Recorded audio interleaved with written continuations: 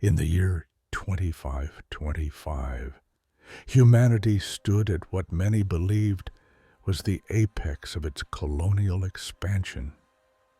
512 worlds bore the mark of human civilization, scattered across the Orion Arm like seeds carried on stellar winds. From the gleaming spires of Reach to the agricultural breadbaskets of Harvest, from the industrial might of Tribute to the distant frontier of Circumstance, the United Nations Space Command presided over an empire that stretched across hundreds of light years.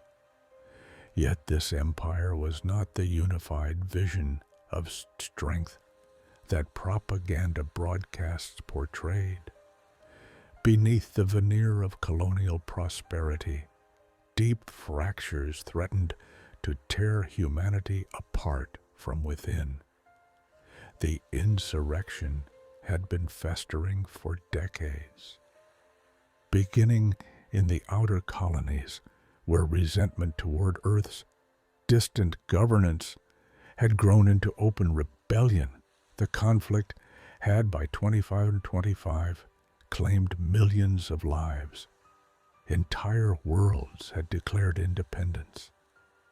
The United Relief Committee and other separatist organizations commanded sophisticated military forces, possessed advanced weaponry, and demonstrated a willingness to employ tactics that blurred the line between legitimate resistance and terrorism.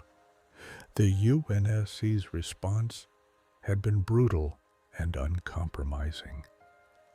Operation Trebuchet saw entire battle groups deployed to crush colonial uprisings. Orbital bombardments reduced rebel strongholds to molten glass. Suspected insurgent sympathizers disappeared into Oni black sites, never to be seen again. The very soldiers meant to protect humanity's colonies had become their oppressors, and the cycle of violence deepened with each passing year. It was against this backdrop of internal strife that the UNSC's most controversial program reached maturity. Dr. Catherine Halsey's Spartan II project had been conceived as the ultimate solution to the insurrection. If conventional forces could not quell the rebellion, perhaps a small number of extraordinary soldiers could achieve through precision what armies could not accomplish through force. The program's methods were unconscionable by any moral standard. 75 children, all approximately 6 years old, were identified across the colonies through genetic screening. Each possessed markers indicating superior strength, intelligence, reflexes, and aggressive tendencies. In 2517, these children were abducted from their families and replaced with flash clones programmed to die within months, providing cover for the kidnappings. On Reach, beneath the highland mountains of the Longhorn Valley, these children were subjected to 8 years of the most intensive military training ever devised.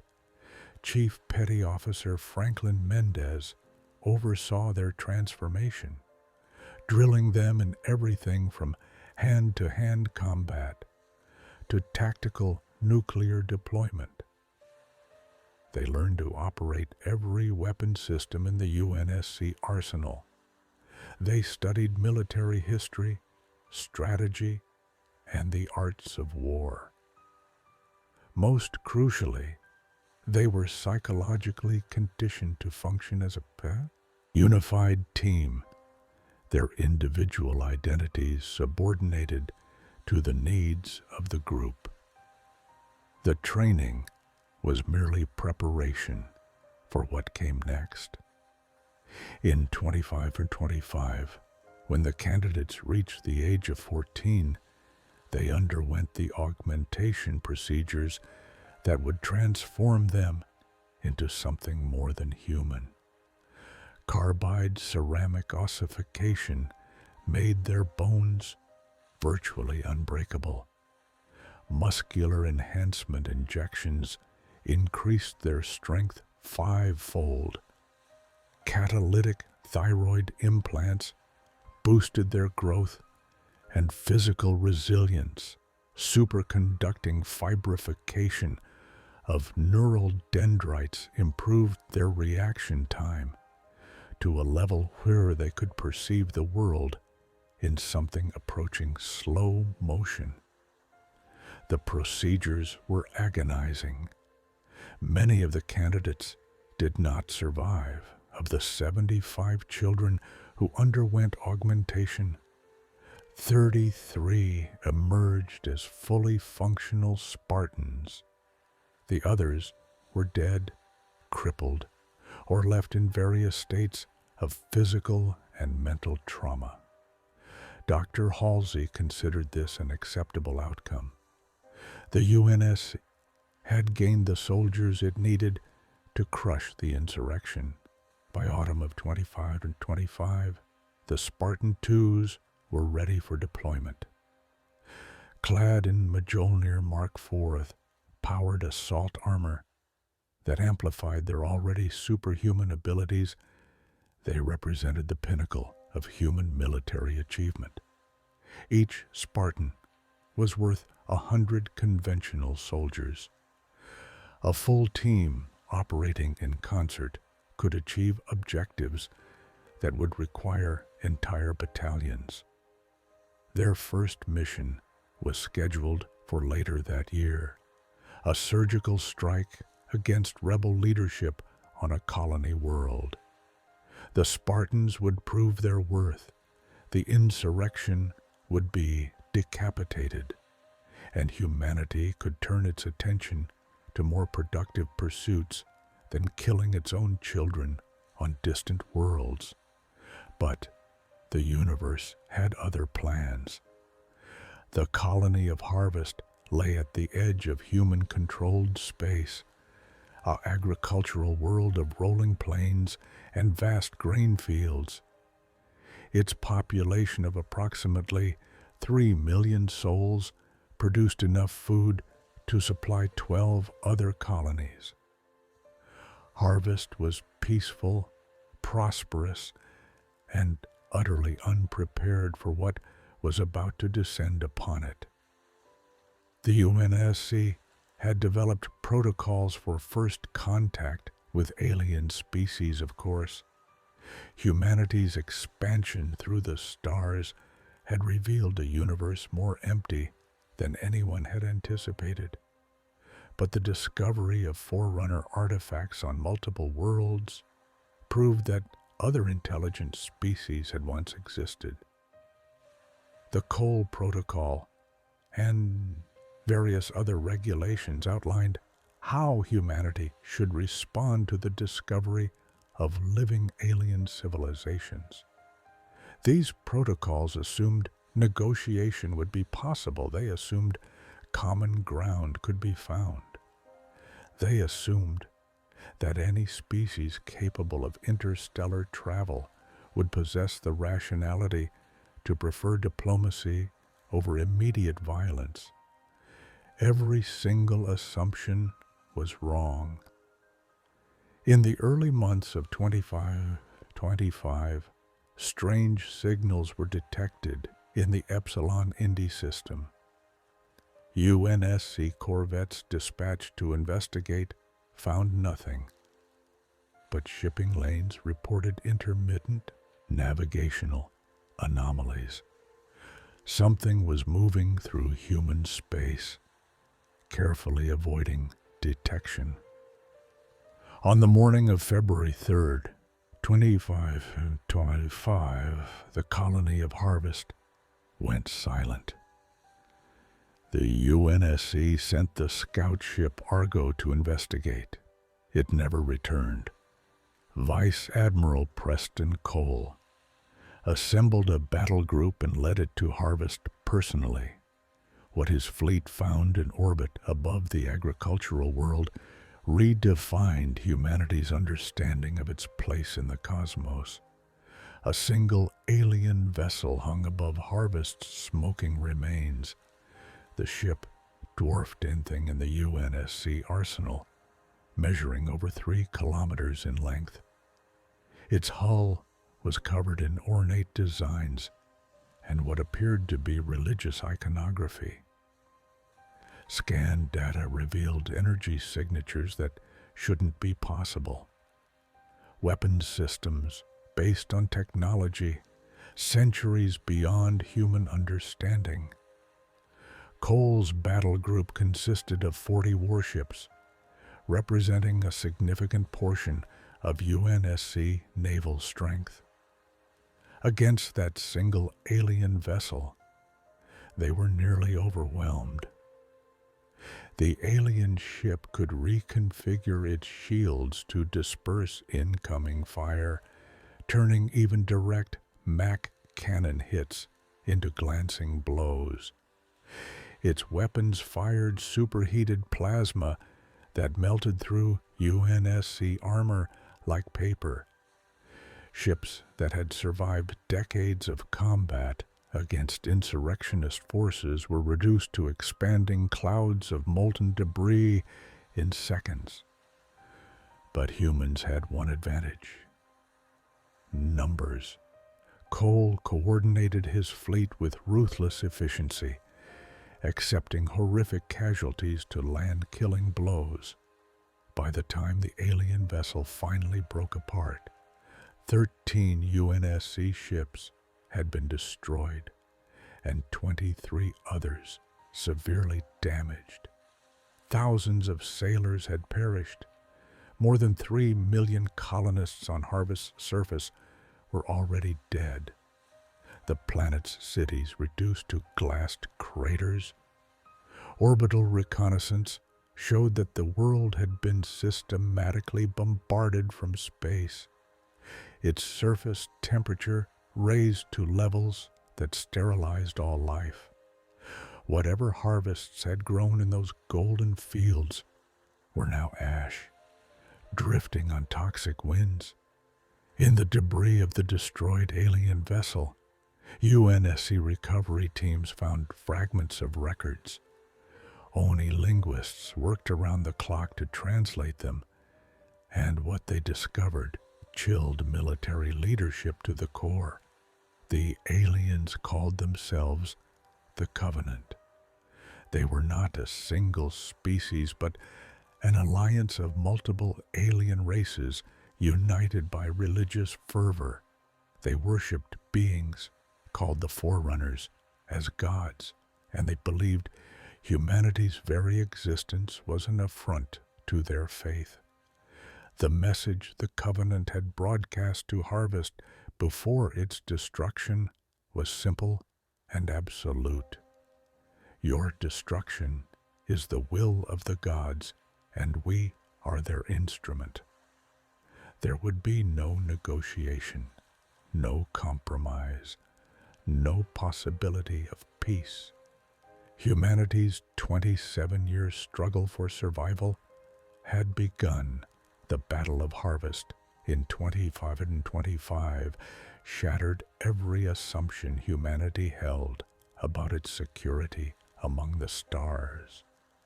For nearly 2 centuries, humans had expanded through space, believing themselves alone, masters of an empty cosmos punctuated only by the mysterious ruins of long-vanished civilizations.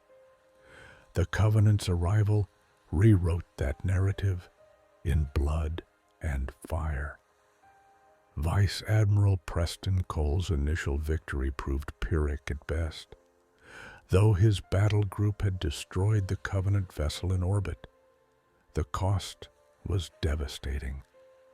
The loss of 13 warships represented months of construction time, irreplaceable trained crews, and a significant portion of naval assets that the UNSC could ill afford to lose while still fighting the insurrection. Based on what the Covenant had already displayed, it could be reasonably inferred that this was merely the opening engagement in a conflict humanity was catastrophically unprepared to fight. What made Harvest's fall particularly horrifying was the systematic nature of the destruction. The Covenant hadn't simply bombarded the planet. Analysis of the glassing pattern revealed a methodical approach, with the alien fleet taking time to thoroughly sterilize each population center before moving to the next.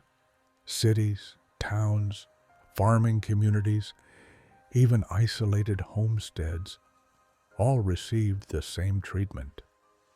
Plasma bombardment heated the surface to temperatures exceeding 400 degrees Celsius, converting soil to glass and reducing all organic matter to carbon ash. The agricultural infrastructure that had fed 12 colonies was gone. The 3 million souls who had called Harvest home were reduced to shadows burned into the glassy surface. Some of their final moments preserved in gruesome silhouette as the thermal flash had caught them fleeing, embracing loved ones, or simply going about their daily lives unaware that death was falling from the sky. Oni's examination of recovered Covenant data revealed unsettling details about humanity's new enemy.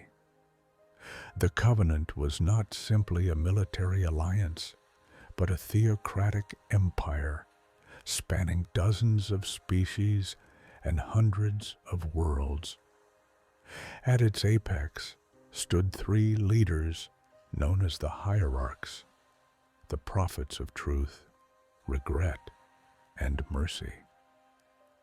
These Sanshayum, as Oni learned to call the species humans knew as prophets, had forged their empire through a combination of religious conviction and overwhelming military might. The Covenant's military structure consisted of multiple client species, each serving specific roles. The Sangheli, towering warriors standing over 7 feet tall, formed the Empire's military elite, commanding fleets and leading ground forces with a fierce warrior culture built on honor and martial prowess. The Kigyar served as scouts, snipers, and naval crews, their exceptional eyesight and natural cunning making them deadly skirmishers. The Ungoi, small methane-breathing creatures, formed the backbone of Covenant ground forces through sheer numbers. The Lekolo, bizarre colonies of worm-like organisms bonded into massive armored forms known as Magalek Golo, or hunters. Each species brought unique advantages to the Covenant military.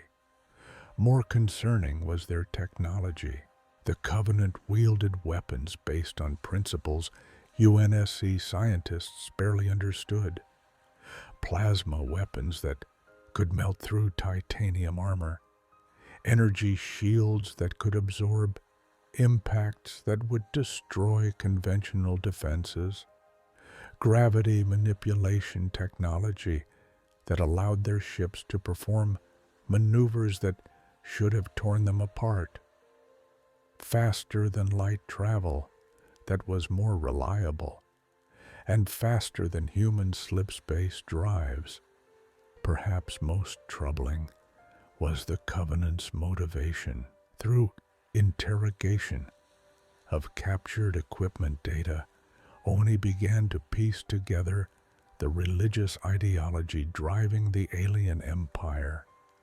The Covenant worshipped the Forerunners, the ancient race whose ruins dotted human colonies, as gods who had achieved divine transcendence through activations of sacred artifacts called halos. The Covenant's entire civilization was oriented toward one goal: finding these halo installations and using them to follow the Forerunners on their great journey to godhood. Humanity's role in this theology was clear. Humans were deemed unworthy, their very existence a heresy that defiled the Forerunners' legacy. The Covenant word for humanity translated roughly to parasite or filth. There would be no conversion, no assimilation into the Covenant Empire. Only extermination could satisfy their religious doctrine. The UNSC's initial response to this existential threat was hampered by the ongoing insurrection. Resources that should have gone toward preparing for the Covenant threat were instead tied up in counterinsurgency operations.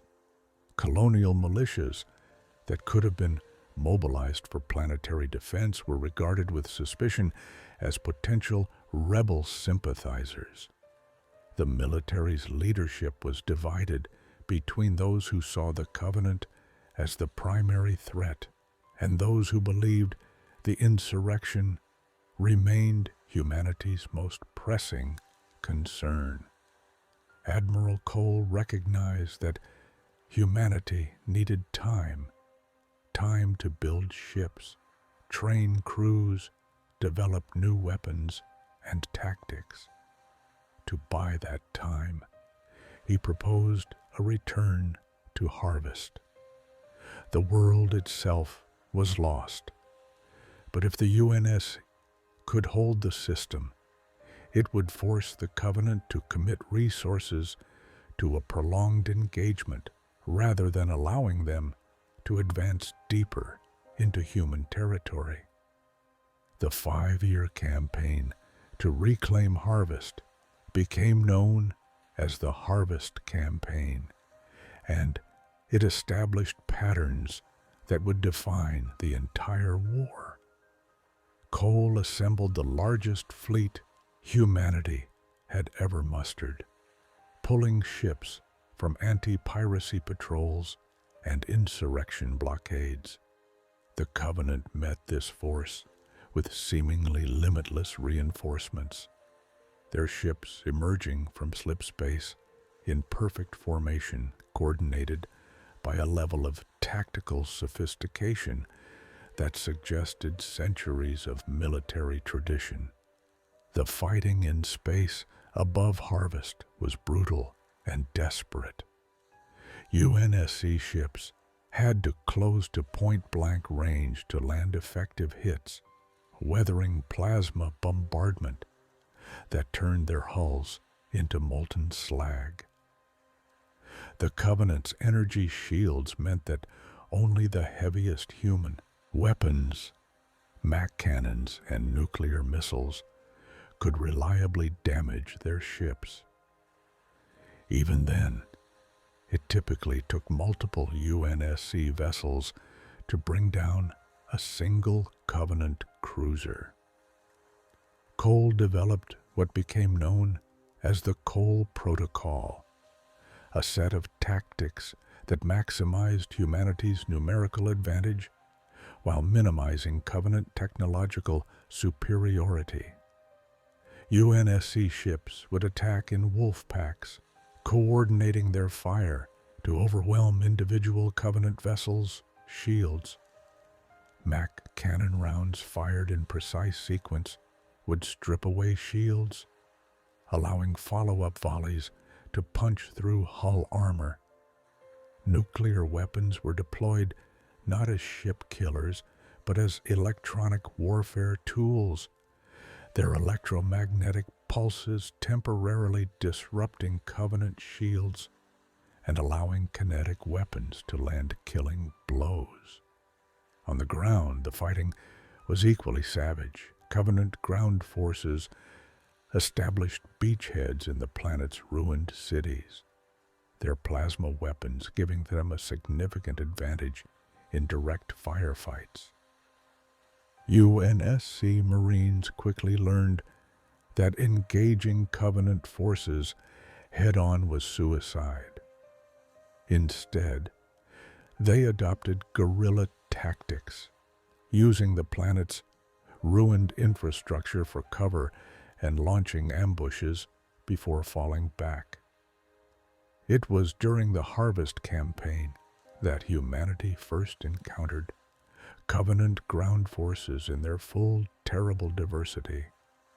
Sangheili warriors wielded energy swords that could cut through combat armor and kill with a single strike. Kig-Yar snipers picked off UNSC troops from impossible distances with particle beam rifles. Ungoi attacked in suicidal waves, their plasma pistols overcharged to burn through armor.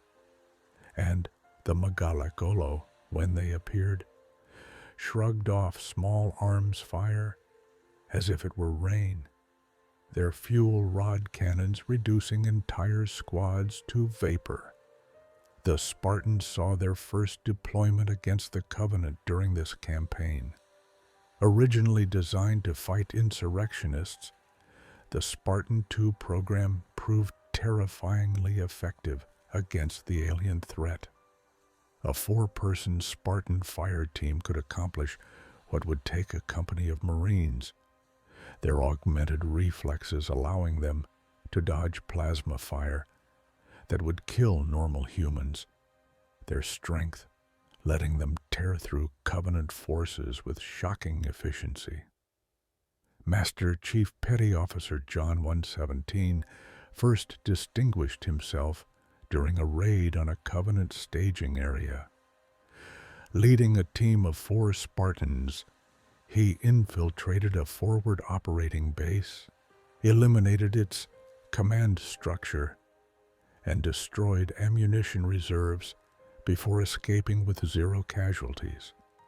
The operation that would have required a battalion to accomplish had been completed by 4 soldiers in under 2 hours. But even the Spartans couldn't be everywhere. For every successful raid, dozens of UNSC positions were overrun. For every Covenant ship destroyed, 2 more arrived to replace it. The Harvest campaign became a grinding war of attrition that humanity could not afford to sustain. The turning point came in 2530. 5 years after the campaign began. UNSC forces had finally managed to establish a secure foothold on Harvest's northern continent, using the planet's remaining infrastructure to support ground operations. Cole's fleet had achieved something approaching parity with Covenant forces in the system, maintaining a defensive perimeter that prevented enemy reinforcements from landing. But the cost was staggering. The UNSC had lost over 200 ships in the campaign. Tens of thousands of Marines had died on Harvest's glassed surface. The Covenant had committed similarly massive resources, suggesting they viewed Harvest as strategically important beyond its value as a human colony.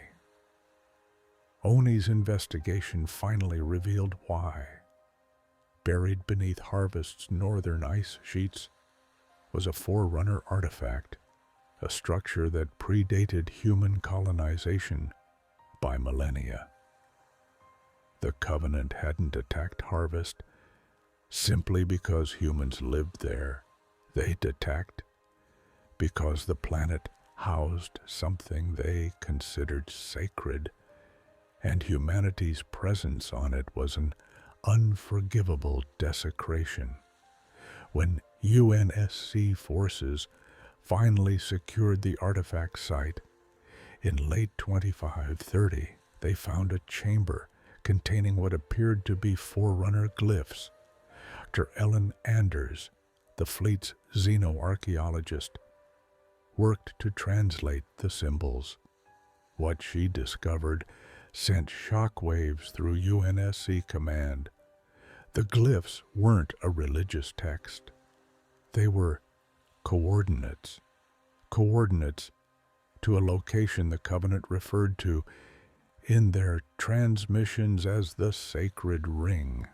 The Forerunner artifact was a map, and the Covenant would stop at nothing to claim it. Cole made a decision that likely saved billions of lives. He ordered the complete destruction of the artifact and all data related to it. Nuclear weapons were deployed deep underground, vaporizing the Forerunner's structure and several cubic kilometers of surrounding bedrock. If the Covenant wanted the map, they would have to piece it together from radioactive fragments. The Covenant's response was immediate and furious.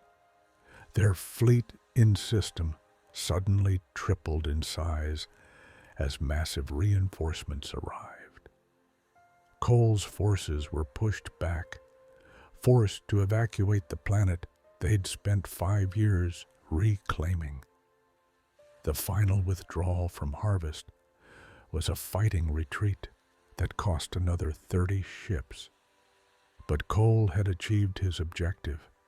The Covenant had been delayed for 5 years, and in that time the UNSC had learned. They'd developed new tactics, new weapons, new strategies. They'd seen the enemy up close and lived to apply those lessons. Most importantly, they'd learned that the Covenant could be fought. Battles could be won. Small victories could be carved from overwhelming odds.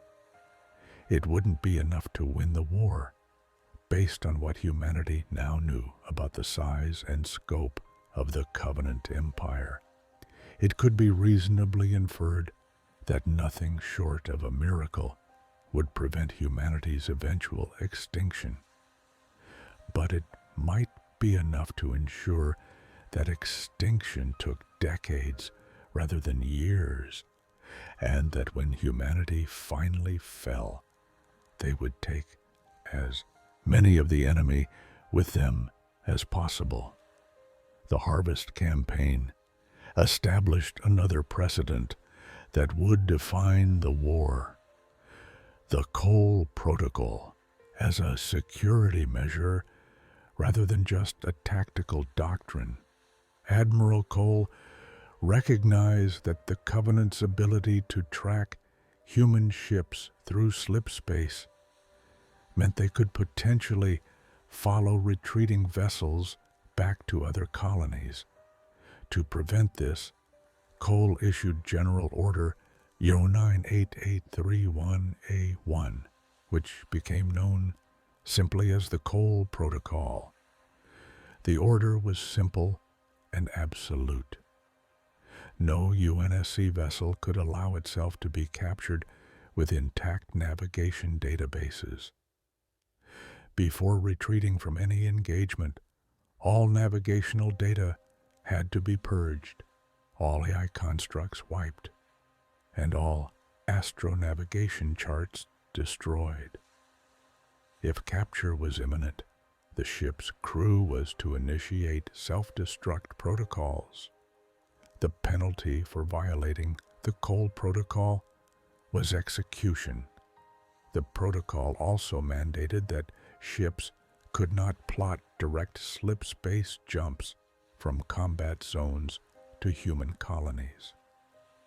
Instead, they had to perform random vector jumps to uninhabited systems, verify they weren't being followed, and only then calculate a route home.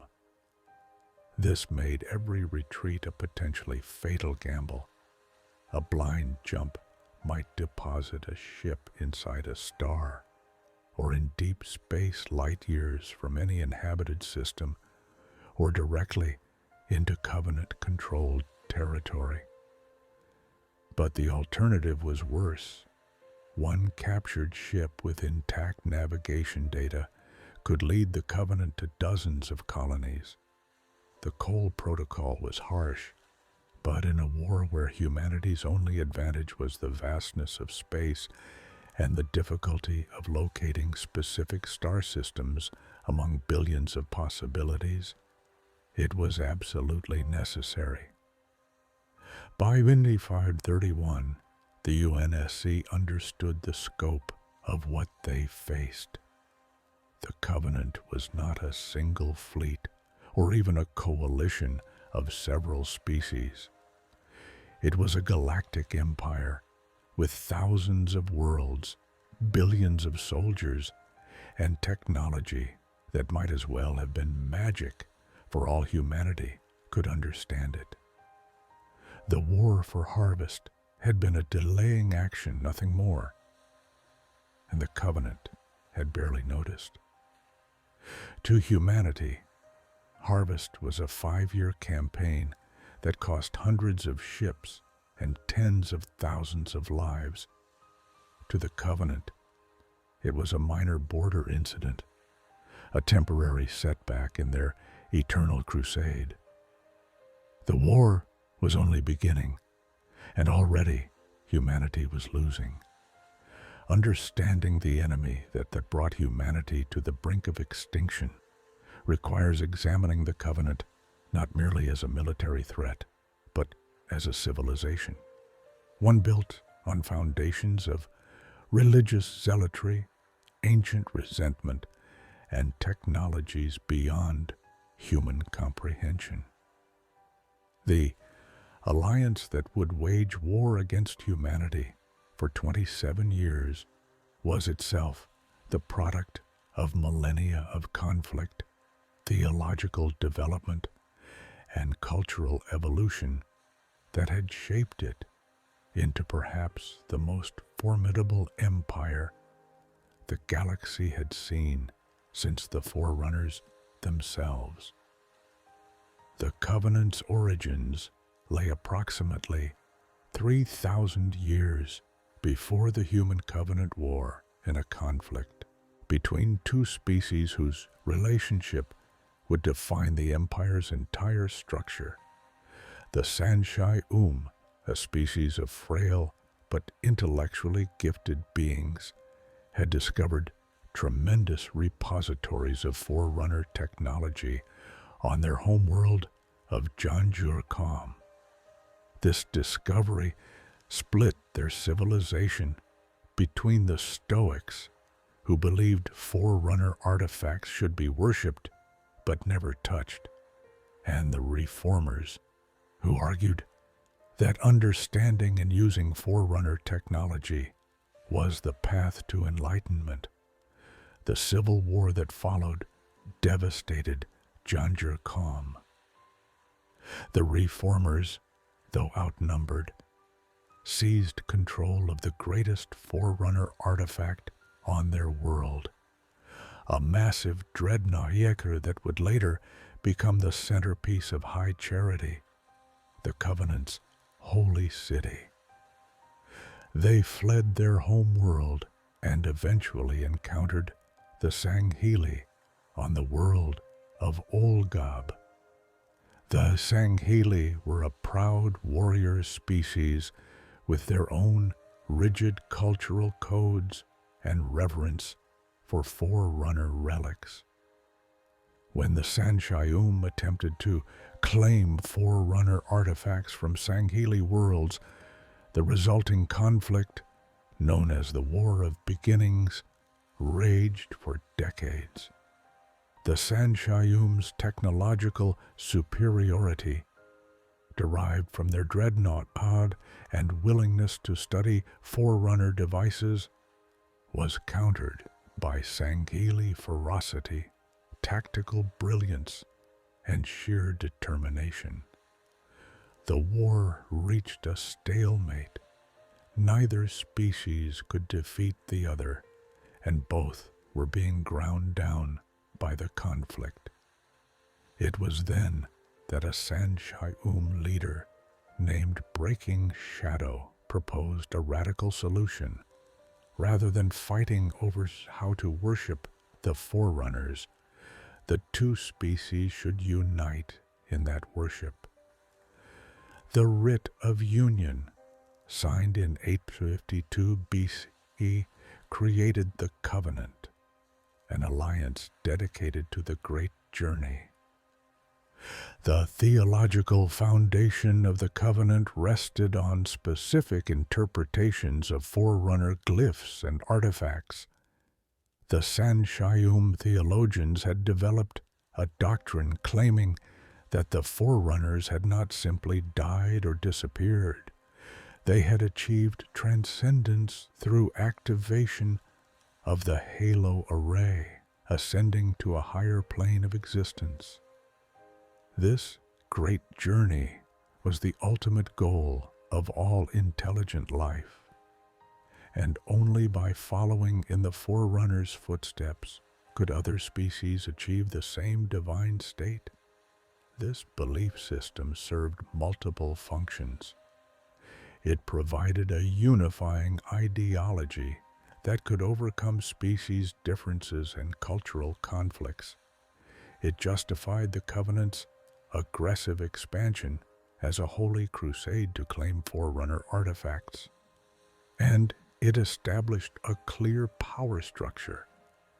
The Sanshai, as the interpreters of Forerunner scripture, would provide spiritual and political leadership, while the Sanghili would serve as military commanders and protectors of the faith. Over the next 3 millennia, the Covenant grew from a two-species alliance into a multi-species empire. The Lekolo were encountered on Te, and after a devastating conflict, incorporated into the Covenant as the Megalic Golo.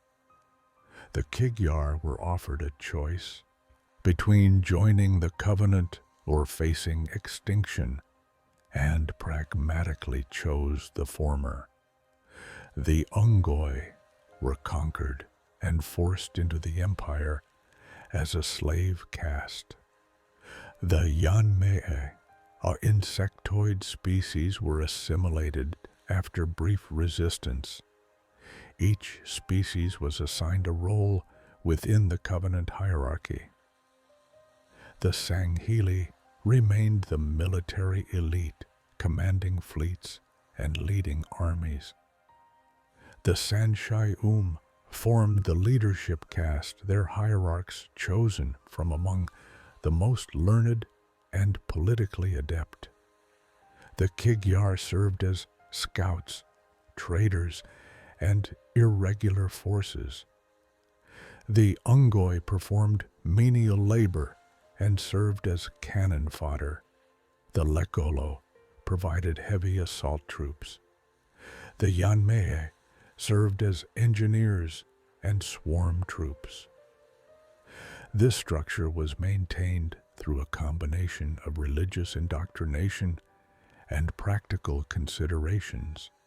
Species that might have resented their subordinate positions were placated with the promise of the Great Journey. Their current suffering was temporary, a necessary step toward eventual transcendence. Those who questioned the doctrine too loudly were branded heretics and eliminated. The Covenant's military capabilities, derived from their vast stores of Forerunner technology and their 3,000 years of refinement and reverse engineering. While they didn't fully understand the principles behind Forerunner devices, indeed such understanding was considered blasphemous, as it implied the Forerunners could be comprehended by lesser beings.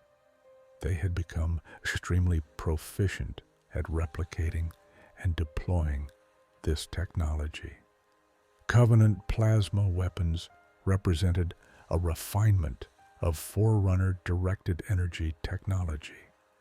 Rather than using conventional projectiles, these weapons fired superheated plasma suspended in magnetic containment fields.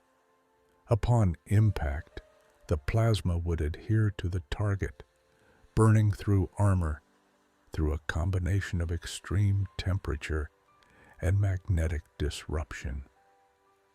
Against UNSC ships with their titanium A armor, plasma weapons were devastatingly effective, as the metal's high thermal conductivity meant heat was distributed throughout the hull, cooking crew members even if the plasma didn't penetrate to the interior.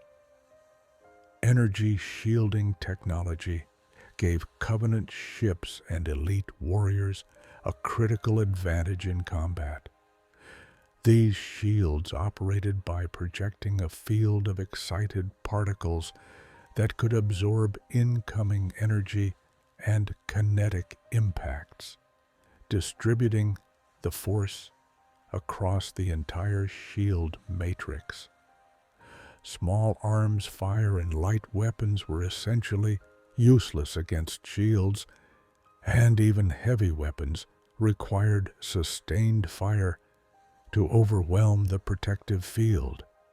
The shields would recharge if given time, meaning Covenant forces could weather attacks that would disable UNSC equivalents, retreat briefly, and return to combat at full effectiveness. Covenant faster-than-light travel utilized slip-space technology similar to human drives, but was significantly more advanced. Their ability to calculate and execute slip-space jumps was more precise, allowing fleet movements to be coordinated with a level of accuracy UNSC forces couldn't match. This precision enabled Covenant fleets to emerge from slip space in perfect formation, a significant tactical advantage that often allowed them to engage UNSC forces before human ships could organize effective defensive positions. The Covenant's military doctrine emphasized overwhelming force and was religious zeal.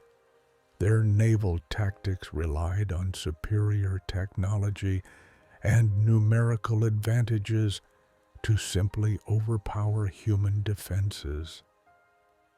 A Covenant battle group could absorb losses that would devastate a UNSC fleet and continue operating at high effectiveness. This was partly due to superior ships and weapons, but also reflected the Covenant's vast industrial capacity and population base. On the ground, Covenant forces utilized combined arms tactics that integrated multiple species' strengths. A typical assault would begin with Kigyar skirmishers establishing forward positions and providing long-range fire. Ungoi infantry would advance in massed formations, their numbers overwhelming defensive positions. Sangheili warriors would lead critical assaults, their shields and close combat prowess breaking through hardened strongpoints. Magalagolo pairs would be deployed against fortifications and armored vehicles, their fuel rod cannons reducing bunkers and tanks to slag. The Covenant's approach to planetary invasion followed a pattern refined over centuries. Upon arriving in a system, Covenant fleets would establish orbital supremacy, destroying any defending ships and orbital installations. Ground forces would then be deployed to secure Forerunner artifacts or sites of religious significance. If the defending forces proved too resilient, or if the planet held no strategic value, the Covenant would simply glass the world from orbit, a process of sustained plasma bombardment that superheated the surface until the crust itself became molten. This casual willingness to commit genocide reflected the Covenant's fundamental view of non-Covenant species.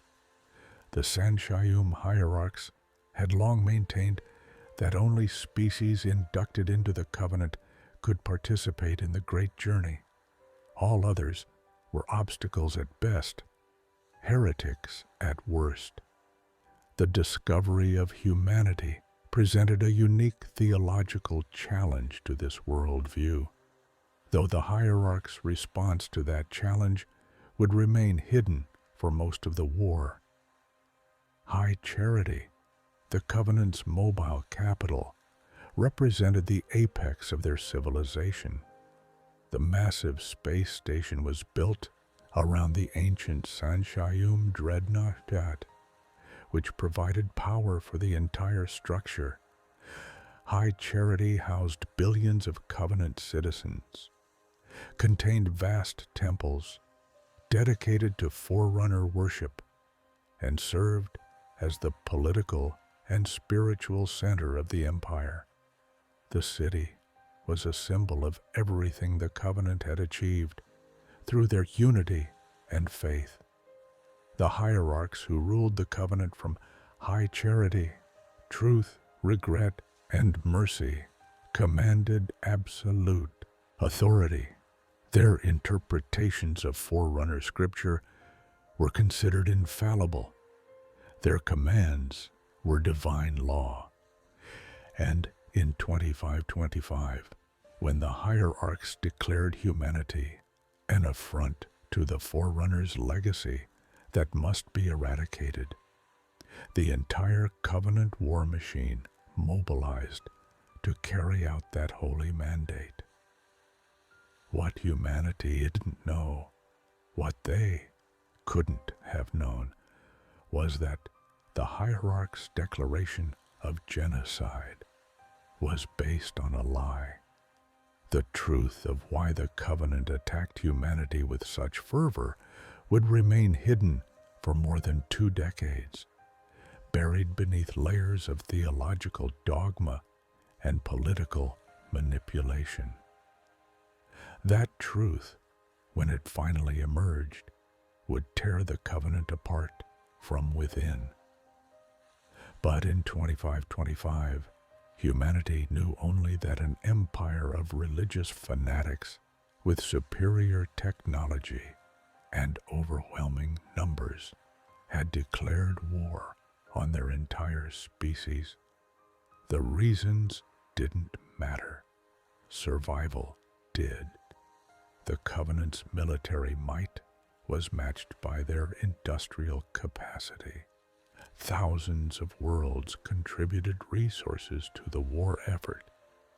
Massive orbital shipyards constructed vessels of war at a pace the UNSC couldn't hope to match. The Covenant could lose ships and replace them in weeks. The UNSC measured replacement time in months or years. This disparity extended to every aspect of military logistics. Covenant forces could sustain operations indefinitely through their control of shipping lanes and supply networks spanning hundreds of star systems. UNSC forces were constantly struggling with ammunition shortages, fuel limitations, and the breakdown of supply chains as colonies fell. The Covenant also possessed strategic patience, born of their 3,000-year history. From their perspective, the war against humanity was merely another chapter in their eternal crusade. They could afford to be methodical, to accept temporary setbacks, to commit to prolonged sieges. Time was on their side. Humanity, by contrast, was fighting for immediate survival. Every battle had to be won, or at least fought to a draw that prevented total annihilation. Every colony lost represented irreplaceable resources and population. The UNSC couldn't trade space for time because they had limited space to trade. This fundamental asymmetry meant that even when humanity won tactical victories, they were losing strategically. The Covenant could afford a war of attrition. Humanity could not. The only questions that remained were how long humanity could hold out and what price they would exact for their extinction. The decade following Harvest's discovery and initial fall saw the systematic collapse of humanity's outer colonial holdings. What began as isolated attacks rapidly escalated into a coordinated campaign of extermination that revealed the full scope of the Covenant threat. By 2535, more than 70 human colonies had been destroyed, billions of civilians killed, and the UNSC forced into a purely defensive posture from which it would never fully recover. The pattern of Covenant attacks during this period suggested a methodical approach rather than random targeting. ONI analysts eventually determined that the Covenant was working from some form of navigational data or stellar cartography, likely acquired during their assault on Harvest or from captured UNSC vessels. Colonies with significant Forerunner artifact sites were prioritized, but even worlds with minimal archaeological significance found themselves under assault. Madrigal fell in 2528, its mining facilities destroyed, and its population of 3.9 million killed. The attack was notable for its speed. The Covenant fleet arrived, glassed the colony, and departed within 18 hours. UNSC reinforcements arrived 2 days later to find nothing but cooling glass and debris. Ballast was lost in 2532, though not before UNSC forces managed to evacuate approximately 40% of the civilian population. The battle for Ballast demonstrated both the courage of UNSC defenders and the utter futility of conventional defensive strategies against Covenant forces. A fleet of 20 UNSC vessels fought a delaying action against a Covenant battle group less than half that size, buying time for evacuation ships to escape. Only 2 UNSC ships survived the engagement. Green Hills suffered a particularly tragic fate in 2530. A farming colony with a population of barely 500,000, it was far from major shipping lanes and possessed no known Forerunner sites. The Covenant attacked without warning, but unlike most assaults, they deployed ground forces rather than immediately glassing the planet. What followed was a 3-month ground campaign during which Covenant forces methodically eliminated every human settlement, apparently using Green Hills as a training ground for new troops. By the time UNSC reinforcements arrived, delayed by the need to assemble a sufficient fleet, the Covenant had completed their exercises and departed, leaving behind a world littered with corpses and burning towns.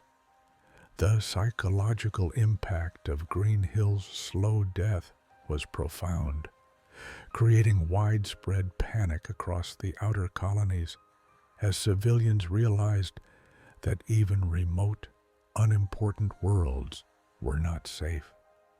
The UNSC's defensive strategies evolved through brutal trial and error during these years.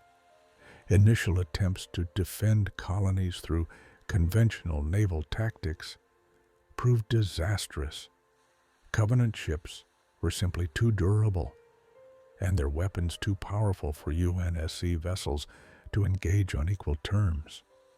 The typical engagement saw human ships destroyed at ranges where their own weapons could barely scratch Covenant shields. Admiral Preston Cole emerged as one of humanity's most effective naval commanders during this period, developing tactics that would later be codified as standard doctrine. His approach recognized that UNSC ships couldn't match Covenant vessels in single combat, but coordinated fleet actions could achieve local superiority through concentration of force. The Cole Doctrine, as it came to be known, emphasized several key principles. First, UNSC forces should never engage unless they had a significant numerical advantage, preferably 3-1 or better.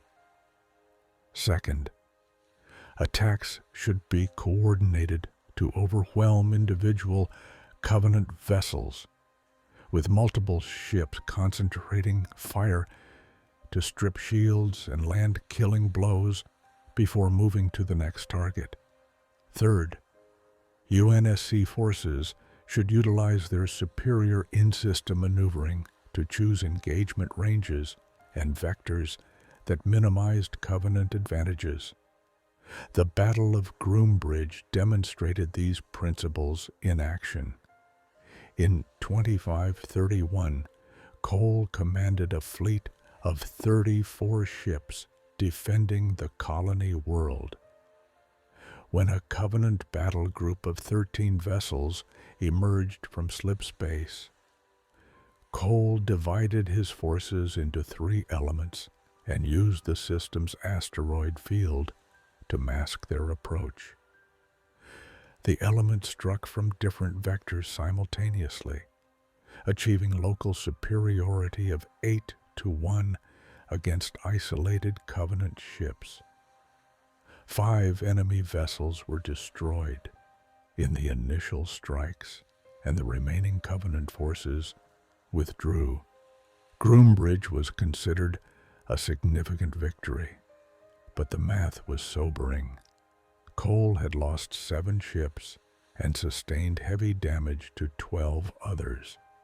The UNSC had achieved a better than 2-1 kill ratio, exceptional by the standards of the day, but still lost half again as many vessels as the enemy.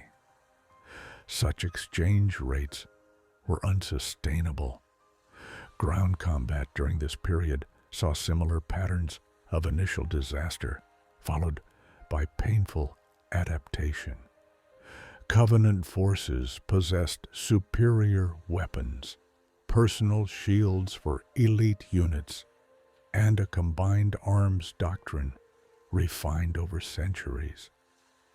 Early UNSC defensive efforts relied on conventional military tactics that proved woefully inadequate. Battle of Jericho 7 in 2535 became a case study in how not to defend a colony. UNSC ground forces attempted to hold the planetary capital's outskirts using fixed fortifications and mechanized infantry. Covenant forces simply bypassed the defensive positions using orbital insertion, seized the capital city, and then attacked the human fortifications from behind. The entire defensive plan collapsed within 48 hours. What made Jericho 7 historically significant was that it saw one of the first major deployments of Spartan II forces in an extended ground campaign. A full squad of 12 Spartans, including John 1:17, was deployed to Jericho 7's capital city with orders to assess Covenant ground capabilities and rescue survivors. The Spartans' performance during the week-long extraction operation demonstrated their extraordinary capabilities. Operating in a hostile urban environment against overwhelming enemy forces, the Spartans eliminated hundreds of Covenant troops, destroyed multiple armor emplacements, and successfully extracted over 300 civilian survivors. Their armor's shields proved capable of absorbing plasma fire that would kill conventional troops, and their augmented reflexes allowed them to engage Sangheli warriors on roughly equal terms. But even the Spartans couldn't save Jericho 7.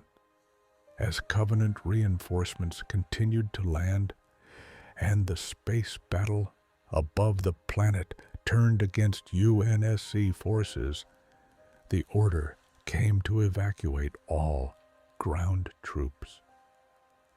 The Spartans were among the last to leave, boarding a Pelican dropship, even as plasma bombardment began reducing the capital city to slag. The loss of Jericho 7 hit UNSC morale hard. The colony had possessed strong defenses, a large garrison, and had received early warning of the Covenant attack. If a prepared, heavily defended world couldn't hold out for more than a few weeks, what hope did other colonies have? ONI's response to mounting losses was to dramatically escalate the Cole Protocol's enforcement. By 2534, the protocol had evolved from a set of recommended procedures to absolute law backed by court-martial and execution. Ship captains who failed to purge navigation data before retreating faced treason charges. AI constructs were required to initiate complete memory wipes if capture seemed imminent. Ships disabled in battle were to be scuttled by their crew, preferably with nuclear weapons, to ensure total destruction of all data. These harsh measures stemmed from several incidents where captured UNSC vessels had apparently provided the Covenant with navigational data. In 2533, a cluster of 4 colonies in the Hawking system came under simultaneous attack despite being isolated from other human holdings and possessing no known forerunner sites. ONI analysts determined that the Covenant could only have discovered these colonies through captured nav computers from a destroyer that had gone missing in a nearby system weeks earlier. The Cole Protocol's navigation requirements also became more stringent. Ships fleeing combat were required to make a minimum of 3 random vector jumps before plotting a course to any human colony. Each jump had to be to empty space, not a registered system. Only after verifying no Covenant pursuit through detailed sensor sweeps could a ship plot a final jump to safety. These requirements made every retreat potentially fatal. Random vector jumps might deposit a ship anywhere, in the heart of a star, in deep space between stars, or directly into Covenant territory. Ships that emerged from slip space in empty space had to operate on emergency power while conducting passive sensor sweeps, hoping to detect any pursuing Covenant vessels before they themselves were detected.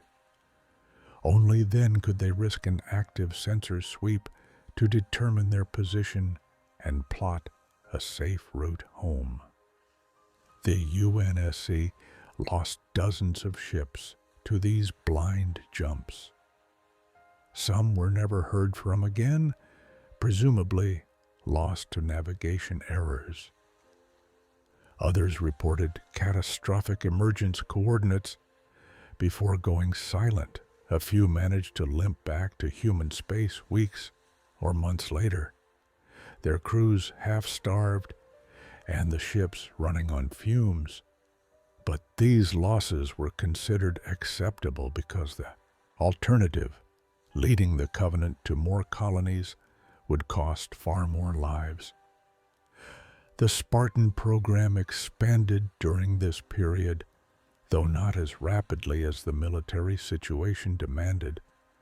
Dr. Halsey proposed creating additional classes of Spartans, but the Spartan II program's extreme costs and high casualty rates during augmentation made large-scale expansion impractical. The 33 surviving Spartan IIs from the original class remained the only examples of this type of super soldier until the later war years. Instead, the Spartans were deployed with surgical precision against high-value targets. They conducted raids on Covenant staging areas, assassinated enemy leadership, and eliminated priority threats that conventional forces couldn't handle. Their small numbers meant they couldn't be everywhere, but where they did appear, they achieved results far beyond their numbers. The Spartans' effectiveness led to a certain mystique developing around them. Marines who fought alongside Spartans reported that the armored giants seemed almost invincible, shrugging off wounds that would kill normal humans and accomplishing impossible feats of strength and speed. These reports, while exaggerated, had a basis in fact. The Spartans were indeed far beyond normal human capabilities, but they were still human, and they could die. The first Spartan combat fatality occurred in 2531, when Samuel 034 sacrificed himself to destroy a Covenant boarding party that had penetrated a UNSC ship's hull. Samuel's death, occurring during an operation that prevented the capture of a ship and its navigation data, was kept classified, but it marked a somber moment for the program, proof that even these super soldiers were not truly invincible. By 2535, the strategic situation was dire. The UNSC had lost more than 70 colonies, representing a significant portion of humanity's extrasolar holdings. The Covenant showed no signs of slowing their advance, and every battle demonstrated their continued technological and numerical superiority. UNSC forces were learning, adapting, and occasionally winning engagements. But the overall trajectory was clear. Humanity was losing. The outer colonies were collapsing like a ring of dominoes, with each fallen world bringing the Covenant closer to the inner colonies and ultimately to Earth itself. The UNSC's defensive perimeter was contracting, resources were dwindling, and public morale was plummeting as more families received notification that their colony had been destroyed. What kept humanity fighting was a combination of desperation, determination, and the slim hope that some technological breakthrough or strategic innovation might turn the tide. Scientists worked frantically to understand and replicate Covenant technology. Strategists developed increasingly creative tactics to maximize humanity's few advantages, and millions of soldiers continued to fight because the alternative, surrender or extinction, was unthinkable. The early war period established brutal truths that would define the entire conflict. The Covenant was stronger, their technology superior, their numbers greater. Humanity could win individual battles through creativity, courage, and sacrifice, but they were losing the war. Every day brought the extinction of the human race closer, and there was no reason to believe that trend would change. The Covenant's penetration into the inner colonies marked a transition from a frontier war against distant holdings to an existential struggle for humanity's core territories. The worlds under attack during this period were not agricultural colonies or remote mining outposts, but established civilizations, industrialized planets with billions of inhabitants, sophisticated infrastructure, and in many cases, centuries of history. Their fall represented not just military defeats, but the systematic erasure of human culture and achievement on an unprecedented scale. Circumstance, one of the first inner colonies to fall, housed nearly 1 billion people across multiple continents. Its destruction in 2536 demonstrated the Covenant's refined approach to planetary invasion. Rather than immediately glassing the world, Covenant forces deployed ground troops to secure several sites containing Forerunner artifacts. Only after retrieving these holy relics did they subject the planet to plasma bombardment. This pattern, artifact recovery, followed by planetary sterilization, would repeat across dozens of worlds. It suggested that while the Covenant's ultimate goal was humanity's extinction, they were also conducting a systematic archaeological survey of human space, claiming any Forerunner technology they found. Based on what Oni had learned about Covenant theology, it could be reasonably inferred that they viewed these artifacts as sacred objects defiled by human presence, and reclaiming them was a religious duty as important as the extermination itself. The Battle of Coral in 2537 became one of the most significant naval engagements of the mid-war period. Coral was a major population center with over 3 billion inhabitants and substantial orbital infrastructure. When the Covenant arrived with a massive battle group, UNSC Command committed an unprecedented force to its defense. Over 100 warships, representing nearly a quarter of all operational naval assets. The resulting battle raged for 3 weeks in the space around Coral. UNSC forces applying lessons learned from a decade of warfare, utilized the planet's orbital facilities and satellite network to coordinate attacks with a precision previously unachievable. Covenant ships were lured into killing zones where multiple MAC platforms could achieve overlapping fields of fire. Nuclear mines seeded throughout the combat zone, destroyed shields and disabled vessels. Human ships coordinated their attacks through rapid burst communications that the Covenant couldn't easily jam. The UNSC achieved something unprecedented at Coral, a tactical victory in a major fleet engagement. By the battle's end, 43 Covenant vessels had been destroyed, the largest single engagement loss the Covenant had suffered in the war.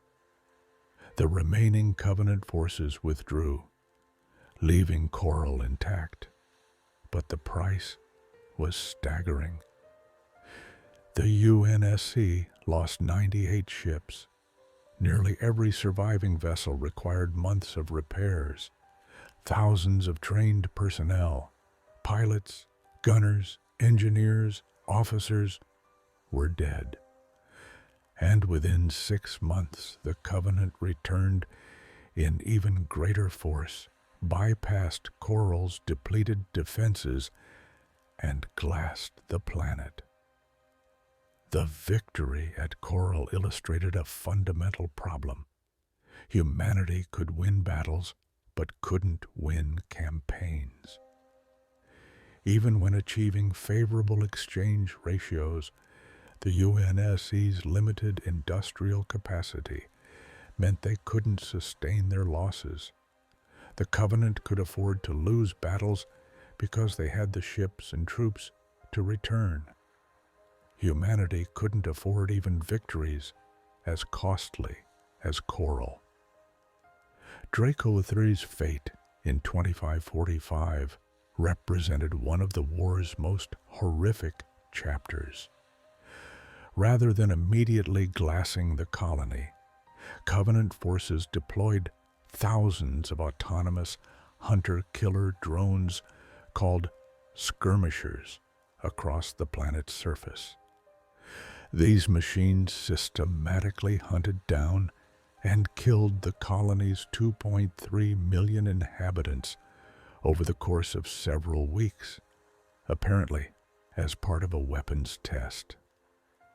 When UNSC forces finally arrived, delayed by the need to assemble a sufficient fleet, they found a world littered with corpses but intact infrastructure. The Covenant had left the cities standing, the factories operational, the farms unharvested. They had simply killed everyone and departed. The discovery of Draco III's dead but otherwise intact state sparked a grim debate within UNSC command. Some argued the colony should be resettled, its industrial capacity too valuable to abandon.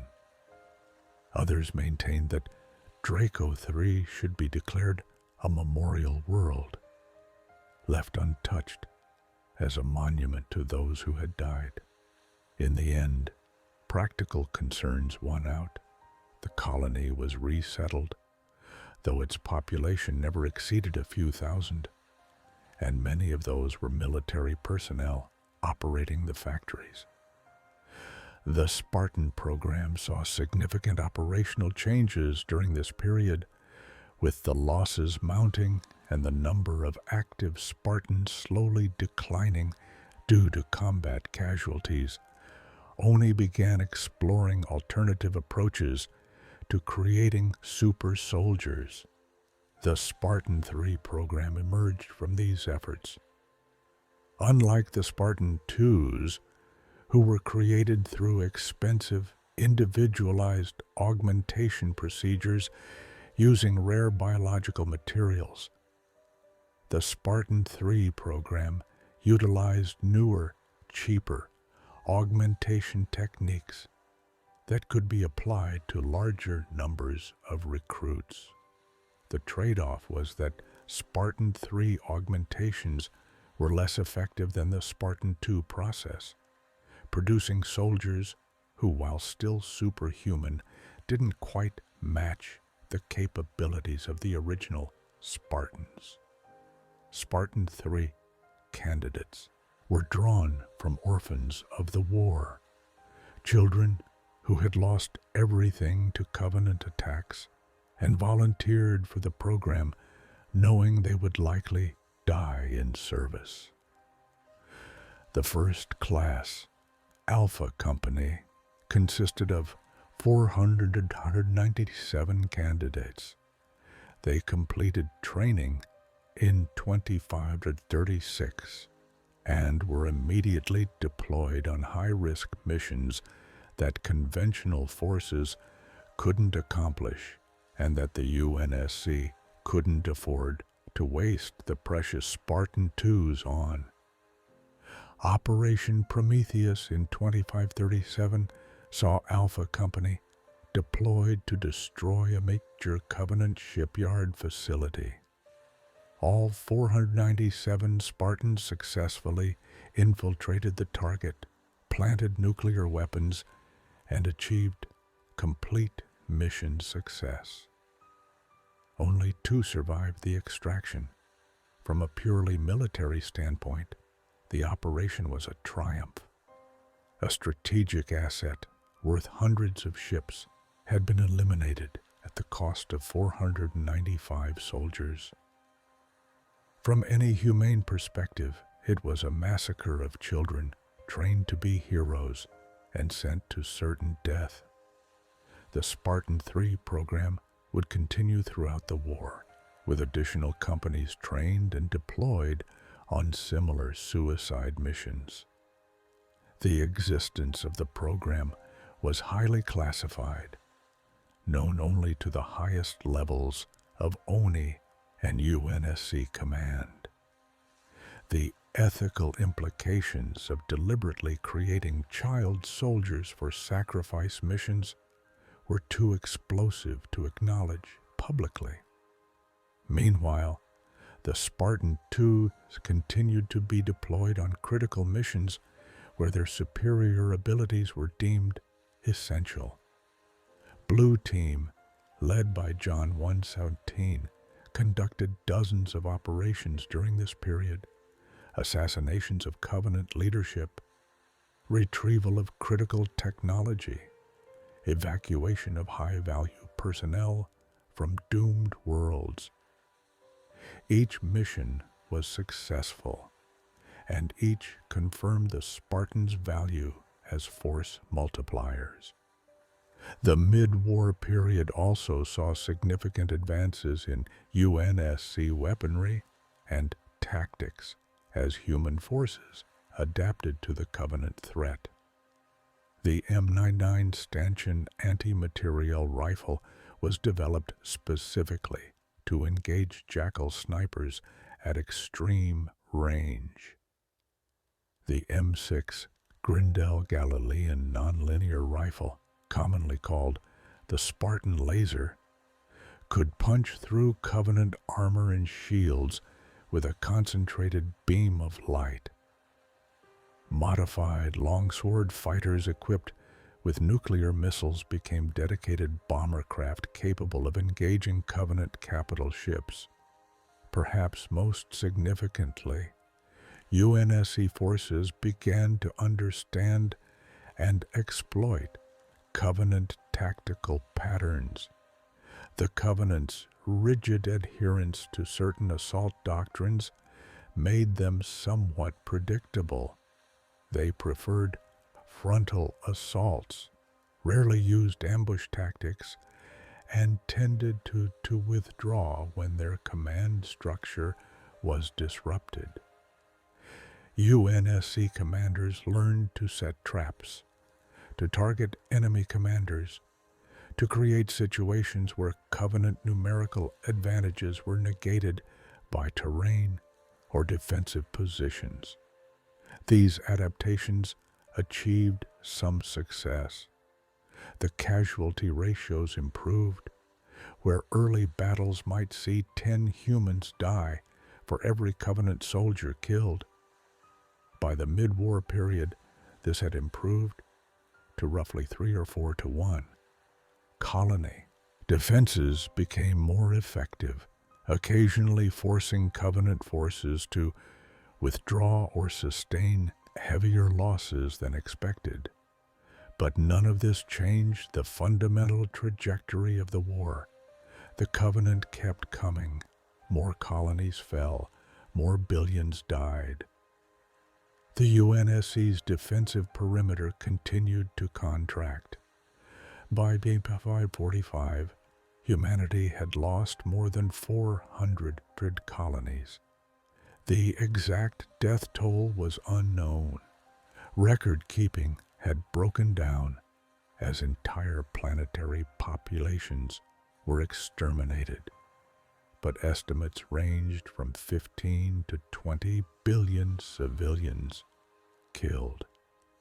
The UNSC Navy had been reduced to a fraction of its pre-war strength, with most surviving vessels in various states of disrepair. The Marine Corps had suffered even worse proportional casualties, with turnover rates so high that experienced soldiers were increasingly rare. The psychological toll was perhaps even more devastating than the physical losses. Entire generations of children had grown up knowing nothing but war.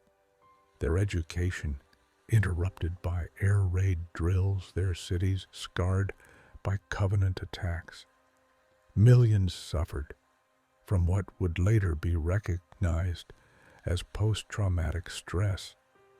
Morale across the inner colonies was brittle, maintained largely through propaganda, censorship, and the absence of alternatives.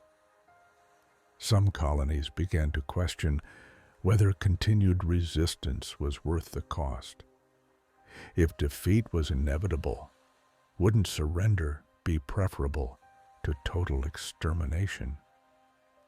This sentiment never gained significant political traction. The Covenant had made clear they would accept nothing less than humanity's complete destruction.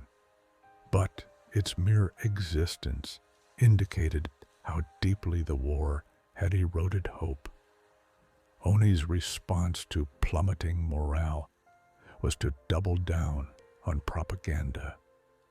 Reports of Covenant defeats were amplified beyond their actual significance. UNSC victories, no matter how minor, received extensive media coverage. The scope of humanity's losses was minimized in official communications, and information about the Covenant's true nature and the scale of the threat they represented was carefully controlled to prevent widespread panic. The most significant development of the mid-war period, however, was strategic rather than tactical. By 2555, UNSC Command had accepted that conventional defensive strategies couldn't save humanity. Individual colonies couldn't be held.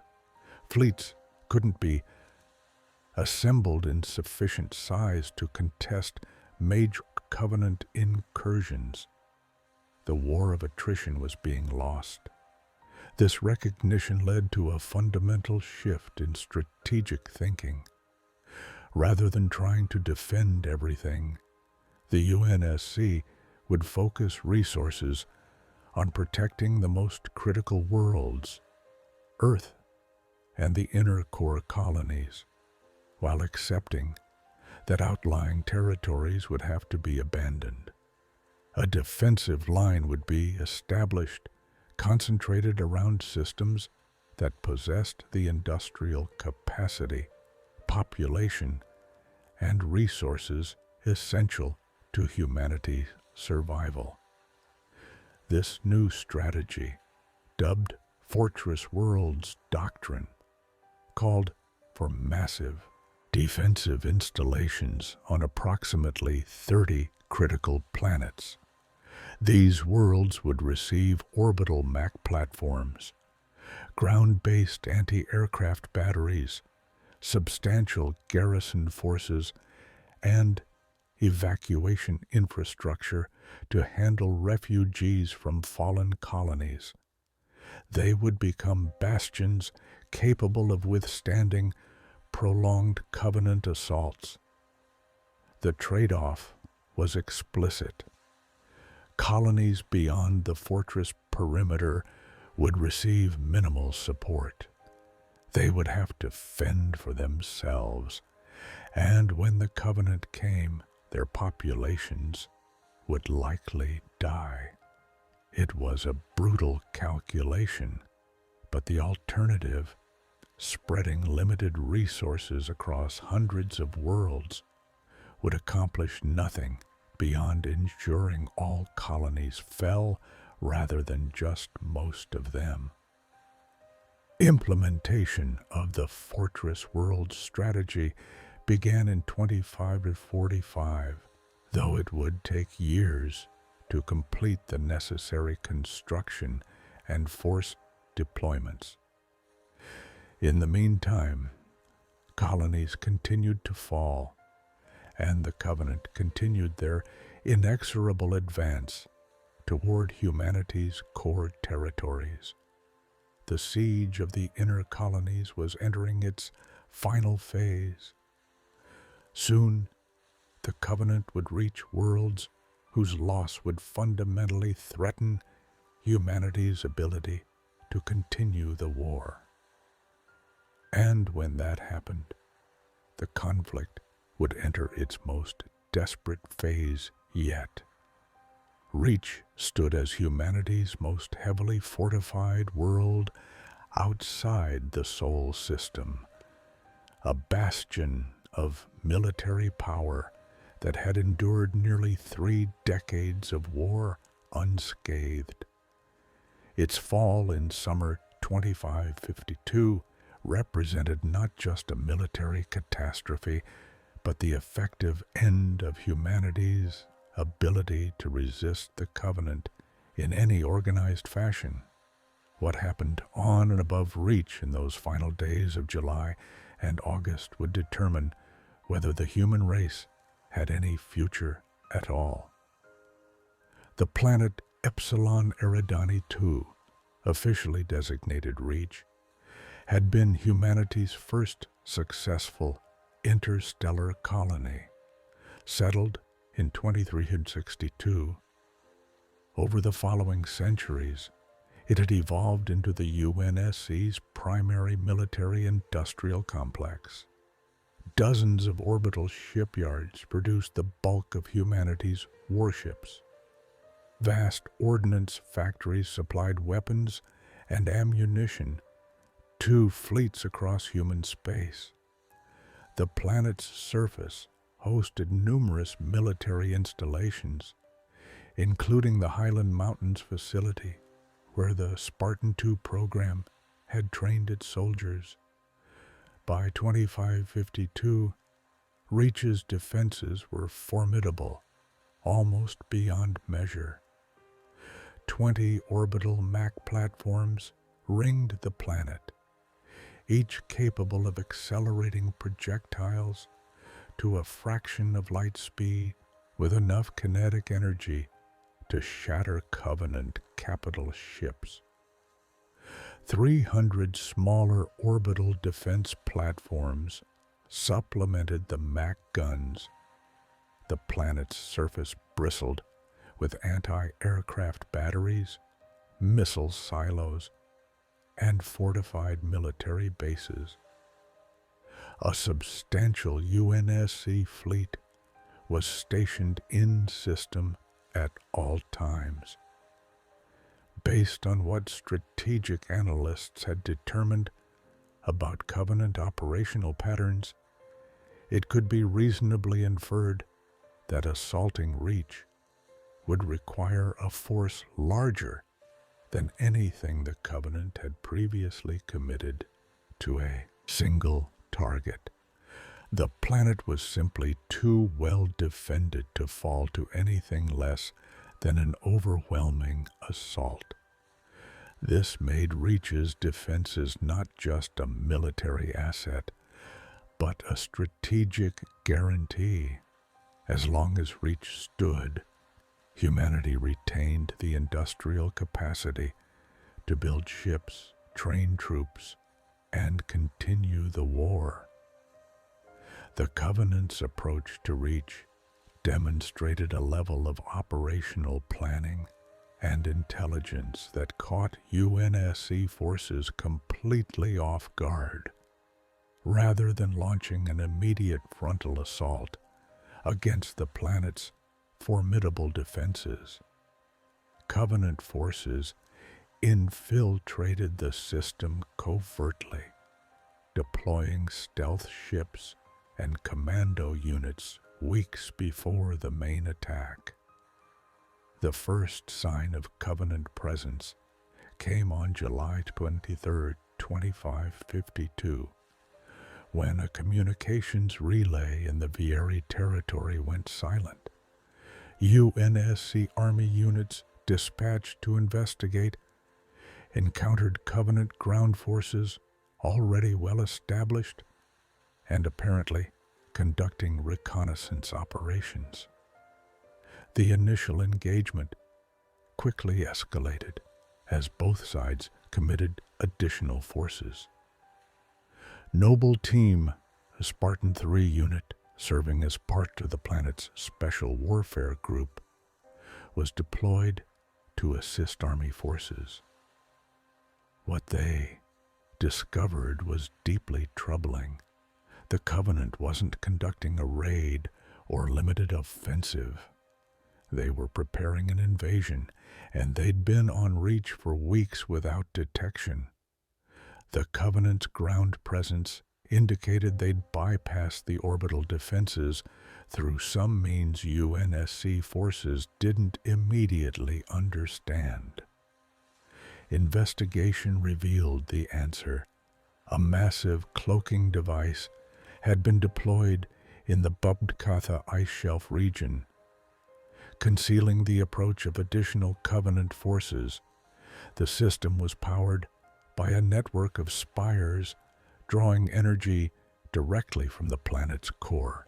Noble Team, along with conventional UNSC forces, conducted Operation Uppercut on August 25, 52, a desperate gambit to destroy the Covenant supercarrier Long Night of Solace that was coordinating the invasion.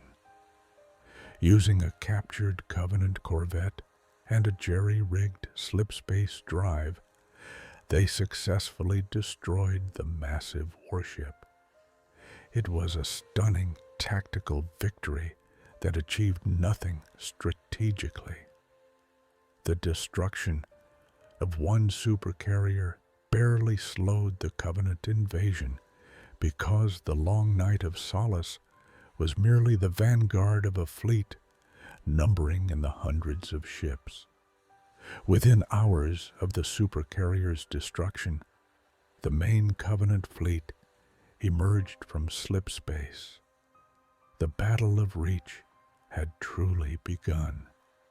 Fleet Admiral Roland Fremont commanded the UNSC forces in orbit, a combined fleet of approximately 150 warships, the largest human naval force assembled since the Battle of Coral. Against them came the Covenant fleet, a valiant prudence, later reinforced by additional battle groups until Covenant forces exceeded 300 vessels. The initial engagement followed familiar patterns on a scale previously unseen. UNSC ships formed defensive formations around the orbital MAC platforms, using the station's superior firepower while the platform's shields weathered Covenant plasma bombardment. Covenant ships attacked in waves, accepting heavy losses to strip away human defenses layer by layer. For 3 days, the naval battle raged in Reach's orbital space. The Mac platforms proved their worth, each shot from their massed drivers capable of penetrating Covenant shields and hulls. Coordinated fire from multiple platforms could destroy capital ships in single volleys, but the Covenant had numbers, and they were willing to pay any price. By August 18th, 8 Mac platforms had been destroyed, and another 7 severely damaged. The UNSC fleet had been reduced to fewer than 60 operational vessels. Covenant forces had lost over 100 ships, but continued to receive reinforcements. The mathematics were brutally simple. Humanity was running out of defenders while the Covenant seemed to have unlimited reserves. On the ground, the situation was equally desperate. Covenant forces had established multiple beachheads across Reach's surface, deploying hundreds of thousands of troops supported by armor and aircraft. UNSC Army and Marine forces fought them across numerous fronts, but they were steadily being pushed back. The civilian evacuation quickly descended into chaos. Reach's population exceeded 20 million, and the planet's evacuation infrastructure, while substantial, wasn't designed to handle the entire population simultaneously. Ships departed packed beyond capacity, navigational protocols ignored. In the desperate rush to escape, many evacuation ships were destroyed in orbit before they could reach slip space. Others made it out of the system, but fell victim to Covenant pursuit. Noble Team continued operating throughout the battle, undertaking missions that ranged from evacuating trapped civilians to destroying Covenant fortifications. On August 23rd, they were assigned to the Sword program, a classified ONI initiative centered around a Forerunner artifact discovered beneath Reach's surface. Dr. Catherine Halsey had been studying the artifact for years, and in humanity's darkest hour, she had discovered something extraordinary: navigational data, possibly showing the location of a Forerunner installation of unknown purpose. In the fragment of the data that could be translated, coordinates were identified for a system at the edge of known space. The decision was made to send this data to UNSC forces that might use it, though for what purpose, no one could say. The smart AI Cortana was entrusted with the information. The plan called for her to be delivered to the UNSC Pillar of Autumn, which would then flee Reach and investigate the coordinates. This became Noble Team's final mission: protect the package at all costs and ensure its delivery to the Autumn. The operation took them through some of the most intense fighting of the entire battle. New Alexandria was being systematically destroyed, its gleaming towers reduced to burning ruins. Covenant forces had landed in such numbers that every street was a battleground. Carter A-259, Noble Team's leader, sacrificed himself in a collision with a Covenant scarab to clear a path for his team. Cat B-320 was killed by a Covenant sniper while evacuating civilians. Emil A-239 died holding off Covenant forces while the package was loaded aboard an evacuation Pelican. Jorge 052 had already perished during Operation Uppercut. Spartan B-12 Noble 6 was the last survivor. After ensuring Cortana's delivery to the Autumn, Noble 6 remained behind to man the MAC cannon that would cover the ship's escape. The Autumn made it out of the system, but Noble 6 did not survive the subsequent Covenant assault on the gun emplacement. In space, the naval battle had entered its final phase. By August 30th, only a handful of MAC platforms remained operational, and the UNSC fleet numbered fewer than 20 ships. Fleet Admiral Fremont made the decision to implement the Cole Protocol one final time. All ships were to make emergency slip-space jumps on random vectors, denying the Covenant the opportunity to track them to Earth or other colonies. The Pillar of Autumn was among the last ships to escape. As it accelerated toward the system's edge, it witnessed the final moments of Reach's defense.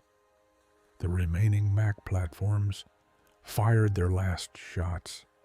The handful of surviving UNSC ships made their final attack runs. And then the Covenant began the process of glassing Reach's surface. The bombardment lasted for weeks. Covenant ships took their time, methodically reducing every city, every military base, every settlement to molten slag. The planet that had been humanity's fortress, its industrial heart, the symbol of what human civilization could achieve among the stars, was being systematically sterilized. Scattered UNSC forces fought on during the glassing. Small groups of Marines and Spartans staged guerrilla operations from fortified positions. Some, incredibly, survived for weeks in underground bunkers and cave systems. But they were fighting a doomed battle. When the Covenant was finished, Reach's once vibrant surface was reduced to an airless wasteland of cooling glass. The strategic implications of Reach's fall were catastrophic. Humanity had lost its primary shipyards, its largest weapon production facilities, and a substantial portion of its remaining naval forces. The Fortress World's strategy had failed its first major test. If Reach could fall, no colony was safe. But perhaps most devastating was the psychological impact. Reach had been the symbol of humanity's strength, the guarantee that Earth's defenses would hold, because if the Covenant wanted to reach Earth, they'd have to go through Reach first. That guarantee was now worthless. The path to Earth lay open, and based on every pattern the Covenant had demonstrated throughout the war, Earth would be their next target. In the immediate aftermath, UNSC Command attempted to maintain the fiction that Reach had been merely damaged, not destroyed.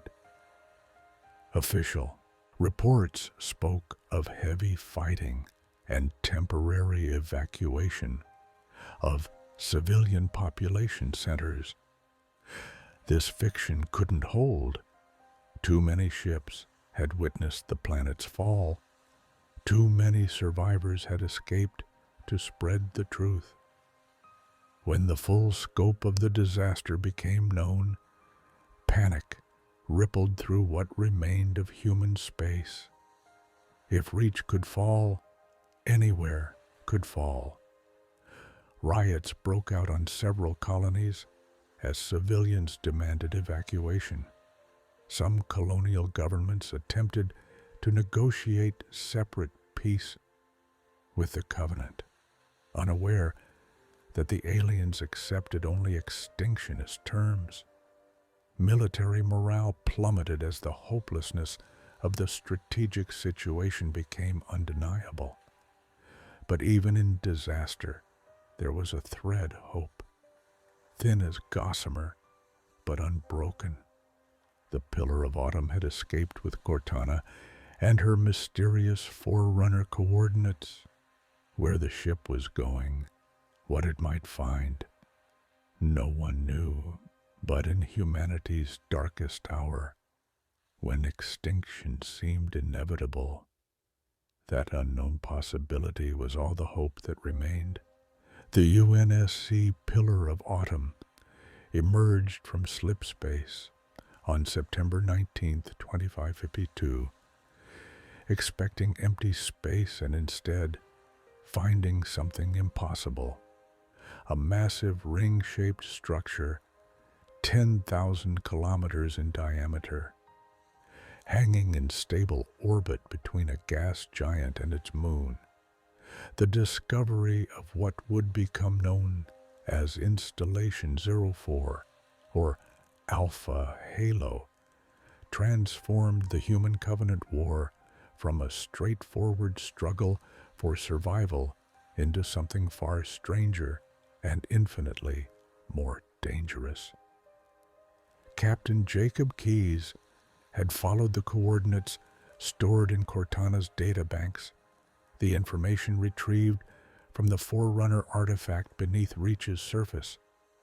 The Cole Protocol demanded random jumps to uninhabited systems, but Keyes had reasoned that coordinates derived from Forerunner data might lead to something useful. That decision would prove both monumentally significant and catastrophic. The Covenant had followed the Autumn through slip space, a violation of the Cole Protocol's fundamental premise that pursuing ships through random vector jumps was effectively impossible. This suggested either remarkable luck or that the Covenant had better tracking capabilities than UNSC intelligence had believed. Regardless of how they'd managed it, Covenant forces arrived in the system mere hours after the Autumn. What followed was a desperate running battle as the Autumn attempted to evade Covenant pursuers, while Cortana analyzed scan data from the ring structure. Her findings were extraordinary. The ring was artificial, clearly Forerunner in origin, possessed an Earth-like atmosphere and gravity on its inner surface, and appeared to be some form of installation or facility of unknown purpose. As Covenant ships closed in and the Autumn's shields failed under plasma bombardment, Keyes made a decision that violated every protocol and standard procedure. He ordered a crash landing on the ring. If they were going to die, and destruction seemed certain, they would at least deny the Covenant an easy victory and perhaps discover what the Forerunners had built here. The Autumn's landing was barely controlled chaos. The ship came down on one of the ring's surface features, its hull torn open by the impact, its reactor destabilizing, hundreds of crew killed in the crash. But enough survived to mount resistance when Covenant forces deployed to the surface. Master Chief Petty Officer John 117 was among the survivors, awakened from cryo-sleep moments before impact. His first actions on Installation 04 established patterns that would define the entire engagement. Rescue survivors, establish defensive positions, and deny the enemy any advantage. With Cortana integrated into his Mjolnir armor's systems, the Spartan began a campaign to disrupt Covenant operations on the ring. The initial phase of combat on Halo resembled conventional ground engagements, though on a uniquely strange battlefield. Both UNSC and Covenant forces spread out across the ring's surface, securing territory and searching for tactical advantages. The ring's environment was surreal, Earth-like terrain stretching in all directions, but curved upward in the distance so that the landscape appeared to rise into the sky, eventually forming an unbroken arc overhead. Covenant forces appeared to be searching for something specific. Their deployment patterns suggested they weren't simply trying to eliminate human survivors, but were conducting a systematic survey of Forerunner facilities scattered across the ring. Based on what Oni had learned about Covenant theology, it could be reasonably inferred they were looking for controls or information related to what they believed was a device to initiate the Great Journey. Captain Keyes led a team to investigate what scans suggested was a control room or weapons cache. The team disappeared, their last transmission cutting off mid-sentence. The Master Chief mounted a rescue operation, tracking Keyes' team to a facility the Covenant had designated a weapons cache. What the Chief found there would change everything.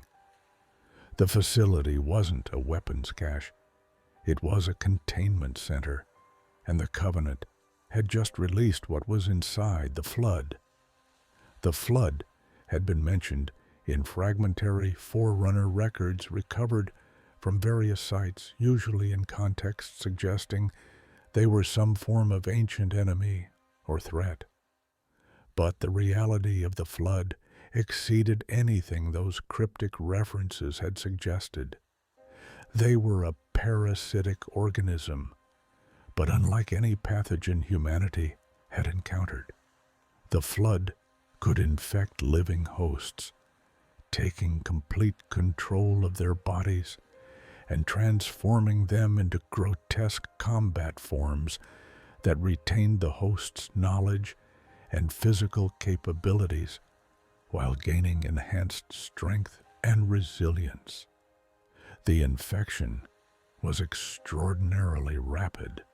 A single Flood infection form could penetrate a host's body in seconds, and within minutes, the host would be subverted, transformed, and turned against their former allies.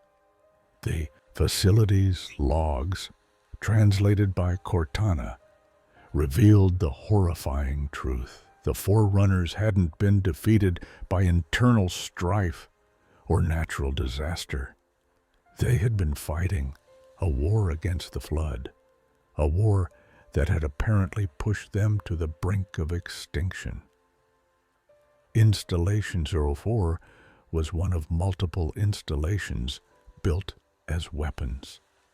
Weapons designed to starve the Flood by eliminating all sentient life in the galaxy that the parasite might use as hosts.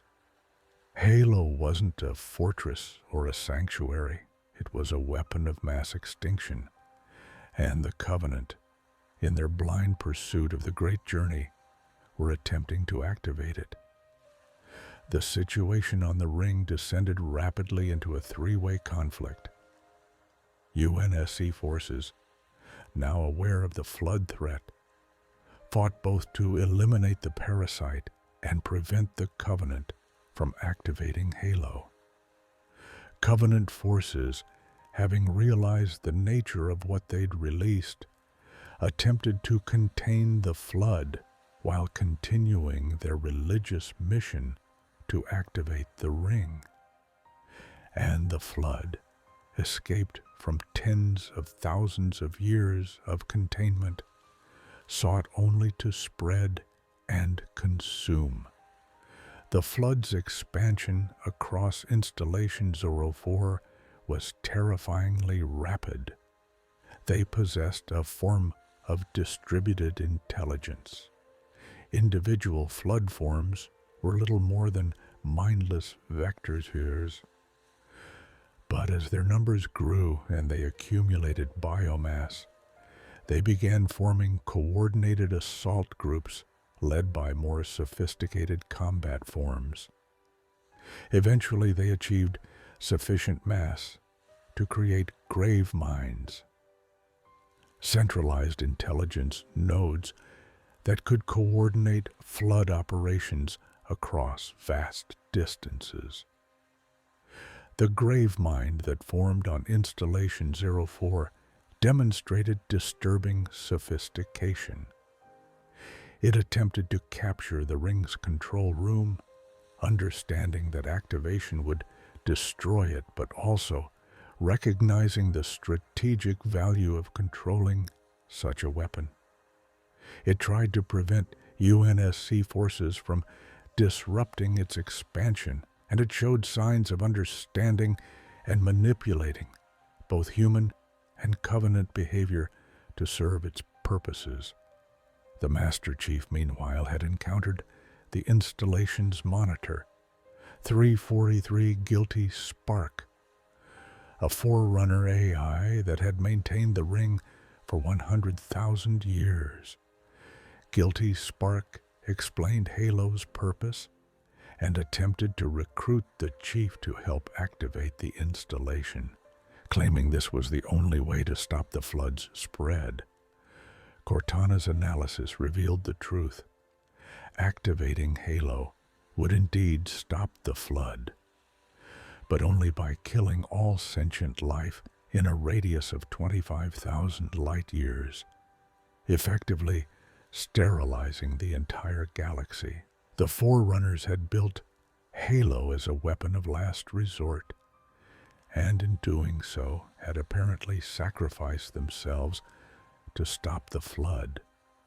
The Master Chief now faced an impossible situation. The flood was spreading across the ring and would soon achieve sufficient numbers to potentially escape the installation aboard captured ships. If that happened, they would spread throughout the galaxy, potentially causing an extinction event far worse than anything the Thumaka Covenant threatened.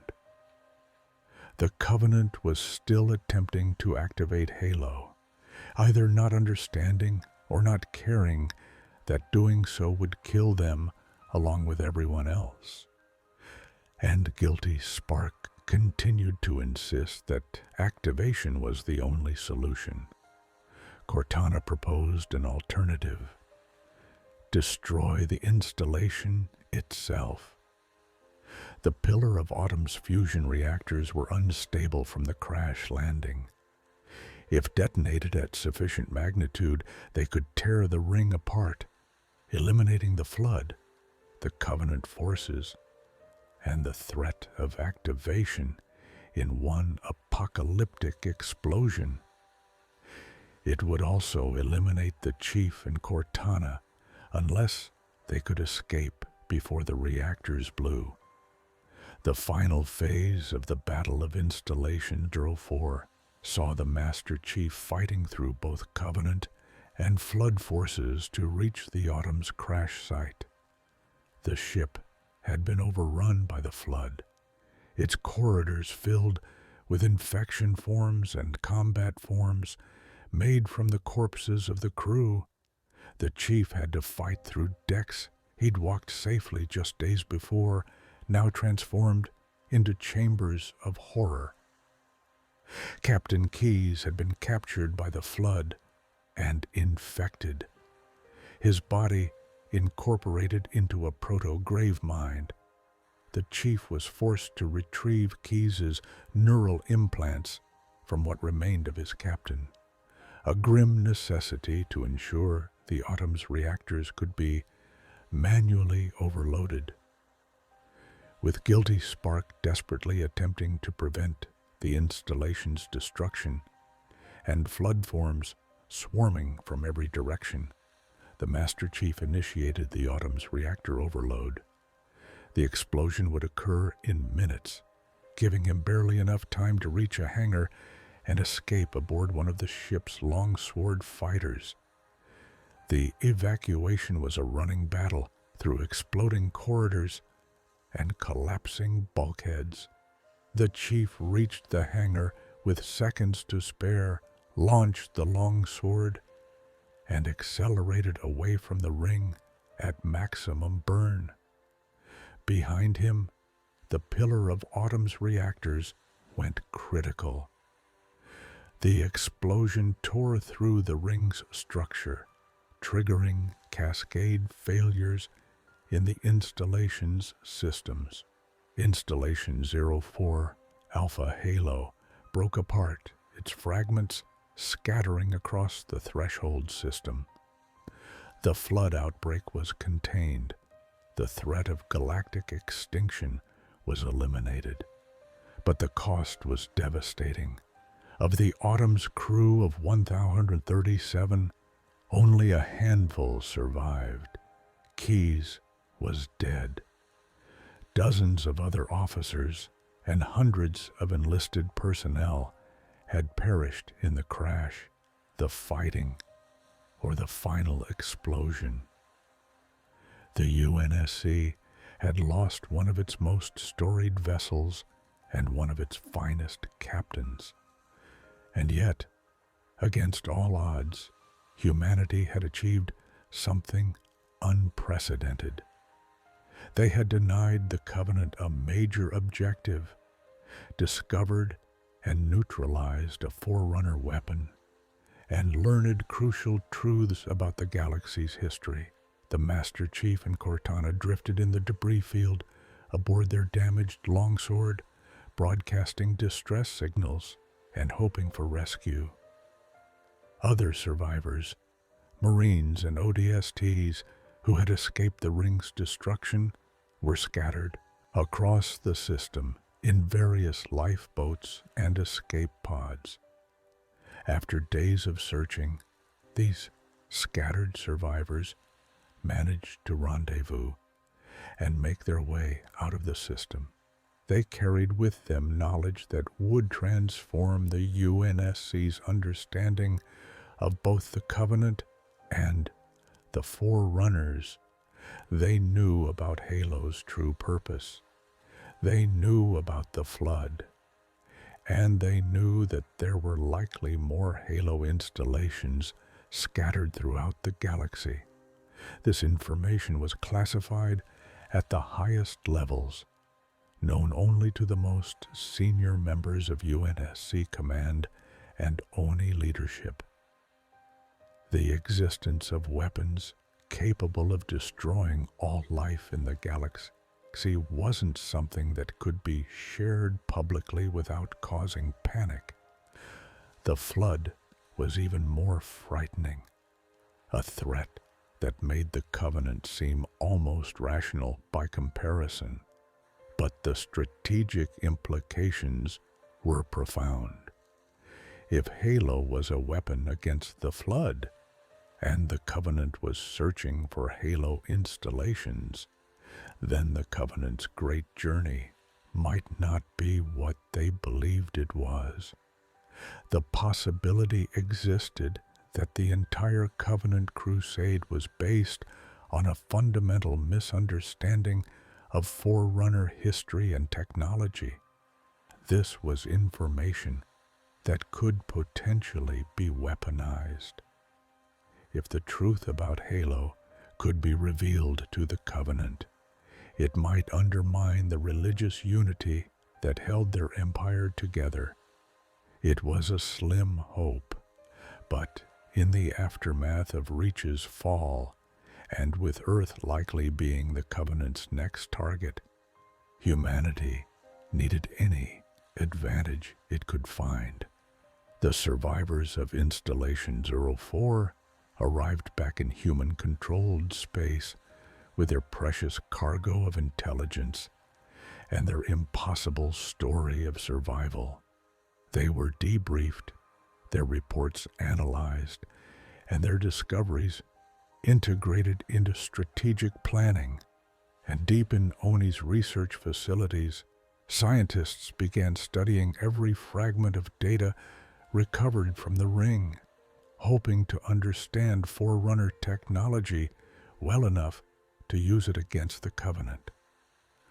The Battle of Installation 04 had been won, but the war was far from over. If anything, the discoveries on Halo had revealed that humanity's struggle was part of a far larger conflict, one that spanned hundreds of thousands of years and involved threats more terrible than anyone had imagined. The Covenant's unity, maintained for nearly 3,000 years through religious conviction and rigid social hierarchy, began to fracture in the wake of Installation 04's destruction. The fissures had existed for centuries, tensions between species and castes that the hierarchs had carefully managed to prevent from escalating into open conflict. But the events of 2552 would strain those tensions beyond the breaking point, setting in motion a civil war that would ultimately prove as devastating to the Covenant as humanity's resistance.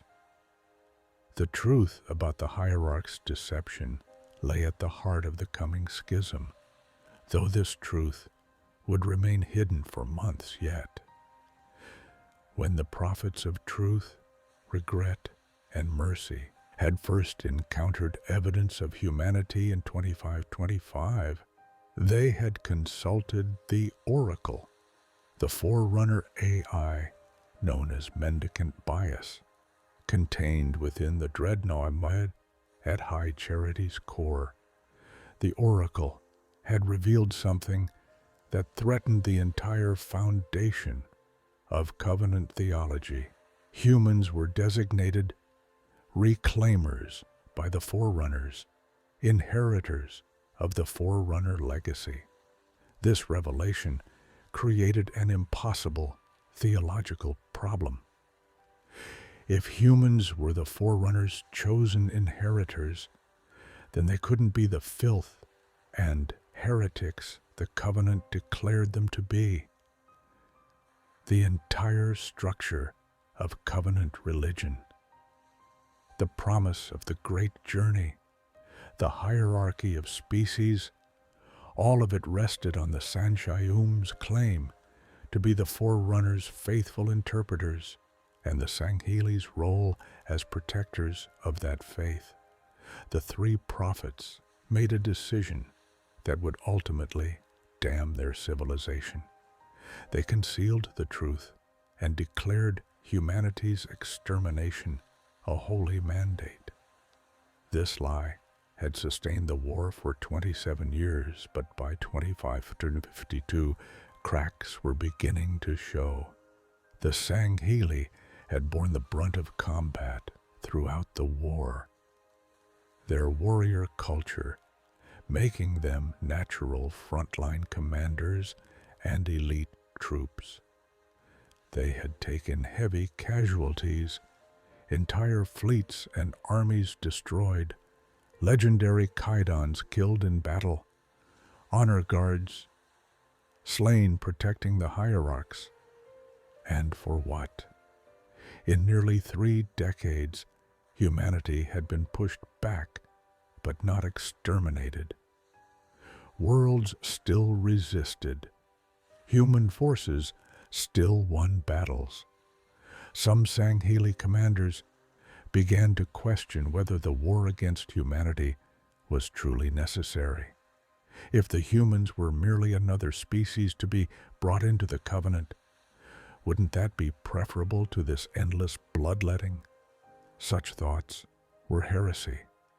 but they existed nonetheless in private chambers and quiet conversations away from the prophet's ear.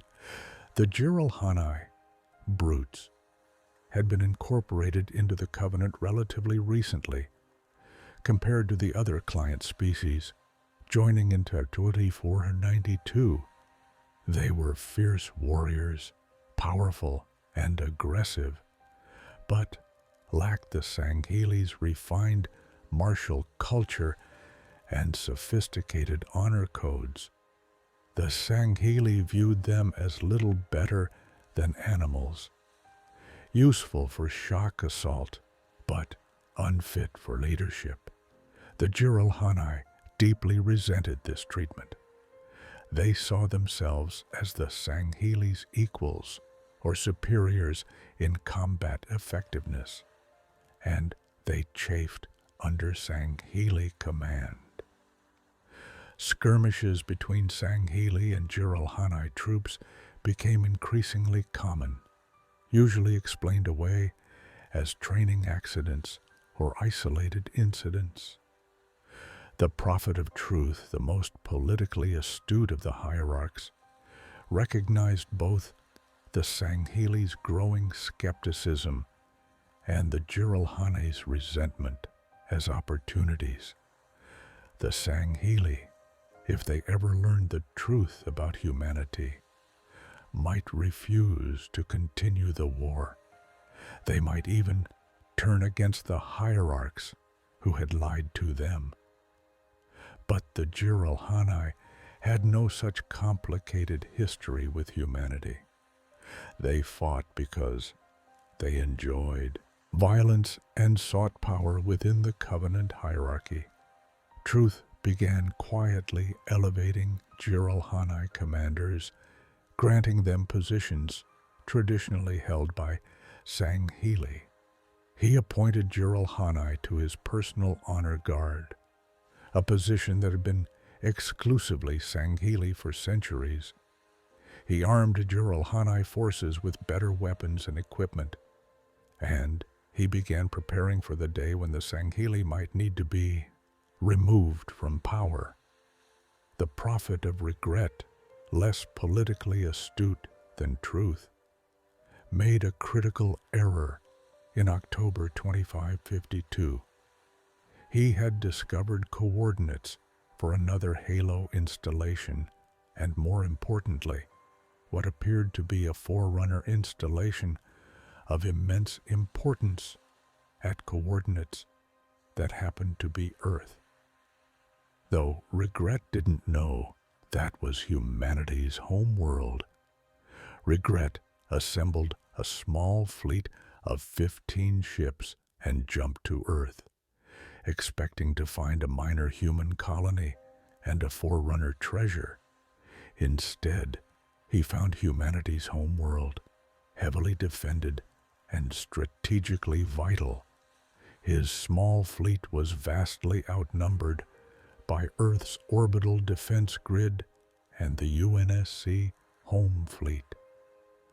The Battle of Earth began on October 20th, 2552, with Regret's forces suffering immediate and catastrophic losses. Rather than withdraw and await reinforcements, Regret's flagship, Solemn Penance, descended into Earth's atmosphere above the city of New Mombasa, apparently attempting to locate and activate a forerunner artifact he believed was hidden there. UNSC forces, led by the Master Chief recently returned from Installation 04, engaged Regret's forces in the city. As the battle turned against him, Regret made an emergency slip space jump from within Earth's atmosphere, a maneuver so dangerous it tore a massive section of New Mombasa apart. The UNSC frigate in amber-clad, carrying the Master Chief, followed Regret through the slip space rupture. They emerged at another Halo installation, Installation 05, Delta Halo. Here, the threads of multiple storylines would converge, and the Covenant's internal conflicts would erupt into open warfare. Regret's forces on Delta Halo were quickly reinforced by Truth's fleet arriving from High Charity, but Truth wasn't there to help Regret. He was there to complete his coup. Working through his Jiralhanae commander Tartarus, Truth arranged for Regret to be assassinated by the Master Chief, who had tracked the prophet to a temple complex in the middle of a vast lake. The Master Chief successfully killed Regret, but this was exactly what Truth had wanted. With Regret dead, Truth declared that the Sangheli had failed in their sacred duty to protect the hierarchs. He stripped them of their role as honored guards and replaced them entirely with Jiralhanae. He elevated Tartarus and other Jiralhanae commanders to positions of supreme authority. The Sangheli's response was immediate and violent. The most elite Sangheli warriors, the special operations units, the fleet commanders, the honor guards, refused to accept their dismissal. Fighting broke out aboard High Charity as Sangheli and Jiralhanae clashed in the city's corridors and plazas. What became known as the Great Schism had begun. The civil war spread rapidly through the Covenant. Ships with Sangheli commanders found themselves fighting ships with Jiralhanae commanders.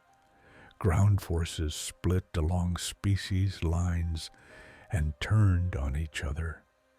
The carefully maintained hierarchy that had sustained the Covenant for 3,000 years collapsed in a matter of days. Meanwhile, Installation 05 had become a battleground for multiple factions. The Master Chief and a small UNSC force attempted to prevent the installation's activation. Covenant loyalists, following Truth's orders, sought to activate the ring and initiate the Great Journey. And a new faction had emerged, the Arbiter Thelvudum and his Sangheli separatists, who had learned the truth about Halo and now fought to prevent activation. The Arbiter's conversion from Covenant loyalist to separatist leader was itself a significant story. Thelvudum had been a supreme commander in the Covenant fleet, disgraced after the destruction of Installation 04, and given the title of Arbiter, a position that was both ceremonial honor and death sentence, as arbiters were sent on suicide missions. It was during one such mission that the Arbiter encountered 43 guilty Spark and learned Halo's true purpose.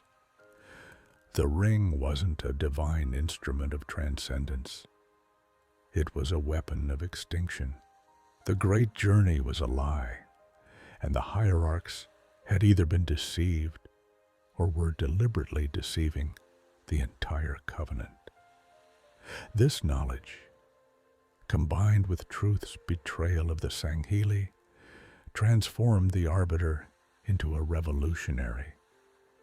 He began rallying Sangheli forces to resist Truth and prevent Halo's activation.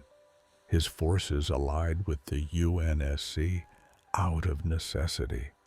Both species now recognized that preventing Halo's activation was more important than their ancient enmity. The Battle of Installation 05 climaxed with Tartarus attempting to use the installation's index to activate the ring. The Arbiter, aided by the Master Chief and UNSC forces, confronted Tartarus at the control room.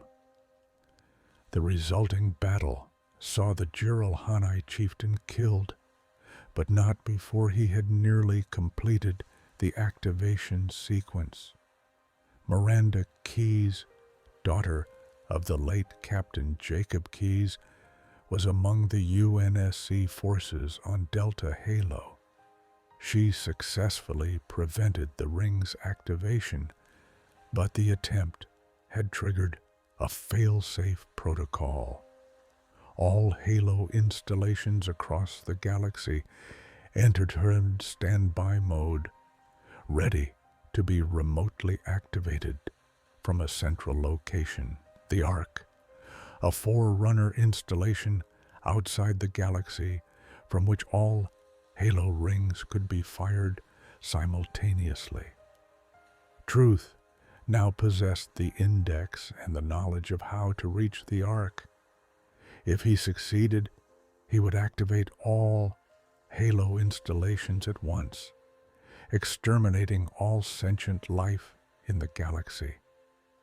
Based on what had been learned about Halo's function, this would include the Covenant themselves.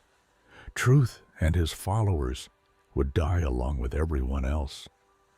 Whether Truth understood this and was proceeding anyway out of fanatical faith, or whether he genuinely believed the Forerunner propaganda about transcendence, remained unclear. What was certain was that he had to be stopped. The civil war within the Covenant intensified.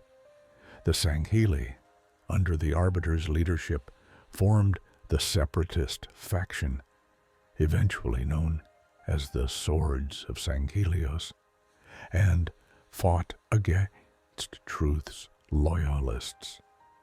Entire fleets clashed in the void.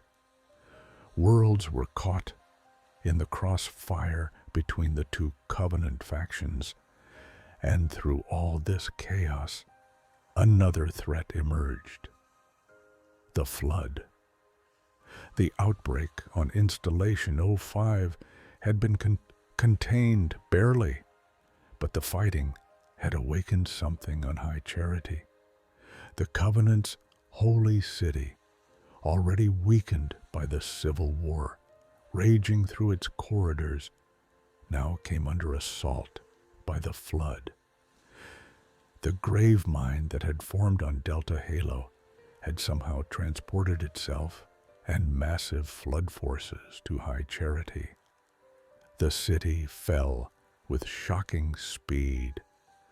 The Flood swept through its districts, converting the population into combat forms and infection forms. Sangheli and Jiralhanai, who had been killing each other moments before, found themselves united in desperate defense against a common enemy, only to be overwhelmed and absorbed into the Flood's biomass. The Master Chief, who had been on High Charity, pursuing Truth, barely escaped as the Flood took control. Cortana remained behind, planning to destroy the city and the Flood infestation if the Halo rings were ever activated, a fail-safe measure to ensure at least some of the Flood would be destroyed, even if the rings fired. Truth fled High Charity aboard the Forerunner Dreadnought, taking with him his most loyal forces and the knowledge of how to reach the Ark. The Master Chief managed to stow aboard the Dreadnought as it departed, unknowingly being carried toward Earth. The Great Schism had shattered the Covenant. What had been a unified empire was now at least two factions in open warfare, with the Flood spreading through both. The alliance that had nearly exterminated humanity in 27 years had torn itself apart in a matter of weeks. But truth still pursued activation of the array. The war wasn't over. If anything, it was entering its most desperate phase, where the survival of the entire galaxy hung in the balance. When the Prophet of Regret's fleet arrived at Earth on October 20th, 2552, many in the UNSC believed this was the beginning of the end, the final Covenant assault on humanity's home world. The truth was both better and worse than expected. Regret had stumbled upon Earth by accident, seeking what he believed to be a Forerunner artifact installation, and his force of 15 ships was woefully inadequate to conquer the most heavily defended world in human space. But Earth's reprieve was temporary. Within weeks, the Prophet of Truth would arrive with a force sufficient to accomplish what Regret had failed to achieve. Earth's defenses had been massively upgraded following Reach's fall. Orbital defense platforms ringed the planet, their Mach cannons capable of destroying Covenant capital ships with single shots. The UNSC home fleet numbered over 300 ships, practically the entire remaining human navy, pulled from defending other colonies to ensure Earth's protection. Ground-based anti-aircraft batteries covered every major population center. Millions of Marines and Army personnel stood ready to repel any invasion. Regret's initial assault demonstrated both the strength of these defenses and their limitations. The Covenant fleet emerged from slipspace in high orbit, immediately coming under fire from orbital defense platforms. Within minutes, 3 Covenant vessels had been destroyed. Regret's remaining ships maneuvered desperately, taking heavy losses from the coordinated Mach fire. But Covenant shields and armor were formidable, and even damaged vessels retained significant combat capability. 2 Covenant carriers fought through the defensive line and deployed ground forces to New Mombasa, apparently targeting the Forerunner artifact Regret sought, a portal that would later prove to be humanity's own path to the Ark. The Battle of Mombasa saw UNSC Marines, ODSTs, and the Master Chief engaging Covenant forces in urban combat. The fighting was intense but brief. Regret's flagship Solemn Penance lingered over the city only long enough to conduct preliminary surveys before making its desperate slipspace jump.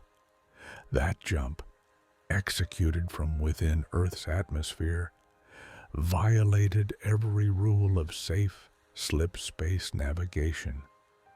The rupture tore through several city blocks, and the shock wave shattered windows across the metropolitan area. Hundreds died in the immediate blast, and thousands more were killed when portions of New Mombasa's infrastructure collapsed. The damage to New Mombasa was devastating, but it represented a tactical victory. Regret's fleet had been shattered, his forces scattered or destroyed. Earth had held, though at significant cost. The celebration lasted barely 2 weeks. On November 18th, 2552, a massive Covenant fleet emerged from slipspace. The prophet of truth had arrived with hundreds of vessels, the largest single Covenant battle group ever assembled. Fleet Admiral Terrence Hood, commanding Earth's defense, found himself facing a force that outnumbered and outgunned his fleet by a significant margin. The Second Battle of Earth began immediately, and unlike Regret's probing attack, this was a full-scale invasion. Covenant forces punched through orbital defenses, trading ships for strategic advantage in a way they had rarely done before. Truth's objective was clear: secure the portal artifact at New Mombasa and activate it, regardless of cost. The naval battle raged across Earth's orbital space for days. MAC platforms fired continuously until their capacitors overheated and their barrels warped from thermal stress. UNSC ships formed defensive shells around critical platforms, accepting destruction to keep the MACs operational. Covenant ships, destroyed by the dozens, were immediately replaced by fresh vessels. The mathematics of attrition favored the Covenant. They had more ships, better technology, and were willing to accept any casualties to achieve their objective. UNSC forces fought brilliantly, achieving kill ratios that would have been celebrated as impossible victories in any other engagement. But they were slowly losing. Covenant ground forces landed in Africa, establishing a massive beachhead around the portal site. Scarabs, massive quadrupedal assault platforms, led the advance, their main cannons excavating defensive positions and reducing fortifications to slag. Wraiths and ghosts provided mobile firepower. Waves of Covenant infantry overran defensive lines through sheer mass and determination. The UNSC committed everything to holding the line. Entire regiments were deployed to Africa. Armor columns fought desperate delaying actions. Air forces contested every meter of airspace, their long swords and hornets dueling with banshees and phantoms. And then, unexpectedly, an Allied fleet arrived. The Sanghili separatists under the command of Shipmaster Urtas Vedam, arriving in the carrier Shadow of Intent, along with a substantial fleet. The Arbiter's alliance with humanity, forged in the crucible of Installation 05's battle, now bore fruit.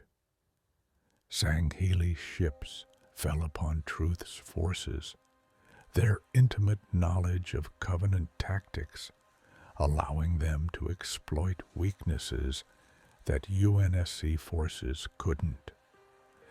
The naval battle's momentum shifted as Truth's fleet found itself fighting on two fronts. But Truth had never intended to conquer Earth in a traditional sense. His objective was always singular: reach the portal, activate it, and travel to the Ark. By late November, Covenant forces had secured the excavation site, cleared the portal of its surrounding infrastructure, and prepared it for activation. The Master Chief, who had returned to Earth aboard Truth's dreadnought, led a strike force to prevent the portal's activation. Working alongside the Arbiter and UNSC forces, the assault penetrated Covenant defenses and reached the portal site just as Truth initiated activation. The portal's activation was a sight unlike anything in human experience. The artifact, buried beneath East Africa's soil for hundreds of thousands of years, came to life.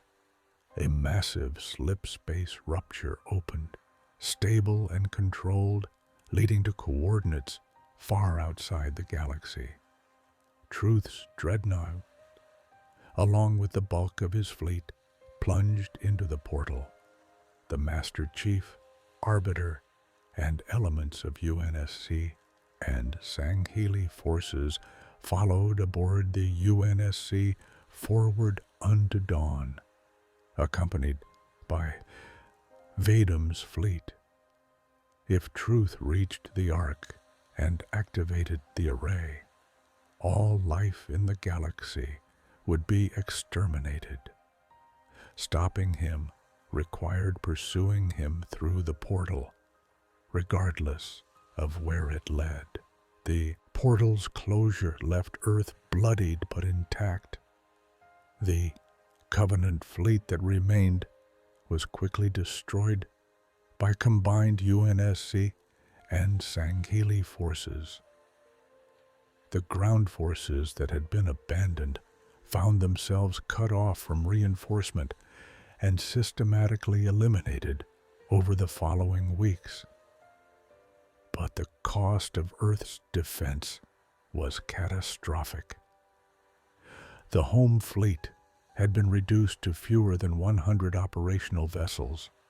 Several orbital defense platforms had been destroyed. Cities across Africa and parts of Asia had been damaged or destroyed in the fighting. Casualties numbered in the millions, both military and civilian.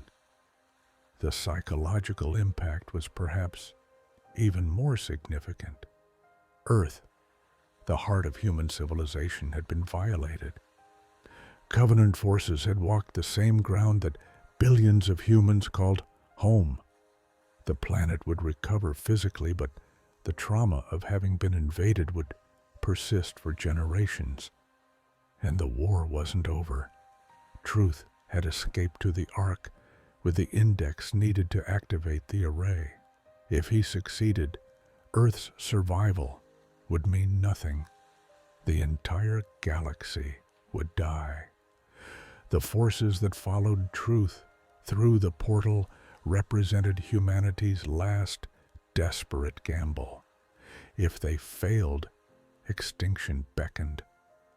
If they succeeded, well, success meant preventing the activation of weapons capable of destroying all sentient life in the galaxy. The victory conditions for this final battle were simply not dying along with everyone else. As the Forward Unto Dawn and the Sangheili fleet traversed the portal's path through slip space, Earth began the grim work of recovery. Cities were rebuilt, orbital defenses were repaired, and the UNSC prepared for the possibility that the forces sent through the portal wouldn't return, and that Earth would have to stand alone against whatever came next.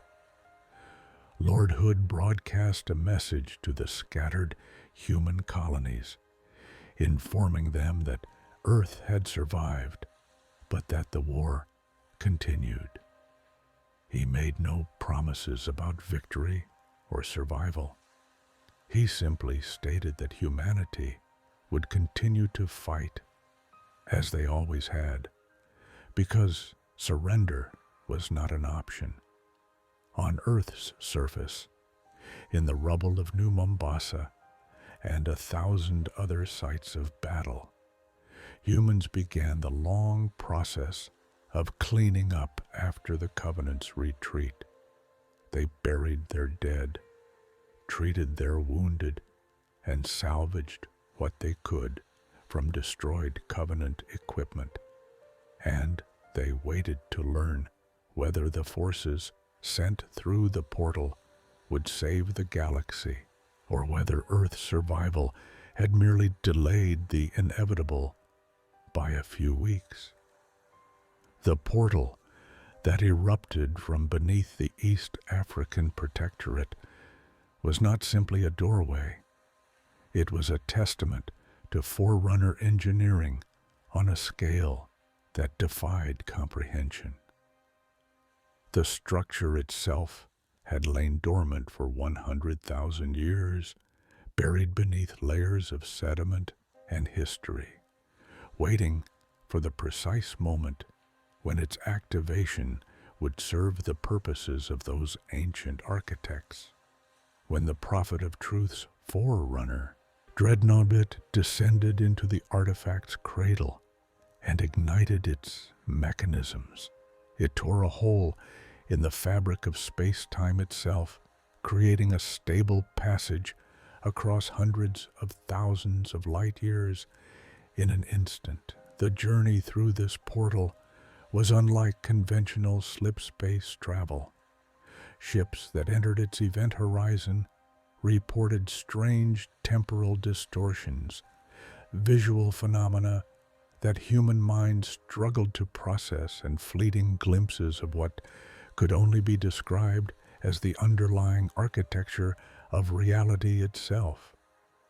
For the crew of the UNSC Forward Unto Dawn and the Sangheli vessels of the Fleet of Retribution, this passage represented humanity's last desperate gamble, a blind leap into the unknown in pursuit of an enemy whose ultimate goal remained terrifyingly unclear.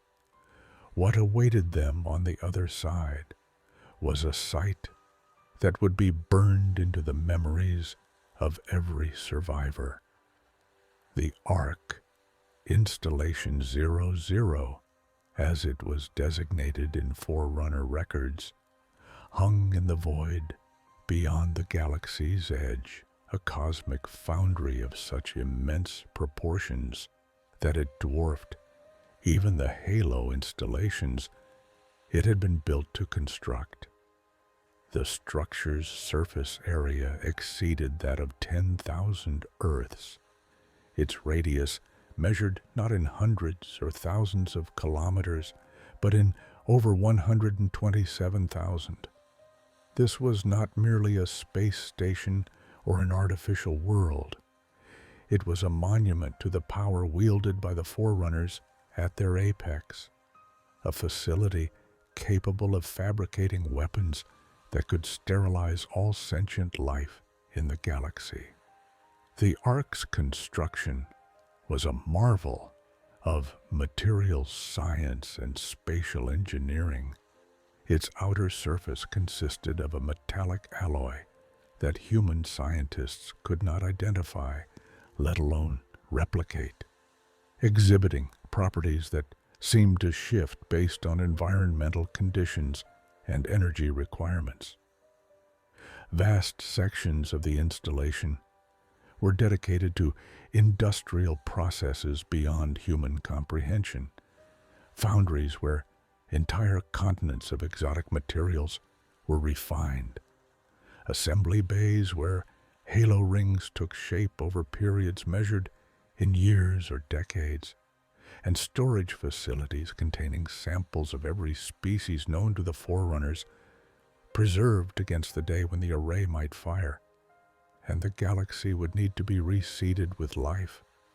The installation's interior proved even more staggering in its complexity.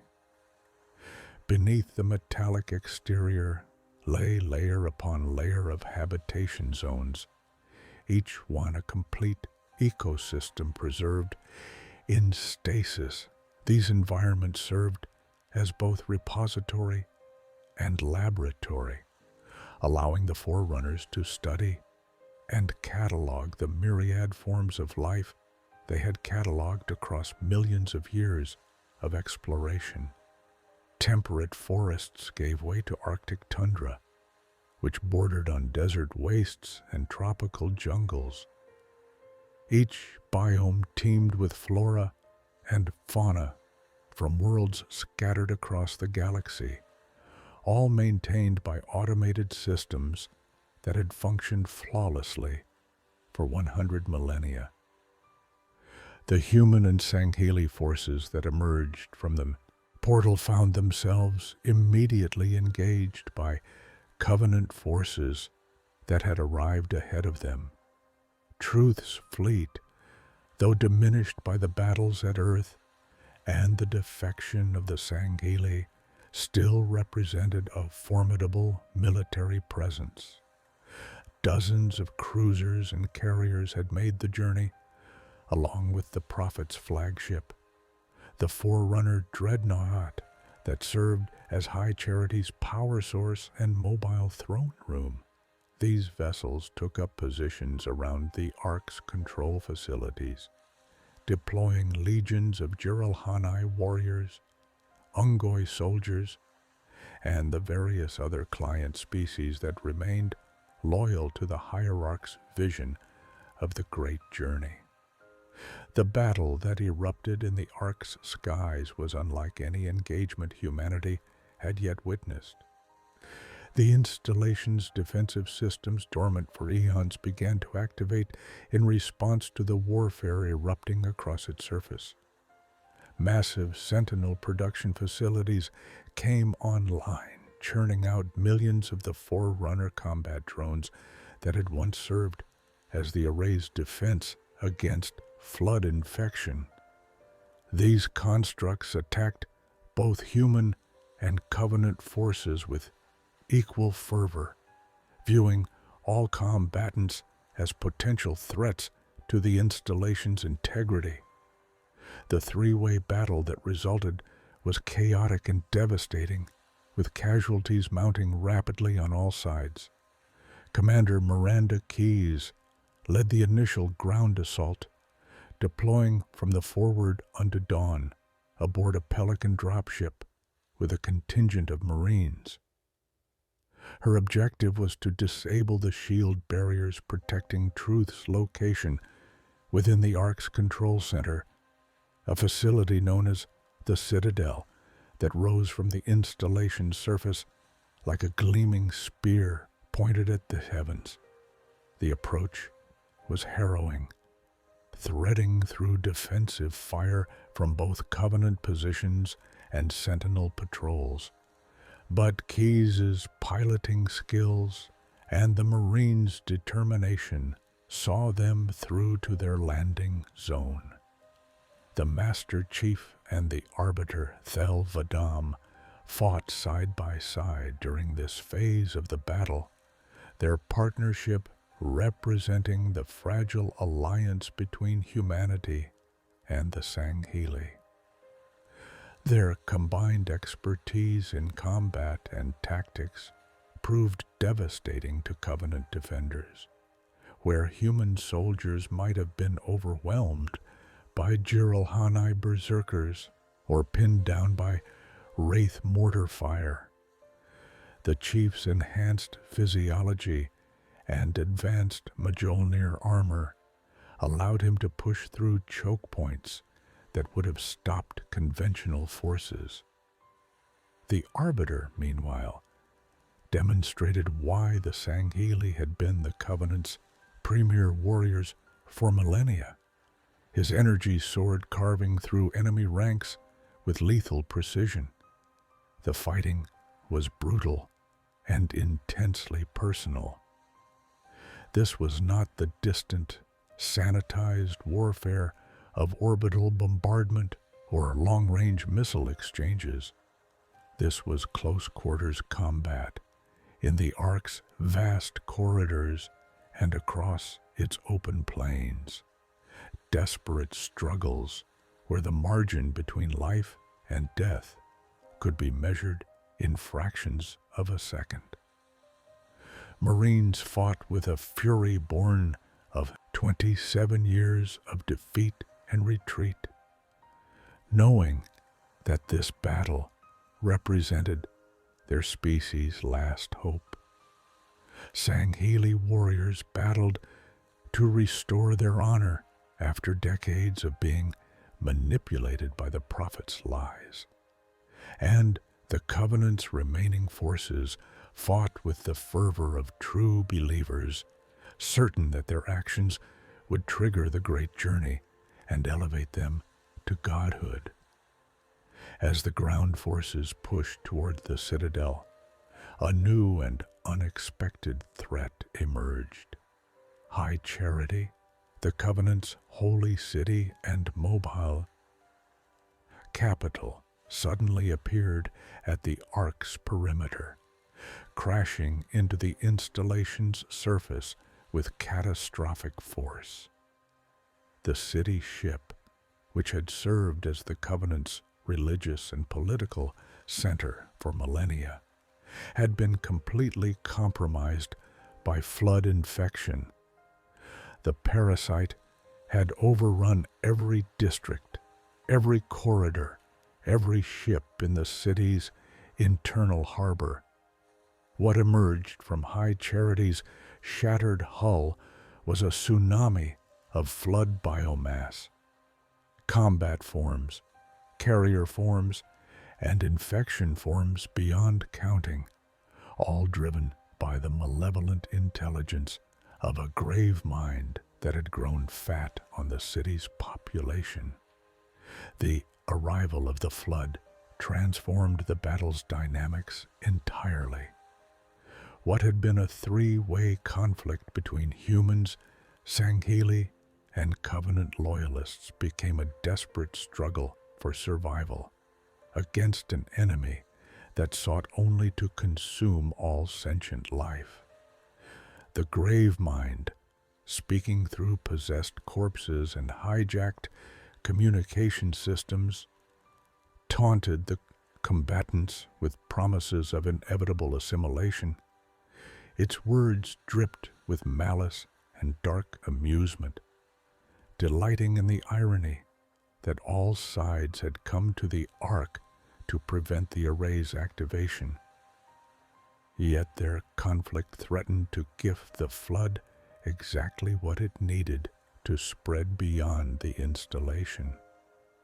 Sergeant Major Avery Johnson proved instrumental in the push toward truth's location. His decades of combat experience and intimate knowledge of both Covenant and flood tactics, making him invaluable to the assault force. Johnson had fought in the insurrection before the Covenant War began, had been one of the few survivors of the initial contact at Harvest, and had since become a legend among the enlisted ranks.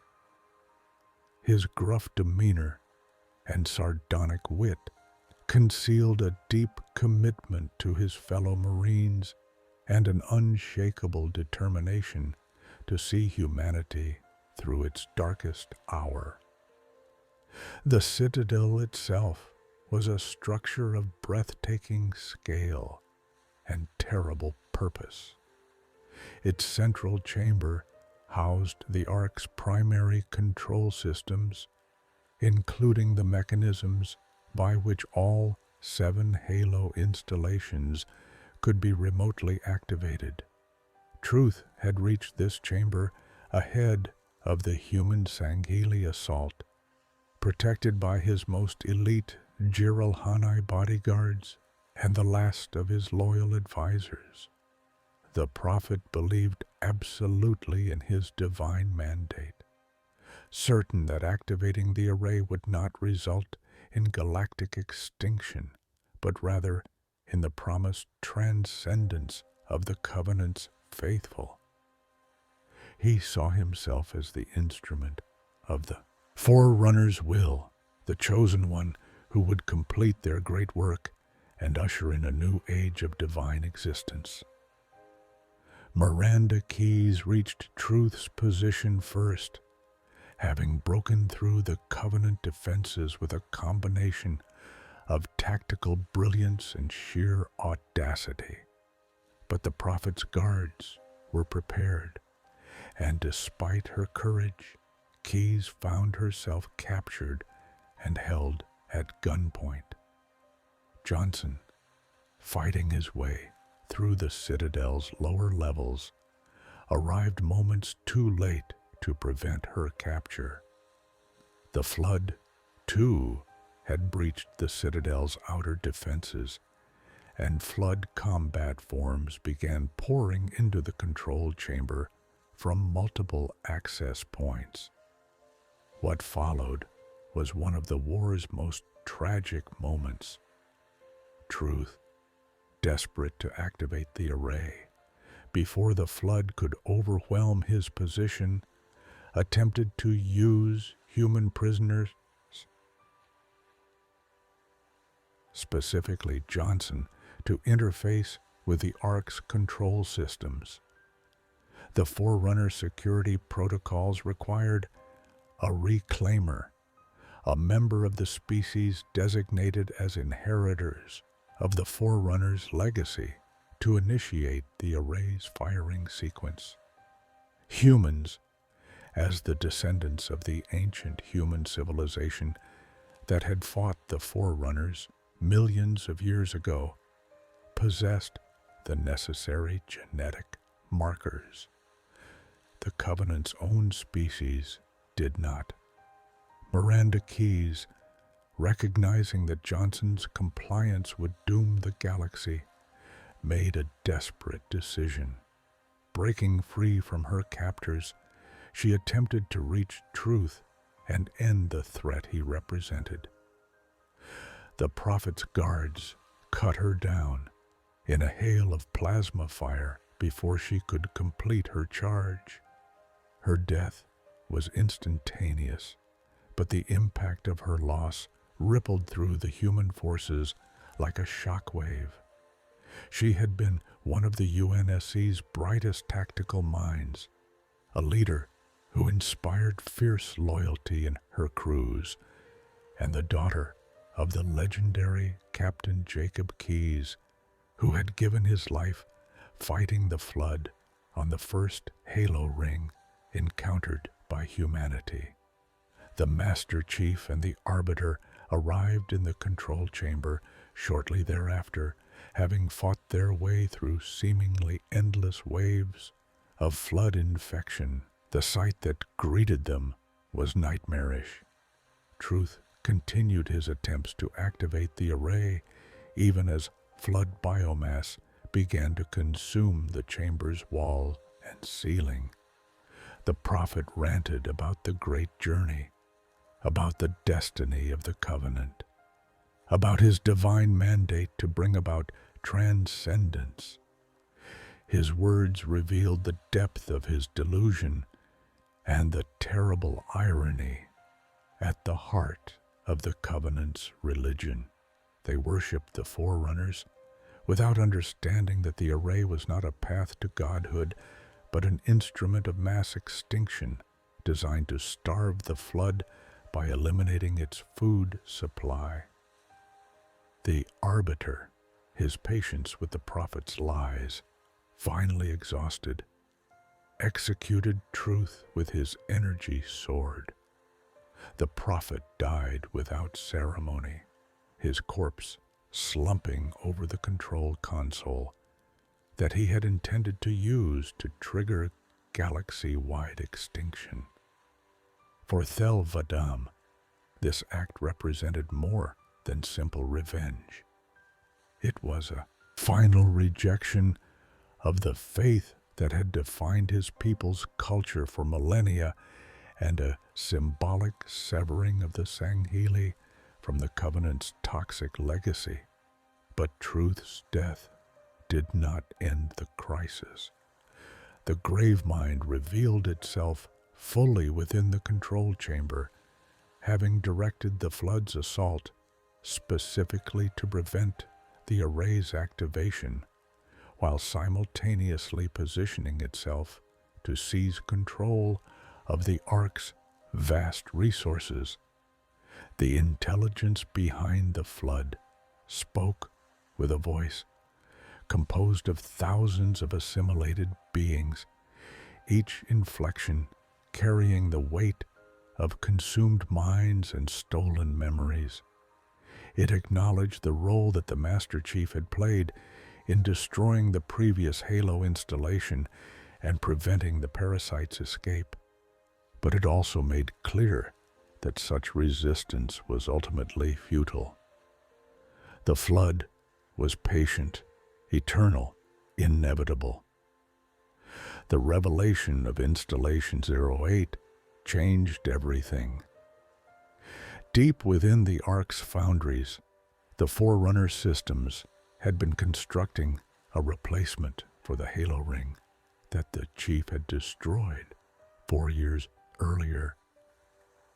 This new installation was functionally identical to its predecessor, fully armed and capable of sterilizing all sentient life within its radius.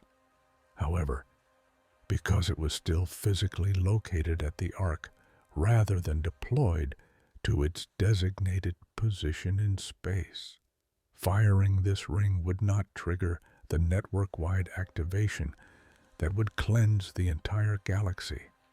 Instead, it would create a localized pulse, devastating to anything at the Ark, but leaving the rest of the galaxy untouched. This discovery presented a solution, albeit one fraught with terrible risk. If Installation 08 could be activated while still at the Ark, it would destroy the grave mind, eliminate the flood presence on the installation, and prevent the parasite from using the Ark's resources to spread throughout the galaxy. But it would also require someone to physically travel to the incomplete ring, locate its control room, and activate the firing sequence. The Ark itself would likely be destroyed or severely damaged by the blast, and anyone still on the installation when the ring fired would die. The mission to activate Installation 08 fell to the Master Chief Cortana and the Arbiter. The AI had been recovered from High Charity's ruins, rescued from the flood-infested nightmare that the Holy City had become. Her time in the grave mind's clutches had taken a terrible toll. Cortana showed signs of advanced rampancy, the terminal degradation that all UNSC smart AIs eventually experienced. Her processes were fragmented, her emotional responses erratic, her ability to distinguish memory from hallucination increasingly compromised. Yet she retained the activation index from the first Halo ring, the key required to trigger Installation 08's firing sequence. The journey to the incomplete Halo was complicated by both flood resistance and the installation's unstable condition. As a ring still under construction, 08's internal systems were not fully integrated. Its structural integrity was compromised in multiple sections, and various automated defense mechanisms operated on conflicting protocols.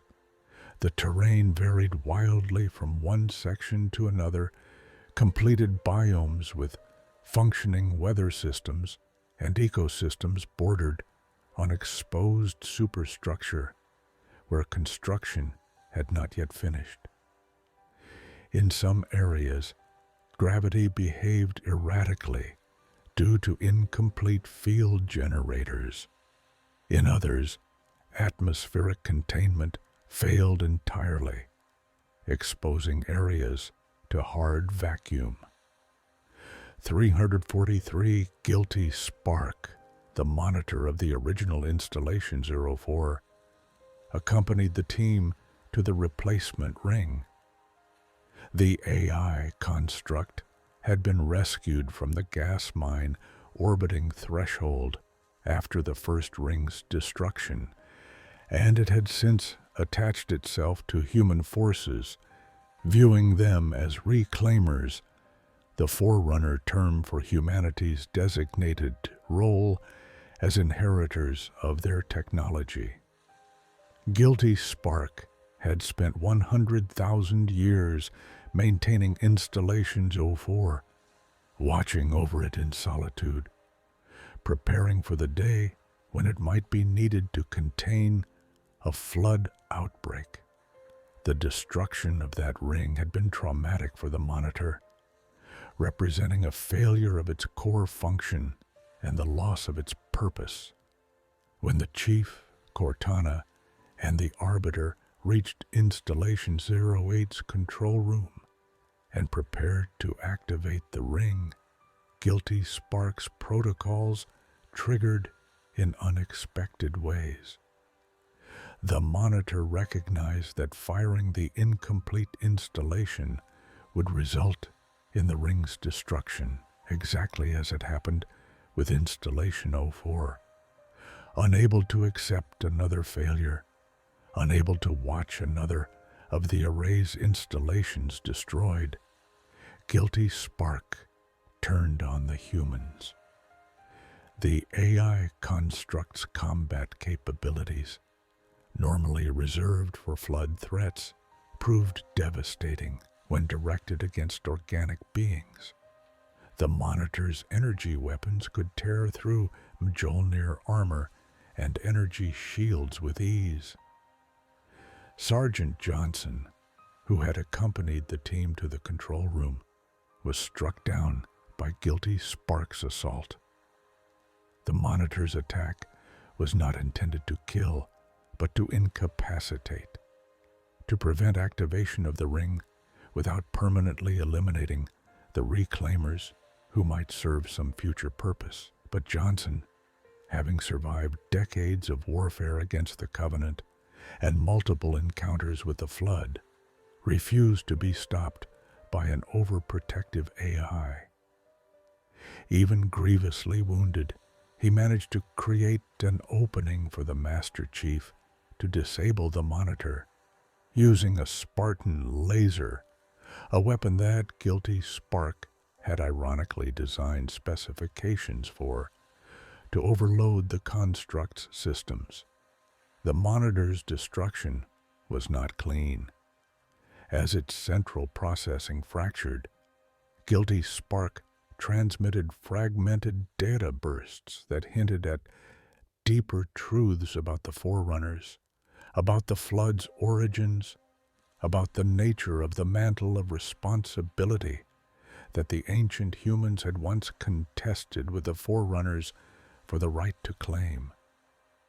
These transmissions were incomplete, corrupted by the damage to Guilty Spark's systems, but they suggested that the history of the galaxy was far more complex and tragic than anyone had imagined. Johnson died in the control room, his wounds too severe for even the Chief's limited medical skills to treat. His last words were characteristically sardonic, even in the face of death.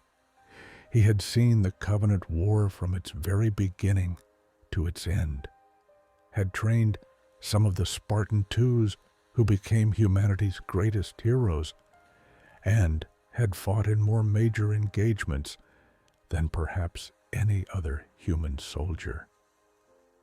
His death represented the countless sacrifices made by ordinary men and women throughout the war, those who possessed no genetic augmentation or advanced armor, but who fought nonetheless because someone had to stand between humanity and extinction. Cortana activated Installation 08 manually, interfacing directly with the ring's control systems and initiating the firing sequence. The countdown began immediately, leaving only minutes for any survivors to evacuate the installation before its pulse would sterilize all sentient life at the Ark. The Chief, Cortana, and the Arbiter fled the control room, racing through the incomplete ring's corridors as its systems began the build-up to firing. Around them, The halo structure groaned and shook as power conduits that were never meant to carry such immense energies struggled with the activation load. The escape was desperate and chaotic. The incomplete nature of Installation 08 meant that the firing sequence generated cascade failures throughout the ring's systems. Entire sections of the superstructure began to tear apart as gravitational anchors failed or energy conduits overloaded. The biomes that had been carefully constructed to house preserved species became death traps as atmospheric shields collapsed and temperatures dropped to lethal levels within seconds. The flood, recognizing the threat but unable to escape the ring's effects, threw everything it had at the fleeing survivors in a last desperate attempt to prevent activation. The Forward Unto Dawn, piloted remotely by Cortana, descended to the ring's surface to extract the strike team. The frigate's crew had already evacuated to Sangheli vessels in preparation for the jump back through the portal to Earth. What remained on the human ship were automated systems and the bare minimum equipment needed to get the Chief and Arbiter off the installation. The extraction point was a landing platform on one of the ring's outer edges, a location that required crossing kilometers of collapsing superstructure while under fire from flood combat forms and environmental hazards. The Arbiter reached the Dawn first, diving through the frigate's cargo bay doors as flood-pure forms attempted to drag him down into the abyss opening beneath the disintegrating platform. The Master Chief was seconds behind, firing his assault rifle to suppress pursuing infection forms while Cortana screamed warnings about the approaching pulse wave. Chief made the jump to the cargo bay just as Installation 08's primary weapon discharged, the neurophysical pulse expanding outward from the ring's inner surface at relativistic speeds. The Forward Unto Dawn's engines ignited at maximum burn, the ship clawing for altitude and velocity even as the halo began its final fragmentation. The ring didn't simply fire. It tore itself apart in the process, the incomplete systems unable to channel the energies required for activation. The pulse wave chased the fleeing frigate, expanding in a sphere that consumed everything in its path. Flood biomass crystallized and shattered. The Ark's surface buckled and cracked under the strain of energies it had never been designed to withstand. And the portal back to Earth, that miraculous passage across space and time, began to destabilize as the Ark's power systems failed.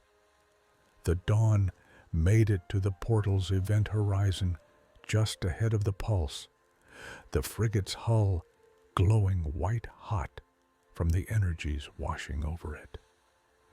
The passage back to Earth was nothing like the carefully controlled transit of the outbound journey.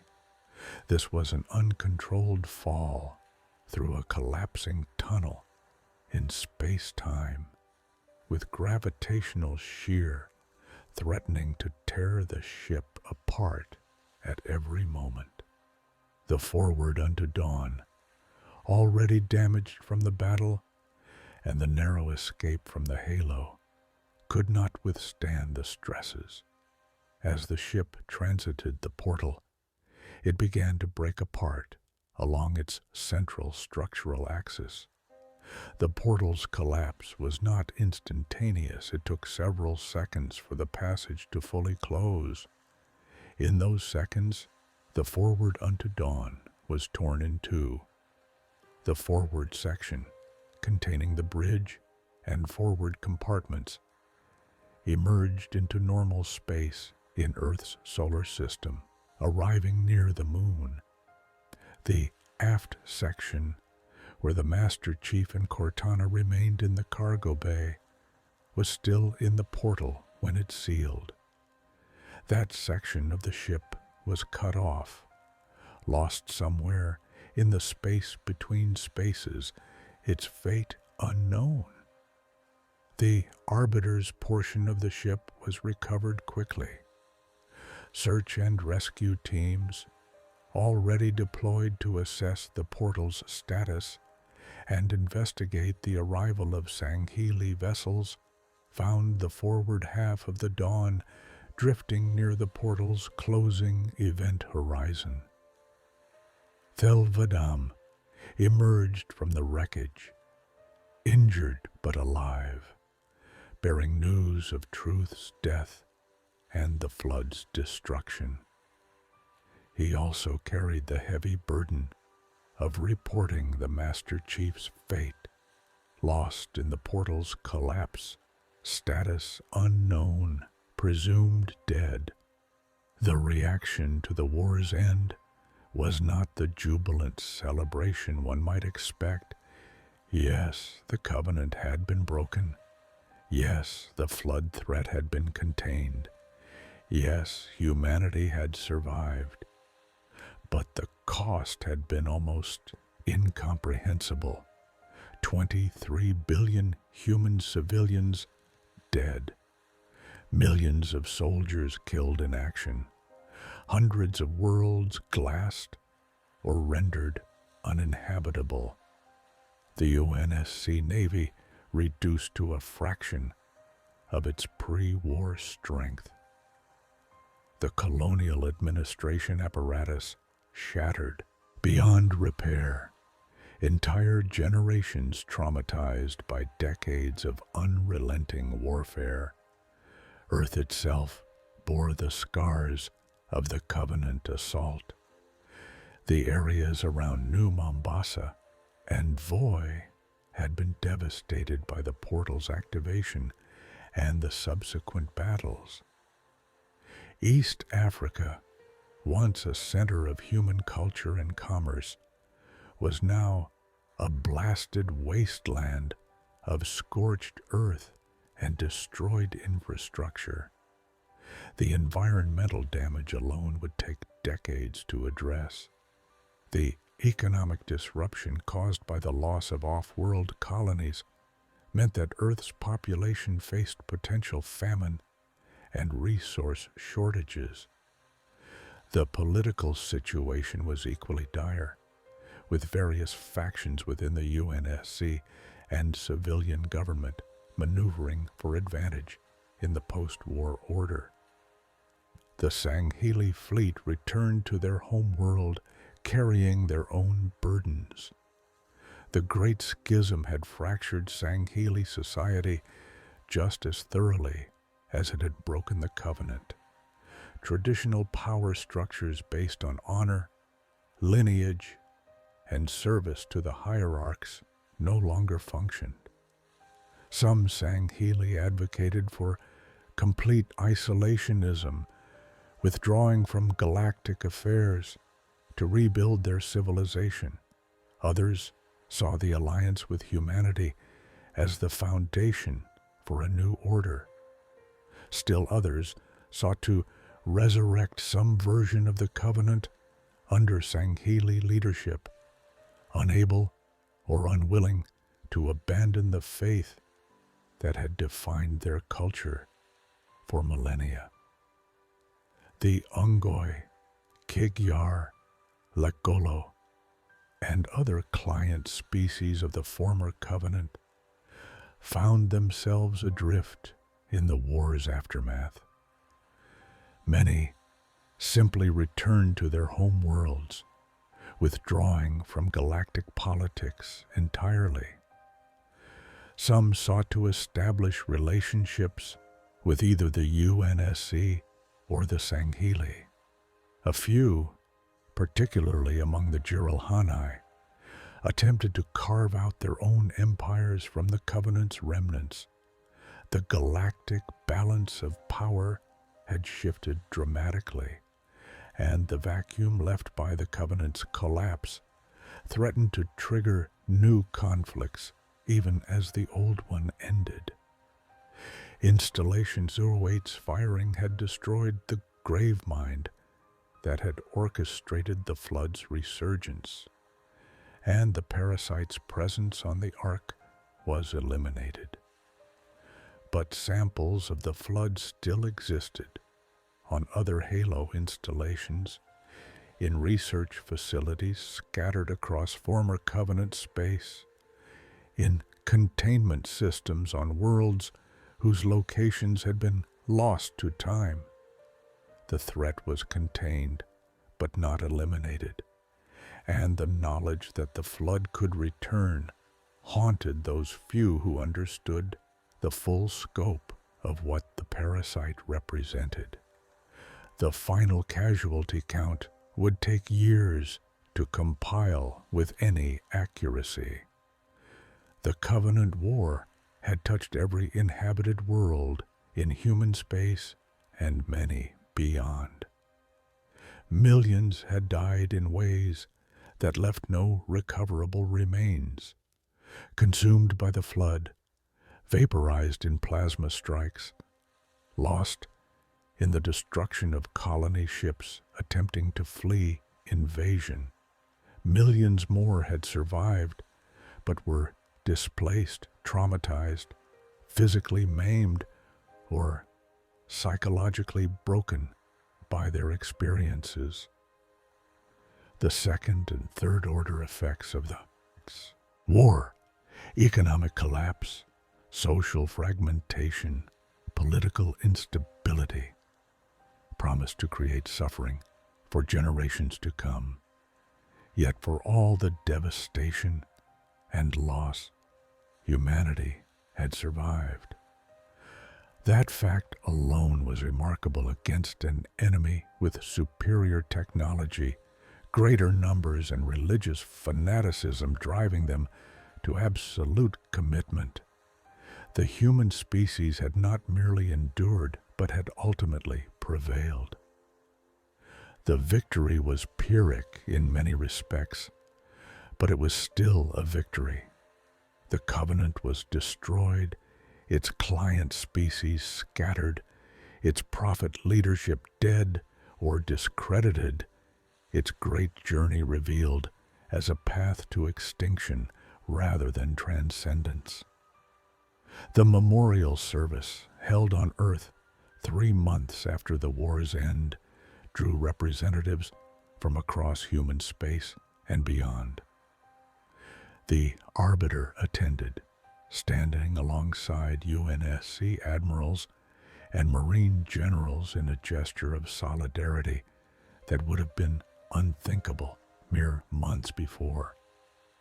Lord Hood, who had commanded Earth's defense and coordinated much of the late war strategy, delivered a eulogy that acknowledged both the heroism of those who had fought and the magnitude of what had been lost. The names of the fallen were read aloud, a process that took days despite being limited to confirmed casualties of flag rank and above. Commander Miranda Keyes, Sergeant Major Avery Johnson, Captain Jacob Keyes, thousands of others who had given everything in humanity's defense. And then, at the memorial's conclusion, one final name. Master Chief Petty Officer John 117, listed as missing in action, the Spartan designation, never killed in action, only missing, was observed even though everyone understood that survival was impossible given the circumstances of his disappearance. What none of them knew, what couldn't be known, was that the aft section of the Forward Unto Dawn had not been destroyed in the portal's collapse. It drifted now in an unknown region of space, its crew compartments sealed and its cryosystems barely functional. Inside, the Master Chief had placed himself in cryogenic stasis, conserving life support and accepting that rescue might be years in coming if it came at all. Cortana, rampant and degrading but still functional, kept watch over her Spartan companion while the damaged frigate drifted silently through the void. The AI's last act before entering a low-power state was to activate the Dawn's emergency beacon, a distress signal that would repeat continuously in the hope that someone, somewhere might eventually detect it. The transmission was weak, its range limited by the damage to the ship's communications array, but it broadcast nonetheless, a tiny voice calling out into the infinite dark. "This is UNSC forward unto Dawn, requesting immediate assistance. Survivors aboard. Coordinates unknown." Repeating. The silence that descended upon the galaxy in the wake of the Covenant War was as profound as it was unsettling. For 27 years, humanity had known nothing but conflict. Every aspect of society had been oriented toward survival and military necessity. The sudden absence of that existential threat left a vacuum that proved almost as destabilizing as the war itself. The most immediate challenge facing the UNSC was simply assessing the scope of the damage. The Colonial Administration Authority, which had maintained records of every human settlement before the war, no longer existed in any meaningful sense. Its headquarters on Reach were glass. Its backup facilities on Earth had been destroyed during the Covenant assault. The distributed network of data centers that had tracked population movements, resource allocation, and infrastructure status across human space was fragmented beyond recovery. Entire colonial sectors had lost contact with Earth during the war and had not yet re-established communications. What fragmentary records could be pieced together painted a nightmarish picture of the approximately 800 colony worlds that existed before first contact at harvest. Fewer than 200 remained habitable. This count included worlds that were still occupied but severely damaged, agricultural colonies whose ecosystems had been disrupted by Covenant attacks, and mining operations where infrastructure had been destroyed but the planetary body remained intact. The true number of worlds where human civilization could continue to function without massive external support was likely far lower. The glassing of a planet, the Covenant practice of using plasma bombardment to vitrify a world's surface, had proven to be the single most effective method of ensuring that human colonies could not recover. The process didn't merely kill the immediate population, it fundamentally altered the planetary ecosystem in ways that made human habitation nearly impossible. Atmosphere compositions changed as the heat from bombardment broke down molecular bonds and released trapped gases. Hydrological cycles were disrupted as oceans boiled away or became too contaminated with vaporized minerals to support life. The geological changes were perhaps most devastating. Entire continents reduced to seas of cooling glass, tectonic stability destroyed, magnetic field generation interrupted. Reach served as the exemplar of this devastation.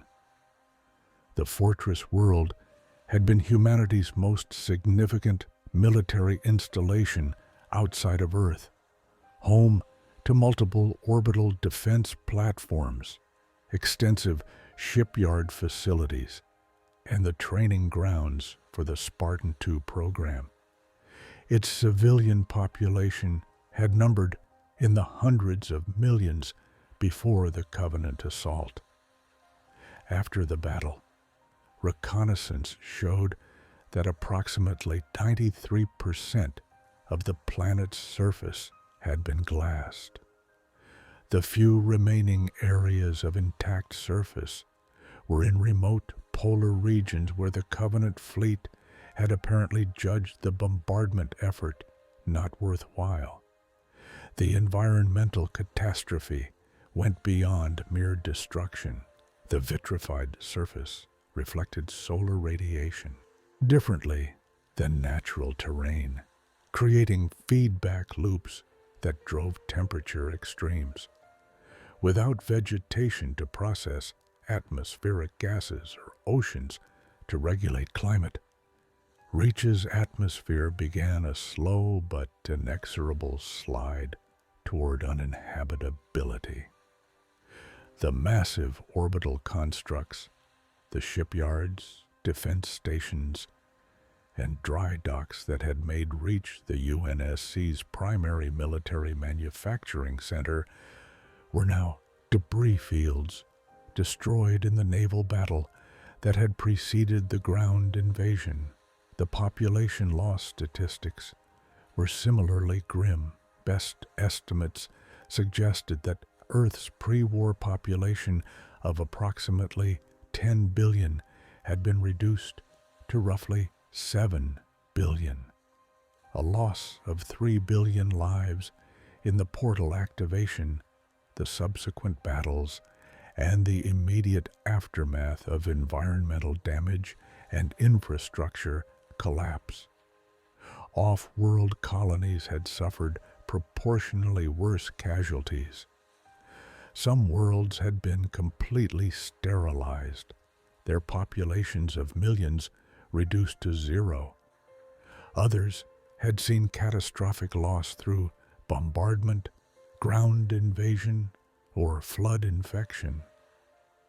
The military's condition was arguably even more precarious than the civilian populations. The UNSC Navy had entered the war with approximately 700 frontline warships, destroyers, cruisers, and carriers capable of engaging Covenant vessels. By war's end, fewer than 100 remained operational. The rest had been destroyed in the countless naval engagements that characterized the conflict, from the early defeats at colony worlds to the desperate last stands at Reach and Earth. Building replacements would require years, perhaps decades, given the destruction of shipyard facilities and the loss of the industrial base that had supported military production. The naval situation was complicated by the fact that many surviving ships were scattered across former Covenant space, having been deployed to distant sectors during the war's final years. Some had been sent to hunt Covenant supply lines. Others had been positioned to defend remote colonies or serve as raiders striking at enemy logistics. The lack of a functioning, faster-than-light communication system. The Covenant had routinely destroyed communication relays as part of their invasion strategy, meant that many of these vessels were out of contact and operating without orders or knowledge that the war had ended. The ground forces had been bled white through the grinding attrition of planetary defenses. The UNSC Army and Marine Corps had deployed hundreds of divisions to dozens of worlds over the course of the war. The majority of these formations had been destroyed in the fall of their assigned colonies. Survivors who managed to evacuate typically did so as fragmented units, often without their heavy equipment or organizational structure intact.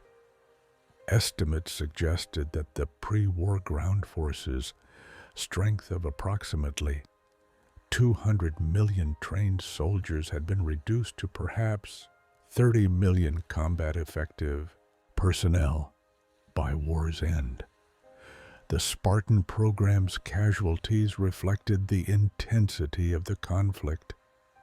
Of the original 75 Spartan II candidates conscripted in 2517, only a handful definitively survive to see the war's end. Some, like the Master Chief, were listed as missing in action. Others had been confirmed killed in combat on various worlds. A few remained in active service, scattered across different units and assignments. The Spartan III program, which had recruited children orphaned by the war and trained them as highly effective but essentially expendable special operations soldiers, had seen even more catastrophic losses. Entire companies wiped out in suicide missions against Covenant targets. The industrial collapse proved almost as devastating as the direct military losses. Human civilization's manufacturing capability before the war had been distributed across dozens of major industrial worlds, planets like Tribute, where massive factory complexes produced everything from starship components to ground vehicles, or Mamor, whose automated mining operations extracted resources from an entire asteroid belt, or Beta Gabriel, whose chemical refineries processed the exotic materials needed for slipspace drive construction. Most of these facilities were gone, destroyed either through Covenant bombardment or abandoned as their host colonies were evacuated. Earth's industrial capacity had ramped up dramatically during the war, but it was oriented almost entirely toward military production. The civilian economy had been effectively frozen in 2525, with every available resource diverted to the war effort. Consumer goods production had ceased. Agricultural output was directed entirely toward feeding military personnel and essential workers. Housing construction had stopped except for barracks and military installations. This meant that even though Earth had survived, its economic infrastructure was ill-suited to supporting the flood of refugees arriving from destroyed colonies. The refugee crisis was perhaps the most visible manifestation of the war's human cost. Ships arriving at Earth brought millions of displaced persons, survivors of glassed colonies, evacuees from worlds under siege, personnel from military installations that had been abandoned as the defensive perimeter contracted. These refugees arrived with nothing but what they could carry, their homes destroyed, their communities scattered, their former lives erased. The infrastructure to house, feed, and integrate this population simply didn't exist, leading to the emergence of vast refugee camps around Earth's major cities. The political situation was extraordinarily complex and potentially explosive. The colonial administration authority had governed human space before the war with a light touch, allowing individual colonies significant autonomy in exchange for paying taxes and providing military recruits. The UNSC, theoretically subordinate to civilian control, had assumed emergency powers at the war's onset and never relinquished them. Fleet Admiral Terence Hood and the Security Council effectively governed through military fiat, making decisions that affected billions of civilians without any meaningful democratic input or oversight. This emergency military government had been accepted during the war because survival was the only priority that mattered. But with the Covenant defeated, questions about legitimate authority and governance began to surface. Surviving colonial governments argued for the restoration of their autonomy. Political movements that had been suppressed during the war, including the insurrection that had nearly torn human space apart before the Covenant arrived, began to reorganize. Military officers who had spent decades commanding vast forces were suddenly being told to yield power to civilian authorities who had no experience with the challenges of post-war reconstruction. The question of what to do about the Sangheili added another layer of complexity. The Arbiter and his faction had fought alongside humanity in the war's final battles, and their intervention had arguably been decisive in preventing truth from activating the Halo array. But they were still the species that had prosecuted a genocidal war against humanity for 27 years. Billions of humans had died at Sangheili hands. Hundreds of colonies had been destroyed by Sangheili-commanded fleets. The hatred and desire for revenge ran deep in the human population, and the political will to maintain an alliance with former enemies was uncertain at best. Military cooperation with the Sangheili continued in the immediate aftermath, largely because both species faced common challenges. Covenant remnant forces, particularly Jiralhane-led factions that rejected the truce, continued to attack both human and Sangheili targets. The flood threat, though contained, had not been eliminated. Samples still existed in research facilities and on uncharted Halo installations. And the general lawlessness that emerged in the power vacuum left by the Covenant's collapse created opportunities for piracy, slavery, and other criminal activities that threatened both species.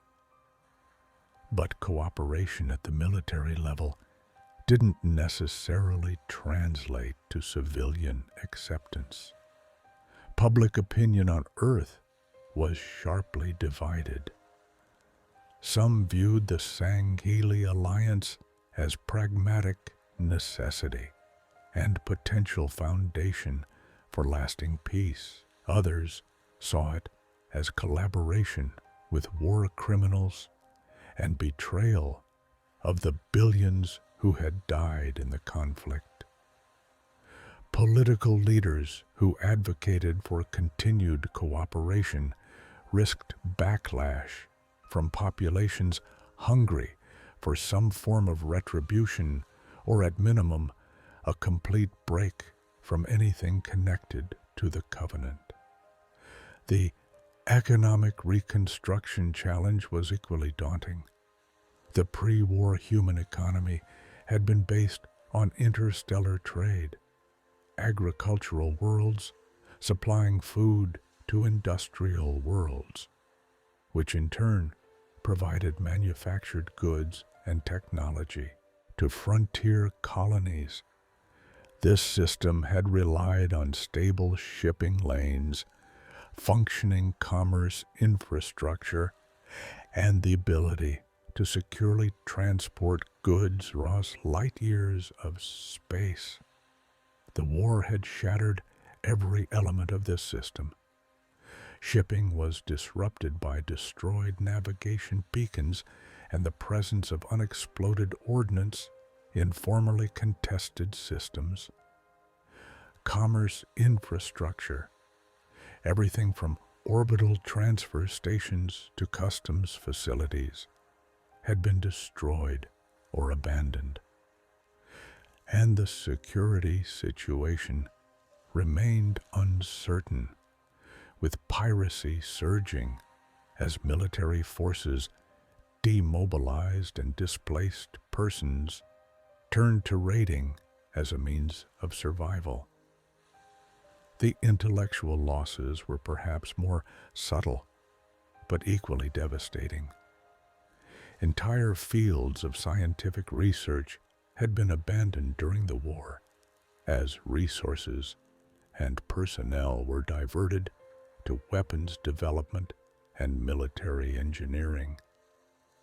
Universities on destroyed colonies represented not just the loss of physical facilities, but the destruction of irreplaceable research libraries, experimental data, and the communities of scholars who had generated them. Medical research had been set back generations as focus shifted entirely to treating combat injuries rather than advancing understanding of disease or improving general health outcomes. The cultural losses were immeasurable. Each colony had developed its own distinct identity, its own arts, literature, music, social customs, and ways of understanding the universe. Many of these cultural developments were never systematically recorded or preserved in any form that survived the colony's destruction. When a world was glassed, its unique cultural contribution to human civilization died with it. Some fragmentary records existed in archives on Earth or other colonies, but the living tradition, the continuous practice and evolution of these cultural forms was ended. The psychological trauma affecting the surviving population defied quantification. Virtually every human being who lived through the war had lost someone: family members, friends, colleagues, neighbors. Many had witnessed horrors that would have been unimaginable in peacetime. Cities burning under plasma bombardment, Covenant ground forces massacring civilians, flood infection, forms transforming loved ones into monstrous puppet creatures. Post-traumatic stress disorder was effectively universal among military personnel and common among civilians. The mental health infrastructure to address this collective trauma simply didn't exist, having been devastated along with the rest of civilian medical care. Children who had grown up during the war, an entire generation now approaching adulthood, had known nothing but conflict and fear. Their education had been disrupted, their development shaped by the constant threat of invasion, their expectation about the future fundamentally different from any previous generation of humans. These young people face the challenge of building lives in a galaxy that, for them, had always been a place of existential danger, teaching them to hope, to plan for the future, to invest in anything beyond immediate survival, would be a generational challenge. The military's own internal challenges were substantial. Hundreds of thousands of soldiers, sailors, and Marines who had known nothing but war for their entire adult lives now faced demobilization into a civilian economy that couldn't employ them, and a society that often didn't understand what they had experienced. Many had skills: infantry combat, armored warfare, ship-to-ship tactics that had no civilian application. The transition from military to civilian life was traumatic under the best of circumstances, and these were far from the best of circumstances. The fate of the Spartan IIs highlighted the ethical complications of the war's legacy. These soldiers had been abducted as children and subjected to brutal training and enhancement procedures that had a mortality rate exceeding 30%. Many of those who survived became some of humanity's greatest heroes, their actions in combat saving millions of lives. But they had never been given a choice about their fate, and the existence of the program raised profound questions about the lengths to which a society could or should go in the name of survival. Dr. Catherine Halsey, the architect of the Spartan II program, became a controversial figure in the war's aftermath. Her defenders pointed to the fact that without the Spartans, humanity would almost certainly have lost the war. The super soldiers' contributions at places like Reach, Earth, and Installation 04 were undeniable, and quantifiable analysis suggested that each Spartan's combat effectiveness was equivalent to perhaps dozens of conventional soldiers. Critics argued that kidnapping children and subjecting them to procedures that killed or crippled many of them was an unconscionable violation of human rights, regardless of the military necessity. The question of accountability for wartime decisions loomed large. Should military leaders who had ordered evacuations that abandoned millions to Covenant invasion be held responsible? What about commanders who had committed war crimes in the desperate final phases of lost battles, using nuclear weapons in populated areas, destroying infrastructure to deny it to the enemy, conscripting civilians into hopeless defensive battles? The demands for justice, or at minimum public accounting, competed with the pragmatic recognition that many of these same individuals were essential to post-war reconstruction, and that a campaign of recrimination might further destabilize an already fragile situation. The religious dimensions of the war's aftermath were complex and often contradictory. For many humans, the Covenant War had been understood as a religious conflict, the faithful of the Covenant seeking to impose their beliefs on humanity. The revelation that the Covenant's religion was based on a fundamental misunderstanding of Forerunner intentions created philosophical challenges for both humans and former Covenant species. Some humans became more religious, viewing their survival as evidence of divine favor. Others lost faith entirely, unable to reconcile a benevolent deity with the horrors they had witnessed. The discovery of Forerunner installations and artifacts raised profound questions about humanity's place in the galaxy.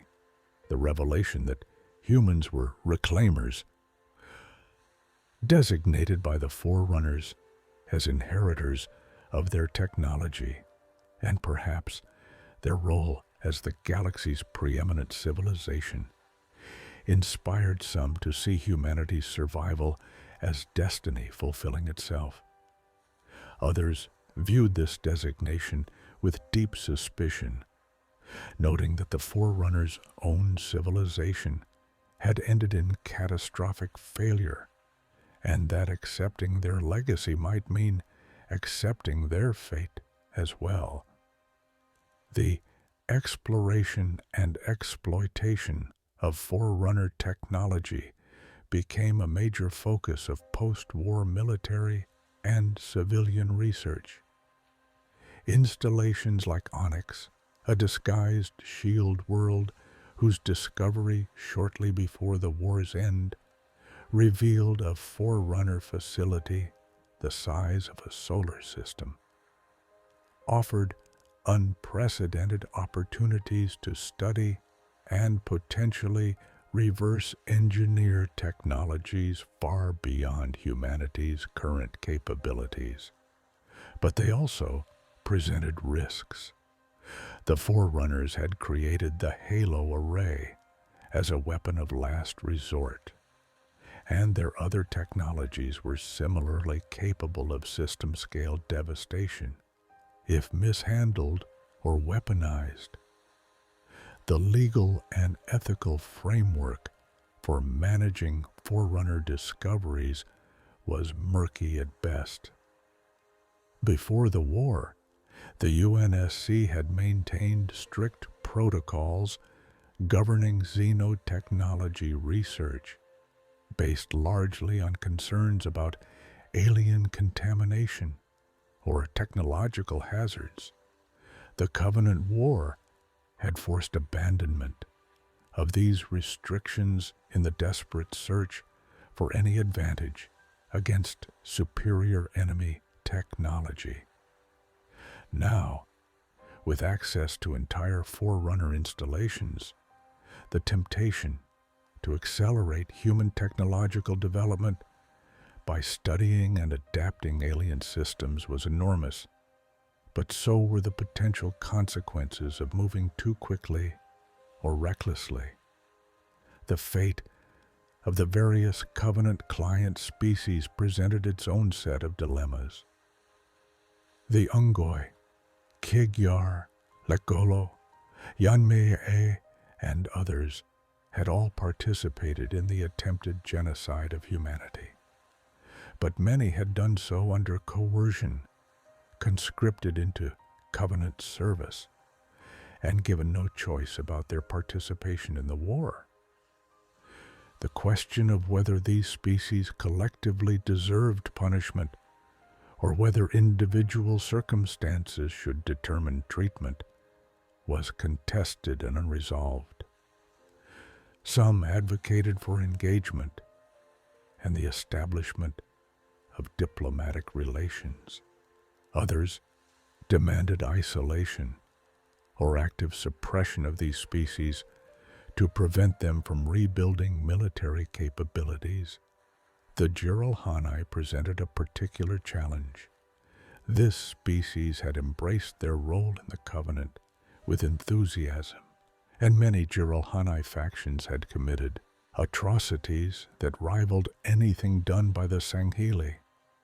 Unlike the elites, who had at least some cultural concepts of honor and restraint in warfare, the brutes seemed to revel in cruelty and destruction for their own sake.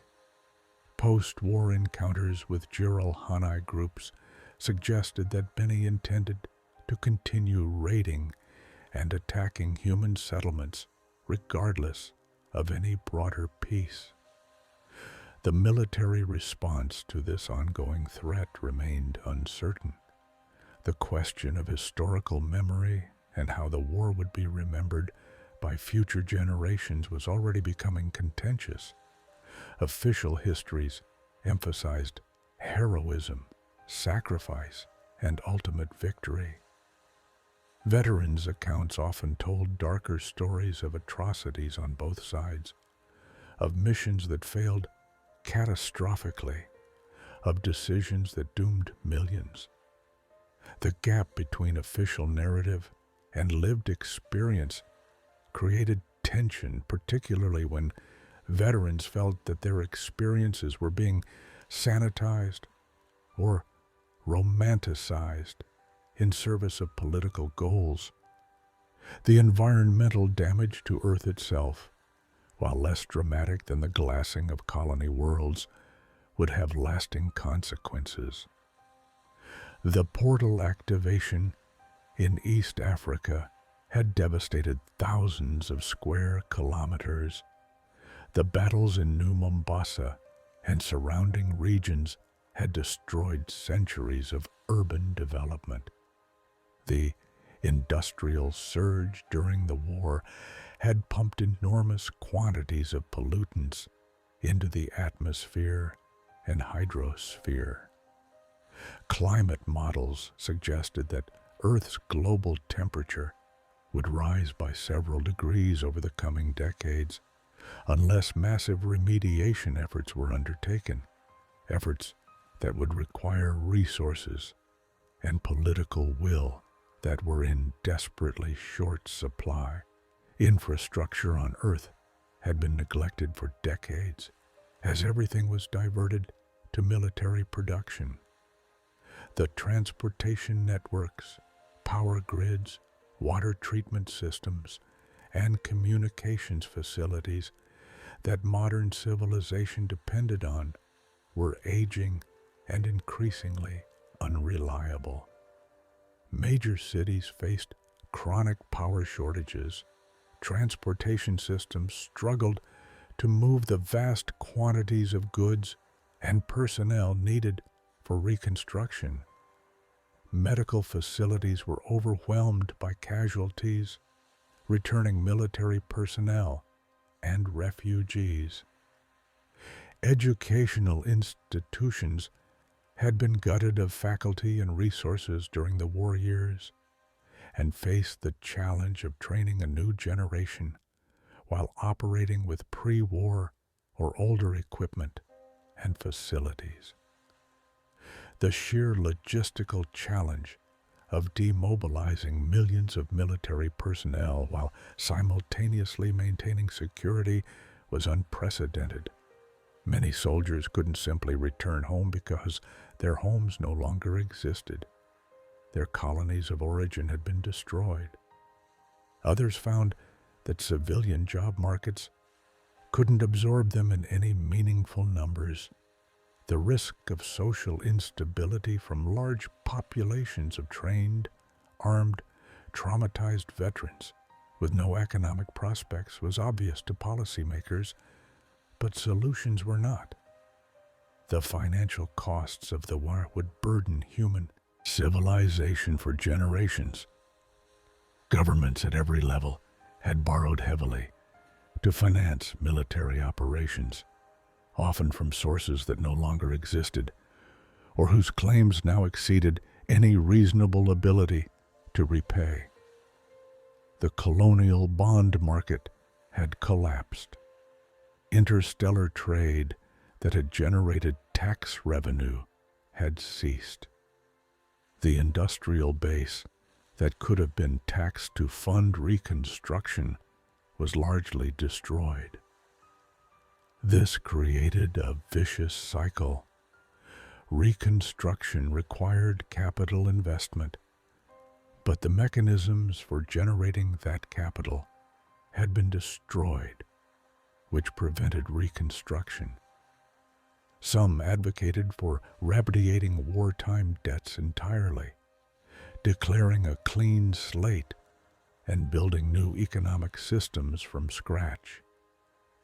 Others argued that maintaining faith in financial instruments was essential to preventing complete economic collapse, and that some mechanism for honoring commitments had to be found.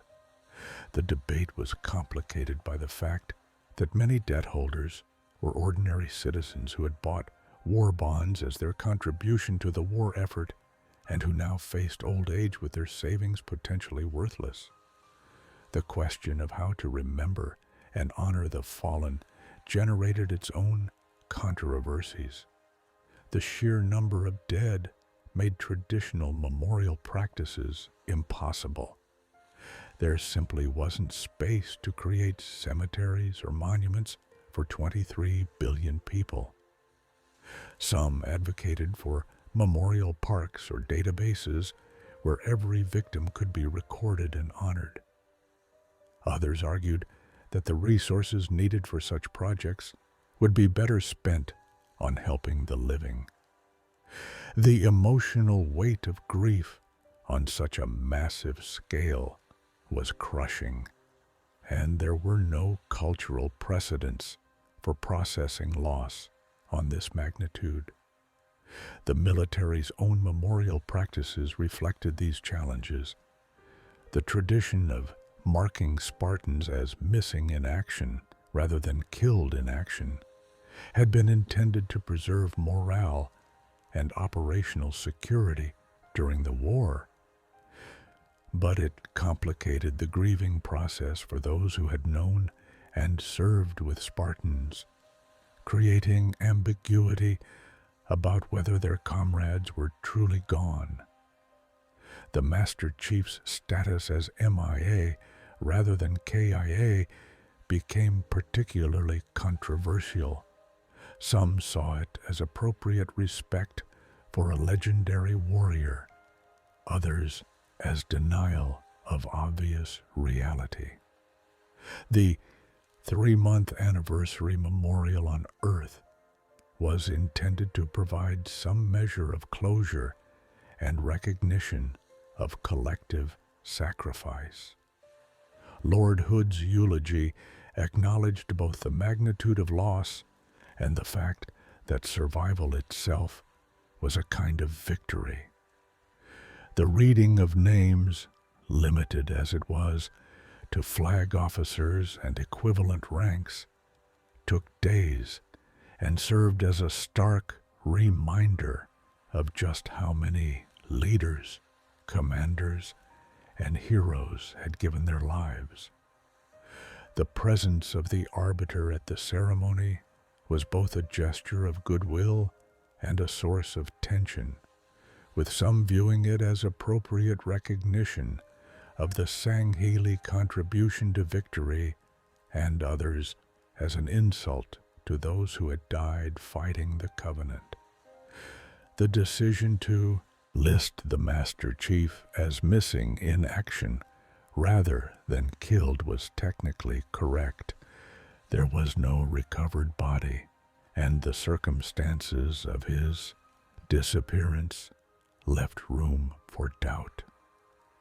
But it also reflected humanity's deep need for heroes and perhaps an unwillingness to accept that even the greatest of warriors were not invincible.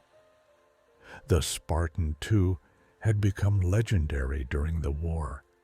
His exploits at Reach, Installation 04, Earth, and the Ark taking on mythic proportions. Declaring him dead would mean acknowledging that the age of heroes had passed and that humanity faced the future without its greatest defender. What no memorial service could capture was the vast number of people whose deaths were not heroic sacrifices in crucial battles, but simply the result of being in the wrong place when the Covenant arrived. Farmers killed when their agricultural colony was glassed. Miners who died when their asteroid facility lost atmosphere during a naval engagement. Colonists on transport ships destroyed while attempting to evacuate. Children in schools vaporized by orbital bombardment. These millions died not in combat, but simply because they were human, and the Covenant had decided humanity must be destroyed. The survival of humanity was a victory, but calling it a Pyrrhic victory was perhaps generous. The cost had been catastrophic. the losses irreplaceable, the trauma enduring. The galaxy that emerged from the war's end was fundamentally different from the one that had existed before Harvest burned, and whether humanity could adapt to this new reality remained an open question. What was certain was that nothing would ever be the same, and the scars of the Covenant War would mark human civilization for centuries to come. The Forward Unto Dawn drifted silently through the unmapped darkness between the stars, its hull still bearing the scorch marks from the desperate escape through the collapsing portal. Inside the vessel's aft section, systems that should have failed completely somehow maintained minimal functionality, a testament to the resilience of UNSC engineering and, perhaps, to something more. The ship's emergency beacon continued its endless transmission, calling out coordinates and status reports to receivers that might be light years distant or might not exist at all. In the ship's cryo bay, a single pod remained active, its occupant preserved in the dreamless sleep of cryogenic suspension. The Master Chief's vital signs were stable, but not optimal. The pod was operating beyond its design parameters, compensating for damage sustained during the ship's violent bisection. Cortana, her processes slowed to conserve power, but still fundamentally active, watched over her Spartan companion with the vigilance of one who has nothing else left to protect. The AI's deterioration accelerated in isolation. Rampancy, the terminal condition that affected all UNSC smart AIs after approximately 7 years of operation, was not simply a technical failure of processing capacity. It was a kind of madness, a dissolution of identity, as the AI's constantly expanding knowledge and self-awareness exceeded the original parameters of its creation. Cortana had been experiencing the early stages during the mission to the Ark, and the trauma of her time in the grave mind's possession had accelerated the process considerably. Time passed strangely in the darkness between stars. Days might have become weeks. Weeks might have stretched into months. The dawn's chronometer continued to function, marking the passage of seconds and minutes with mechanical precision, but this time had no meaning, no context of day and night, no rhythm of human activity, no purpose beyond the simple fact of duration. The ship existed in a kind of eternal present, unchanging and perhaps unchangeable. Back on Earth and across the surviving human colonies, the years after the war's end brought slow and painful progress toward some semblance of normalcy. The immediate crisis of survival evolved into the grinding challenge of reconstruction. Cities were rebuilt, sometimes on the ruins of what had been destroyed, sometimes in new locations chosen for strategic or economic reasons. Agricultural production slowly recovered as farming colonies were resettled and Earth's own agricultural zones, depleted by decades of wartime exploitation, were rehabilitated. The political reconstruction proved more contentious than the physical. The emergency military government that had ruled human space during the war was supposed to be temporary, but transitioning back to civilian control was complicated by the fact that many of the institutions that had existed before the war no longer functioned. the colonial administration authority was reconstituted in diminished form. A new interstellar parliament was proposed, debated, and eventually established, though with significant limitations on its power and authority. The UNSC remained the de facto final authority on matters of security and defense, a situation that generated ongoing tension with civilian leaders. The Sangheili faced their own reconstruction challenges, and the path they chose would have profound implications for the galaxy's future. The Great Schism had not simply been a military conflict, but a fundamental crisis of identity and purpose. For millennia, Sangheili society had been organized around service to the Covenant and the pursuit of the Great Journey. With both revealed as falsehoods, the elites had to rebuild their civilization's ideological foundations from scratch. The arbiter, Thel 'Vadam, emerged as the most prominent leader among those Sangheili who advocated for fundamental reform. His vision involved alliance with humanity, abandonment of the old covenant religion, and a new understanding of Sangheili purpose, based on honor and martial excellence, divorced from the corrupted faith that had led them astray. But this vision was contested by many.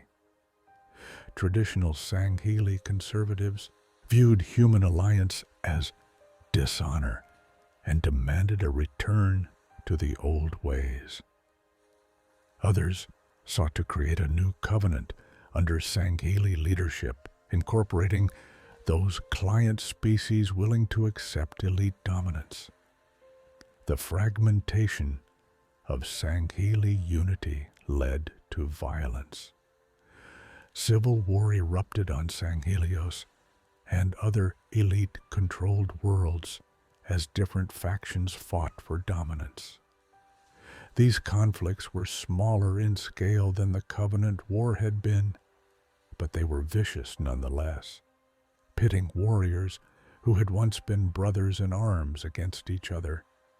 The Arbiter's forces, those who styled themselves the Swords of Sanghelios, fought to defend their vision of the future against both conservative traditionalists and opportunistic warlords seeking personal power. Some Covenant remnant factions attempted to continue the war against humanity, though on a much reduced scale. These groups, typically led by Jiralhanai, or religious zealot Sangheili, who refused to accept that the Great Journey was a lie, launched raids against human colonies and shipping. They lacked the numbers and resources to threaten humanity's core worlds, but they were more than capable of devastating frontier outposts and isolated settlements. The UNSC response was hampered by limited resources and the strategic challenge of defending vast territories with diminished forces. The Kig-Yar, who had served the Covenant primarily as merchants and pirates, returned to these same activities in the post-war era. Many became traders, establishing commerce networks that connected formerly isolated worlds and species. Others became raiders, their knowledge of Covenant navigation charts and military deployments making them dangerous pirates. The line between legitimate trade and piracy was often blurry, with individual Kig-Yar shipmasters switching between roles as opportunities and circumstances dictated. The Ungoi, freed from Covenant control, returned to their homeworld of Balaho in large numbers. The species' rapid reproduction rate meant that population recovery was swift. But the social and political organization of post-war Ungoi society was chaotic. Without the enforced order of the Covenant, various factions and would-be leaders competed for dominance. Some Ungoi continued to work as mercenaries for various causes, their military training during the Covenant era making them valuable despite their individual weakness. The discovery and exploration of Forerunner installations became a major focus of post-war activity for multiple species. The shield world Onyx, redesignated as Trevelyan by Oni, became the center of an enormous research effort. The installation's intact Forerunner systems offered unprecedented opportunities to study and potentially reverse engineer technologies far beyond current human capabilities. The ethical questions about how aggressive to be in exploiting this technology were debated constantly, with scientific enthusiasts pressing for rapid advancement and cautious observers warning about the risks of moving too quickly with systems humanity didn't fully understand. Other Halo installations were discovered, cataloged, and secured. The UNSC recognized that these weapons could never be allowed to fall into hostile hands, which meant maintaining a military presence at each known ring. This requirement stretched the Navy's limited resources thin, but the alternative, leaving the installations unguarded and vulnerable to capture by Covenant remnants or other hostile forces, was unacceptable. Research teams studied the installations carefully, trying to understand not just their function as weapons, but also the broader context of Forerunner civilization and what had driven them to create such devastating arms. The flood samples contained on these installations were simultaneously invaluable for research and terrifyingly dangerous. Understanding the parasite was essential if humanity ever faced another outbreak. But the risk of accidental release or deliberate weaponization was enormous. Protocols for containment and study were developed, implemented, and constantly refined as researchers learned more about the parasite's capabilities. The knowledge that a single containment breach could trigger another galaxy-wide crisis generated constant tension between scientific curiosity and prudent caution. The revelations about human origins and their relationship to the Forerunners had profound cultural impacts.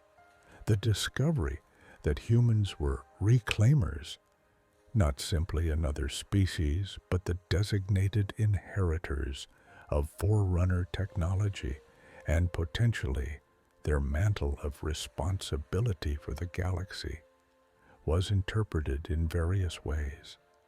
Some saw it as validation of human exceptionalism and destiny to dominate the galaxy.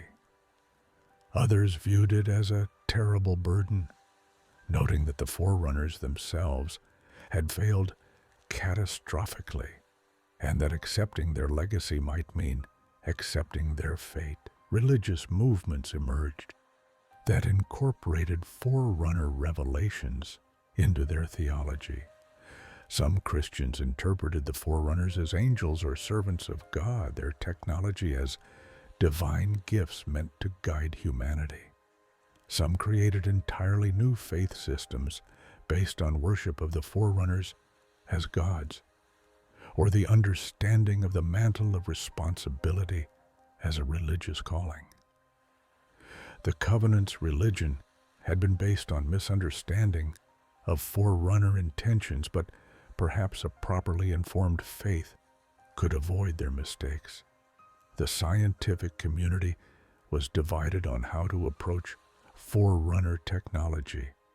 One school of thought held that humanity should study and adapt whatever they could, arguing that advancing human capabilities was essential to survival in a dangerous galaxy. Another faction warned that reckless adoption of technologies humanity didn't fully understand could lead to catastrophe. Citing the Covenant's own eventual downfall as evidence that mimicking forerunner systems without comprehending their full implications was dangerous, the economic recovery was uneven across human space. Earth, despite the damage it had sustained, remained the center of human civilization and therefore attracted investment and resources for reconstruction. Other well-positioned colonies also recovered relatively quickly, particularly those with intact industrial infrastructure or valuable natural resources. But frontier colonies often struggled, lacking the capital or labor force needed to rebuild.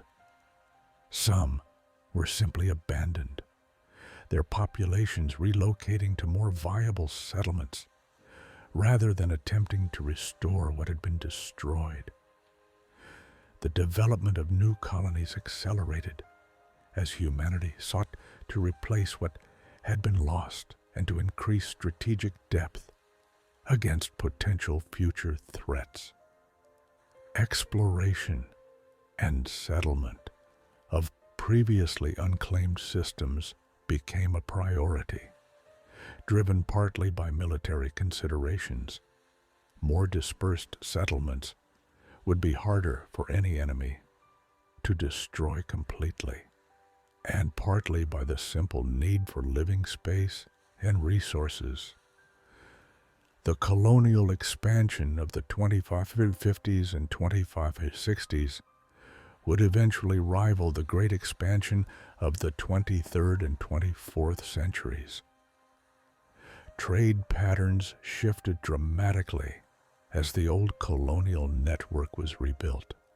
Some colonies that had been marginal before the war became crucial due to their geographic position along new shipping lanes or their possession of resources that were now scarce.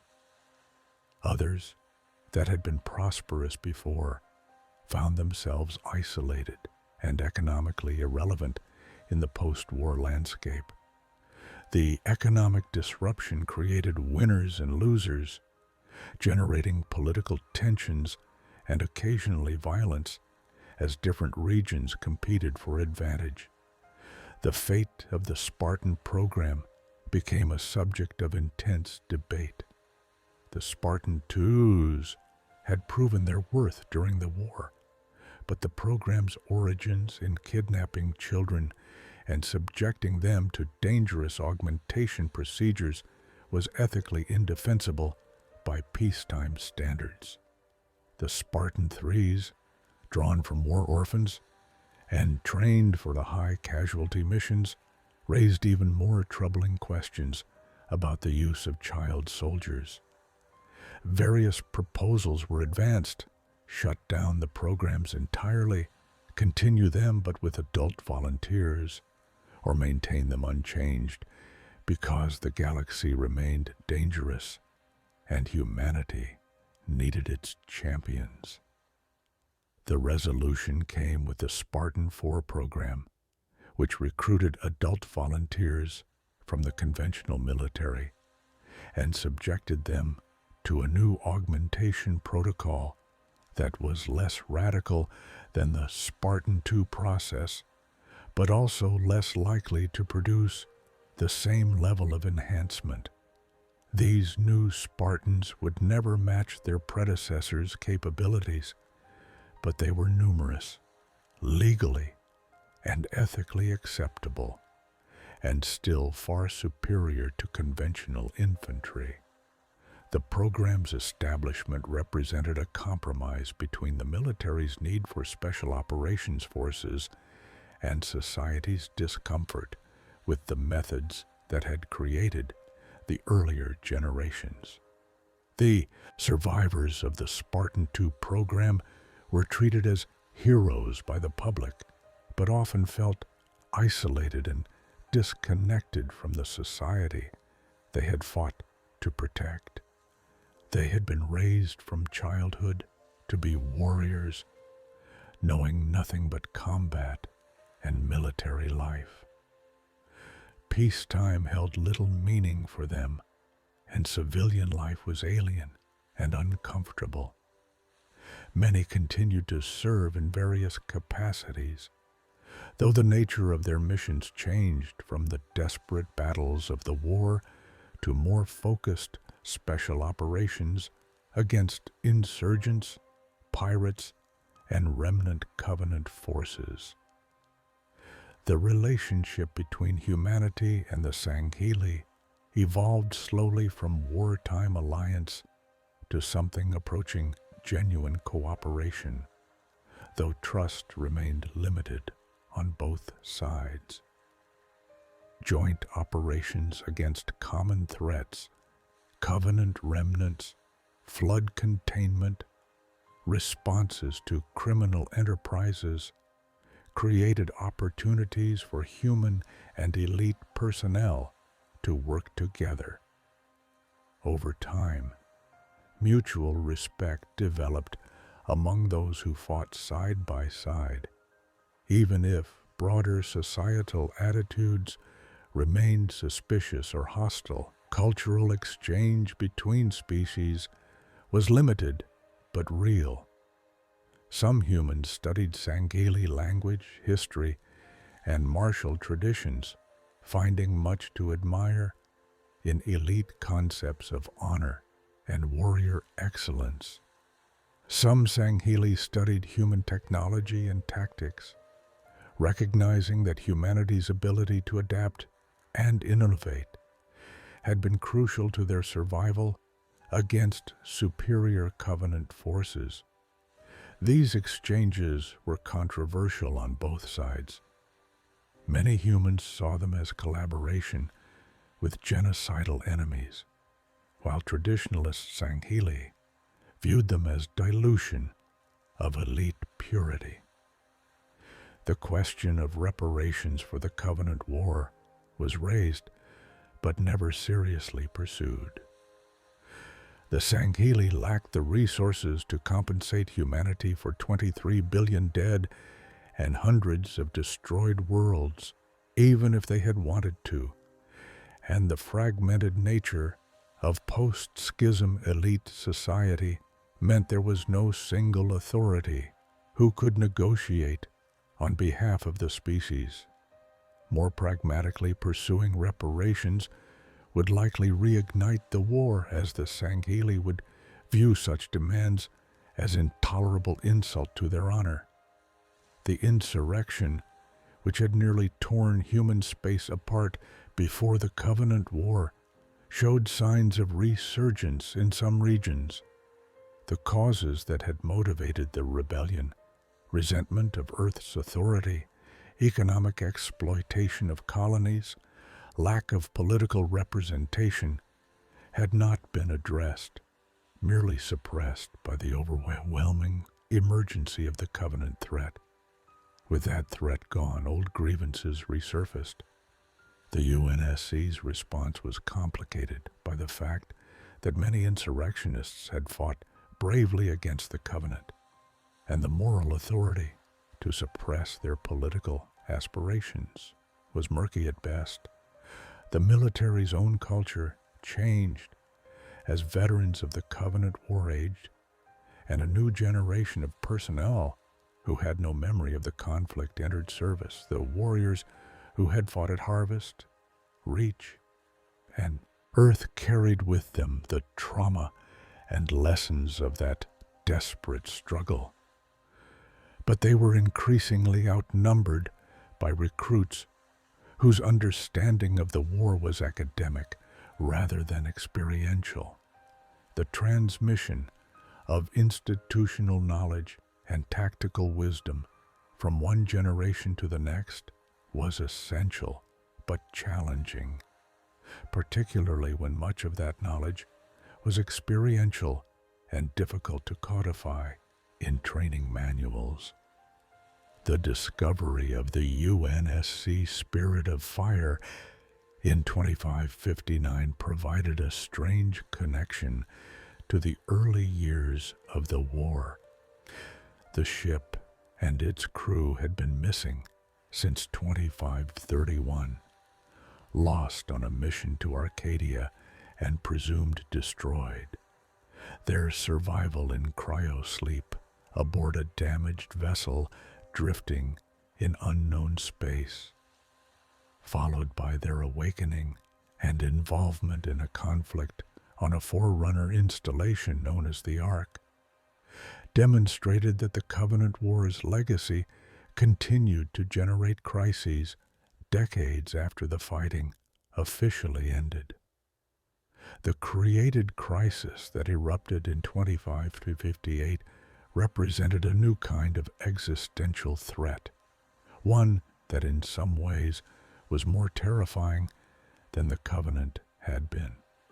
Cortana, having survived her apparent destruction and somehow overcome her rampancy, returned with a plan to impose peace on the galaxy through authoritarian control enforced by AI constructs and Forerunner weapon systems.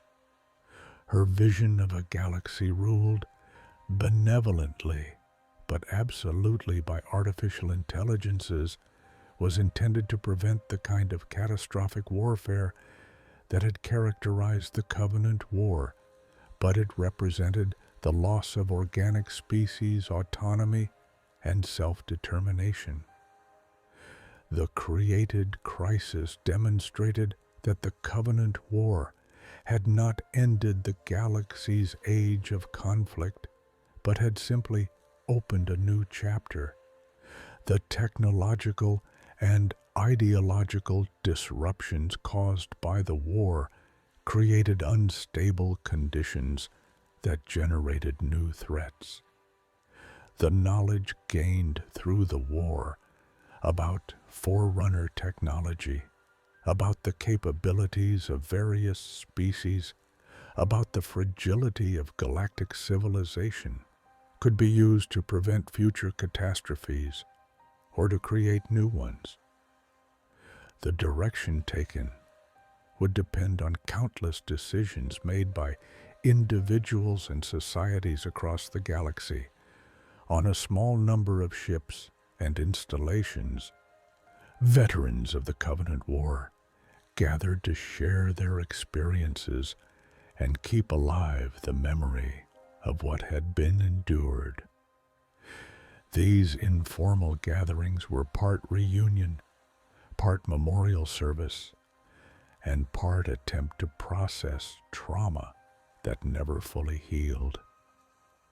They spoke of battles won and lost, of comrades who hadn't made it home, of the terrible things they had witnessed and sometimes done in the name of survival. The younger generation listened when they chose to, but the gulf of experience between those who had fought and those who hadn't was almost impossible to bridge. The memorial to the fallen on Earth grew over the decades as additional names were confirmed and added. Research into records from destroyed colonies, interviews with survivors, forensic analysis of battle sites, all contributed to a slowly expanding roster of the dead. The work would never be complete. Millions had died in circumstances that left no record and no recoverable remains. But the effort to remember them, to ensure that they were not simply statistics, but individuals with names and lives and families, continued. The Master Chief's status as missing in action rather than killed in action took on different meanings as years passed. For some, it was a comforting fiction that allowed hope that humanity's greatest warrior might still return. For others, it was a reminder that even heroes were not invincible, and that the UNSC's tradition of never declaring Spartans dead was perhaps a denial of reality. The truth that the chief did survive, that the aft section of the Forward Unto Dawn drifted in space with its cargo of one living Spartan and one deteriorating AI, was unknown to anyone in UNSC space. In 2557, 4 years after the war's end, the Dawn's emergency beacon was finally detected.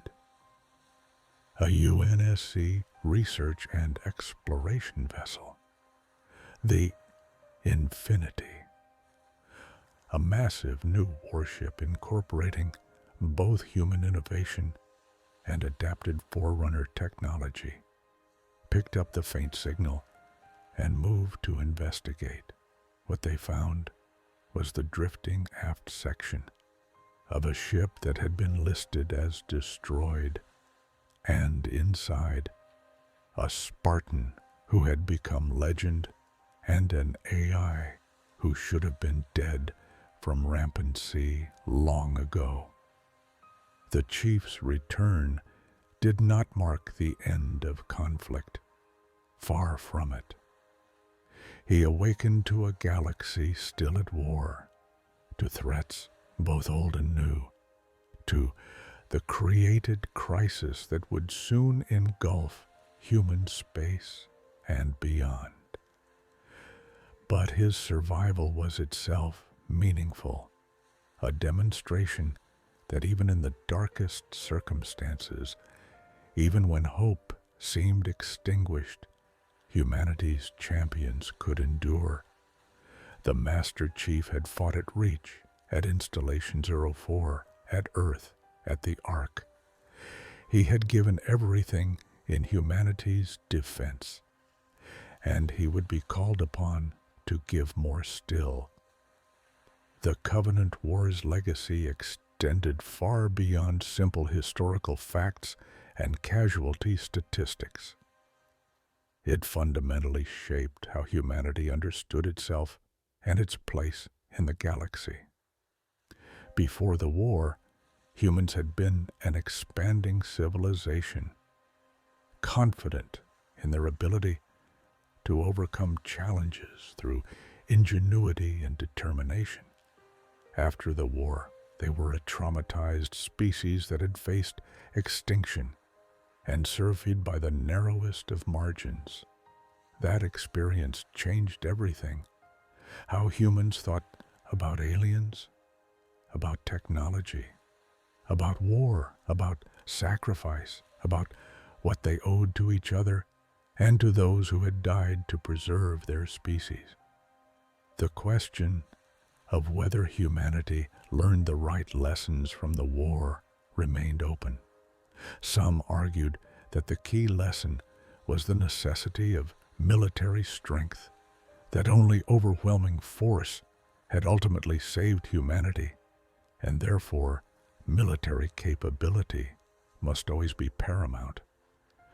Others believed the lesson was about the importance of understanding alien species and seeking peaceful resolution of conflicts when possible. Still others focused on the dangers of complacency and the need for constant vigilance against threats, both external and internal. For the Sangheili, the war's legacy was equally complex. They had believed themselves to be the chosen servants of the forerunners, destined for transcendence through the great journey. The revelation that this belief was based on lies and that the prophets had manipulated them for political power was shattering. Some elites responded by constructing new belief systems that preserved what they valued about their culture while rejecting the covenant's false religion. Others descended into nihilism or violence. The process of rebuilding Sangheli civilization would take generations, and its outcome was far from certain. The other covenant client species each found their own path in the post-war galaxy. The Ungoi rebuilt their society on Balaho, their rapid reproduction, ensuring species survival even after catastrophic wartime losses. The Lekgolo returned to their collective forms and mysterious purposes, largely withdrawing from galactic politics. The Kigyar thrived as traders and pirates. The Jiralhanae fragmented into violent clans, some seeking to rebuild what the Covenant had been, others simply pursuing dominance through strength. The discovery of the Absolute Record and other major Forerunner facilities in the years after the war revealed that the Covenant's search for Forerunner artifacts had barely scratched the surface of what remained from that ancient civilization. The galaxy was dotted with installations, archives, and weapon systems that had lain dormant for 100,000 years. Some were beneficial, agricultural systems that could transform lifeless worlds into gardens, medical technologies that could cure previously untreatable conditions, computational systems of staggering power. Others were dangerous, weapons of planetary destruction, bioengineered organisms designed for warfare, mimetic hazards that could drive civilizations mad. The question of who had the right to claim and control Forerunner technology generated ongoing disputes. Humanity's status as reclaimers gave them a certain claim, but the technology was often found on worlds controlled by other species or in neutral space. The Sangheli argued that their long history of studying and protecting Forerunner sites gave them rights as well. Practical considerations often trumped theoretical claims. Whoever could physically access and hold a site generally controlled it, leading to various conflicts and skirmishes over valuable discoveries. The long-term environmental consequences of the war continued to manifest decades later. Worlds that had been partially glassed struggled with the atmospheric and hydrological disruptions caused by the Covenant bombardment. Some colonies invested heavily in terraforming to reverse the damage, while others simply abandoned the effort and relocated their populations to more viable worlds. Earth's own ecological damage proved more extensive than initially recognized, requiring sustained efforts at remediation that would continue for centuries. The psychological impacts of the war echoed through generations. Children who had grown up during the conflict passed their trauma to their own children through learned behaviors and expectations. Military culture valorized service and sacrifice in ways that could be both inspiring and damaging. The arts, literature, music, visual works reflected the war's shadow, with entire genres emerging that grappled with themes of loss, survival guilt, and the moral ambiguities of wartime decisions. Educational systems struggled with how to teach the Covenant War to students who had no direct memory of it. The temptation to create simplified narratives of heroism and victory competed with the historical truth of catastrophic loss and desperate survival.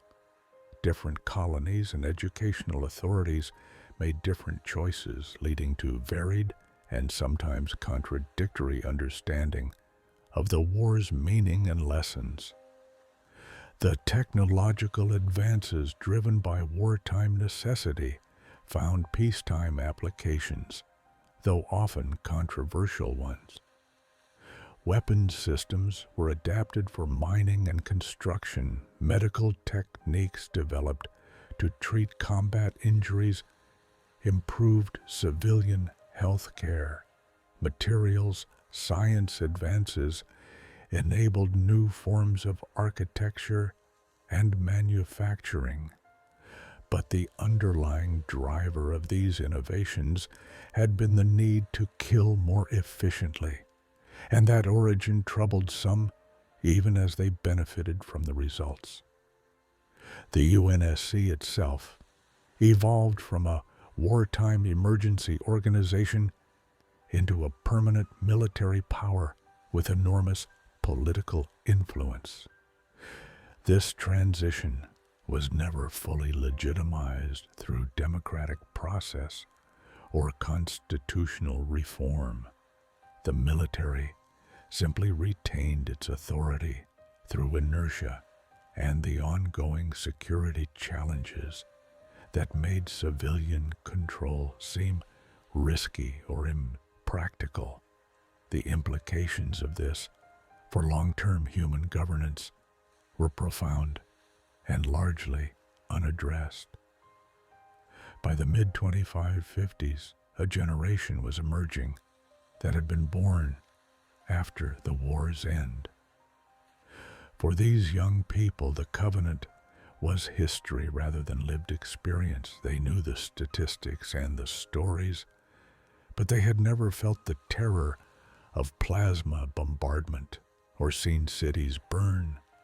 Their relationship to the war's legacy was fundamentally different from their parents' generation, less immediate, but potentially more objective, able to see patterns and consequences that those caught in the immediacy of survival could not. The galaxy of the 2550s and beyond was shaped irrevocably by the Covenant War, but it was not defined solely by that conflict. New challenges emerged: the created crisis, the return of the banished, the ongoing flood threat, human insurrection, and countless smaller conflicts and challenges. The war's veterans and survivors had to confront the reality that their sacrifice, enormous as it was, had not brought lasting peace, but merely created the conditions for new struggles. The forward, unto dawn's drift through space, served as a metaphor for humanity's post-war condition, surviving but damaged, calling out for rescue or relief, uncertain whether anyone would answer.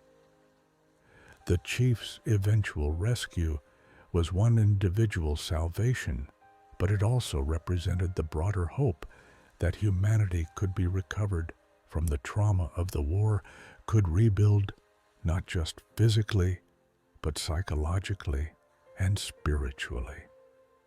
The ultimate legacy of the Covenant War might not be fully understood for centuries.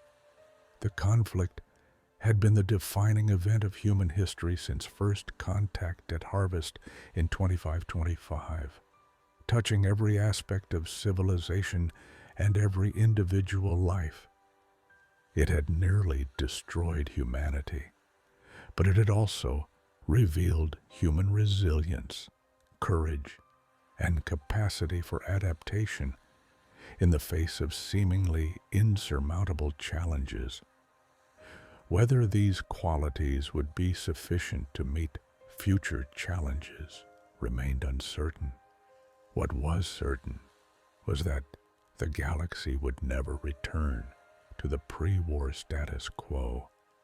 Too much had been destroyed, too many had died, too many truths had been revealed about Forerunner history and the nature of the galaxy's civilizations.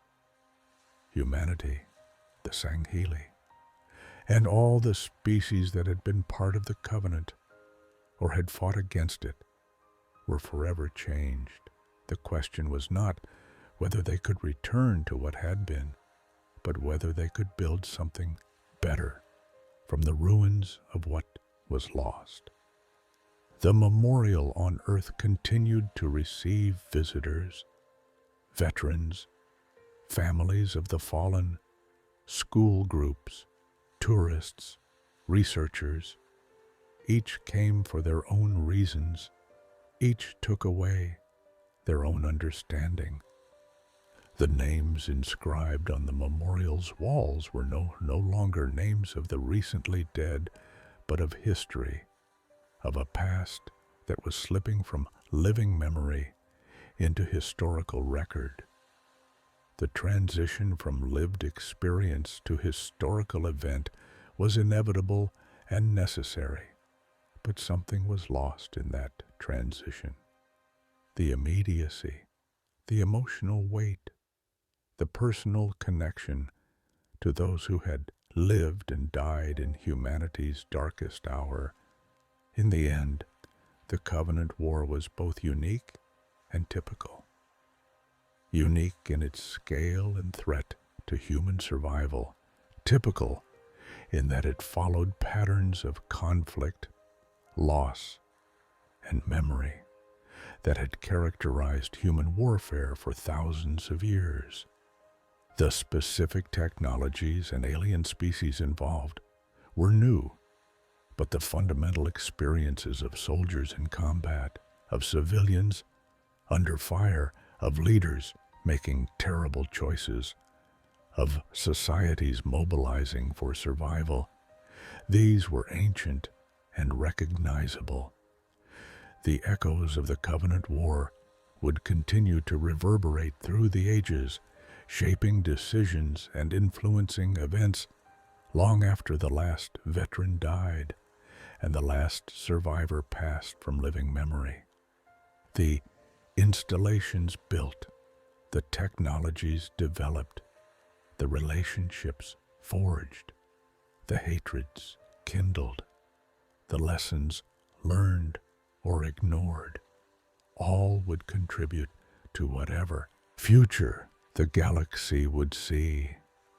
Whether that future would be one of peace or continued conflict, of prosperity or decline, of hope or despair, depended on countless choices yet to be made by beings not yet born. But for now, in the aftermath of survival, humanity endured, battered, traumatized, diminished, but enduring nonetheless. The Covenant had sought to destroy them utterly, to erase their species from the galaxy as an offense to the Forerunner's legacy. In this, the Covenant had failed. Humanity remained rebuilding, recovering, preparing for whatever challenges the future might hold. And in that simple fact of survival lay a kind of victory, incomplete, unsatisfying in many ways, but real nonetheless. The Covenant War was over. The echoes would continue forever. Thank you for watching. If you enjoyed this deep dive into the Covenant War's history and legacy, please Consider liking this video and subscribing to the channel for more comprehensive Halo lore content.